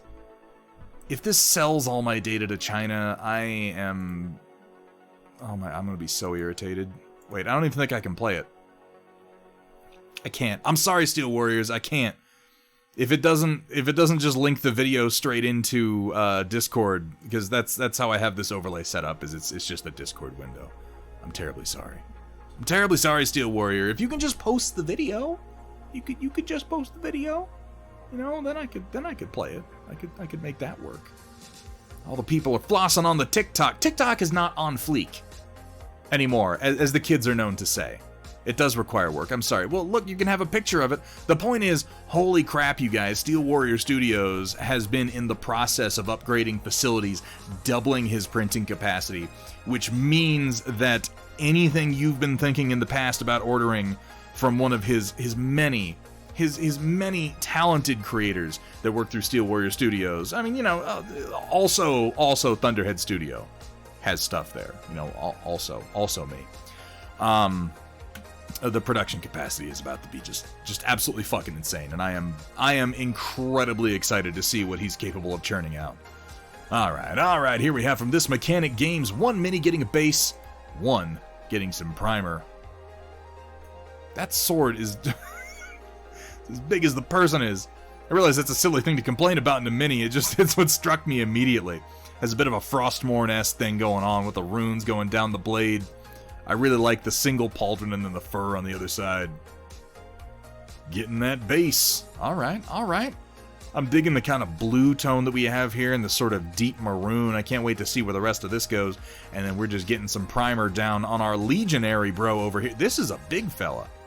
This is like a 75mm statue, it looks like. I mean, it would have to be with the level of detail that we have here on the shield and on the armor. This is gorgeous. Absolutely gorgeous. I would have been a little confused without the scaling properties of, well, I guess we have multiple scaling items here between the paintbrush, the texture on the paper towel, and then our friend over here. 75mm? Okay. Yeah, that seemed about right to me. This is a lovely figure. This Mechanic Games, please keep us posted as you work on this one. I love seeing larger figures get done. I've got a statue of Red from Transistor that I need to work on myself. But I've got so much to paint that I'm just going to let that come about naturally. Still, larger statue painting, particularly with oils for me lately, has been so just liberating. I realize I'm doing 6mm figures in oil right now, which gives me almost no room. I just dropped... Okay, you know what? We're just going to pretend I didn't do that. We're going to set it over there, and we're going to deal with it later. It gives me almost no space to really exercise all the amazing properties of oils. Fantastic, you're doing oil on this one. That is incredibly exciting. So much room to do so much blending. This Mechanic Games, I'm very, very excited to see where this is going. But that will bring us to the end of the Storm Report, and, as is tradition, the end of tonight's stream. Man, oh man, oh man, oh man. Let's see who's got what going on tonight. Do-do-do-doodly-doo-dee-dee-doo. Back to Twitch. Who's doing what? Somebody's got to be painting something. We got Commander Mittens going. We got Wombat Combat. We've got Cephalopod Studios. MCB TV. Goblin Welder. Fart Mick Buttface. I just like saying his name. Cephalopod says he's easing back into streaming from vacation. Let's see what he's working on. He's only been going a little while. Oh, he's working on something cool. Oh, he's working on something neat. I don't think we've had a chance to raid Cephalopod in a long time. But you know what? Let's make his return to Twitch a good one, folks. Let's show him some of that appreciation. Let's get this going, start his stream off the right way. Now, folks, I realize it's a bit late. It's a bit late for many of you. Many of you are probably getting ready to turn in for the night. But if you feel like doing me a favor, stick around for just a minute. Check out Cephalopod's stream. Consider dropping him a follow. Let me go ahead and mute him because now he's talking in my ear and it is absolutely throwing me the fuck off as I try to talk. There we go. Okay, that's all fixed. Consider dropping him a follow if you like what you see so you can get an alert the next time he goes live. Discoverability is shit here on Twitch, so we streamers really kind of depend on raids to sort of spread awareness of our channels, and I promise you, Cephalopod is a great guy. He's a great painter. He makes his own paints. He's really interesting. Ask him some questions. He is an absolute font of knowledge. We're going to be back Thursday the 14th, continuing on these very paint jobs that we started tonight, getting our Sword of Light dialed in and detailed, finishing up our De Tomaso 3D print. Saturday the 16th, we will be watching Band of Brothers episodes 3 and 4 on Discord. We did 1 and 2 last week. We can fill you in if you're coming in late. It's a great series about World War II. Sunday the 17th, I'll be playing Resident Evil 6 with Riot Sister dual stream. We're going to be doing some gaming. That should be a good time. I haven't played RE6. I'm sure it'll be fun. I'm running out of time. We're going to do more stuff later. You guys, it's been amazing seeing you. I'll see y'all on Thursday. So until next time, keep on painting.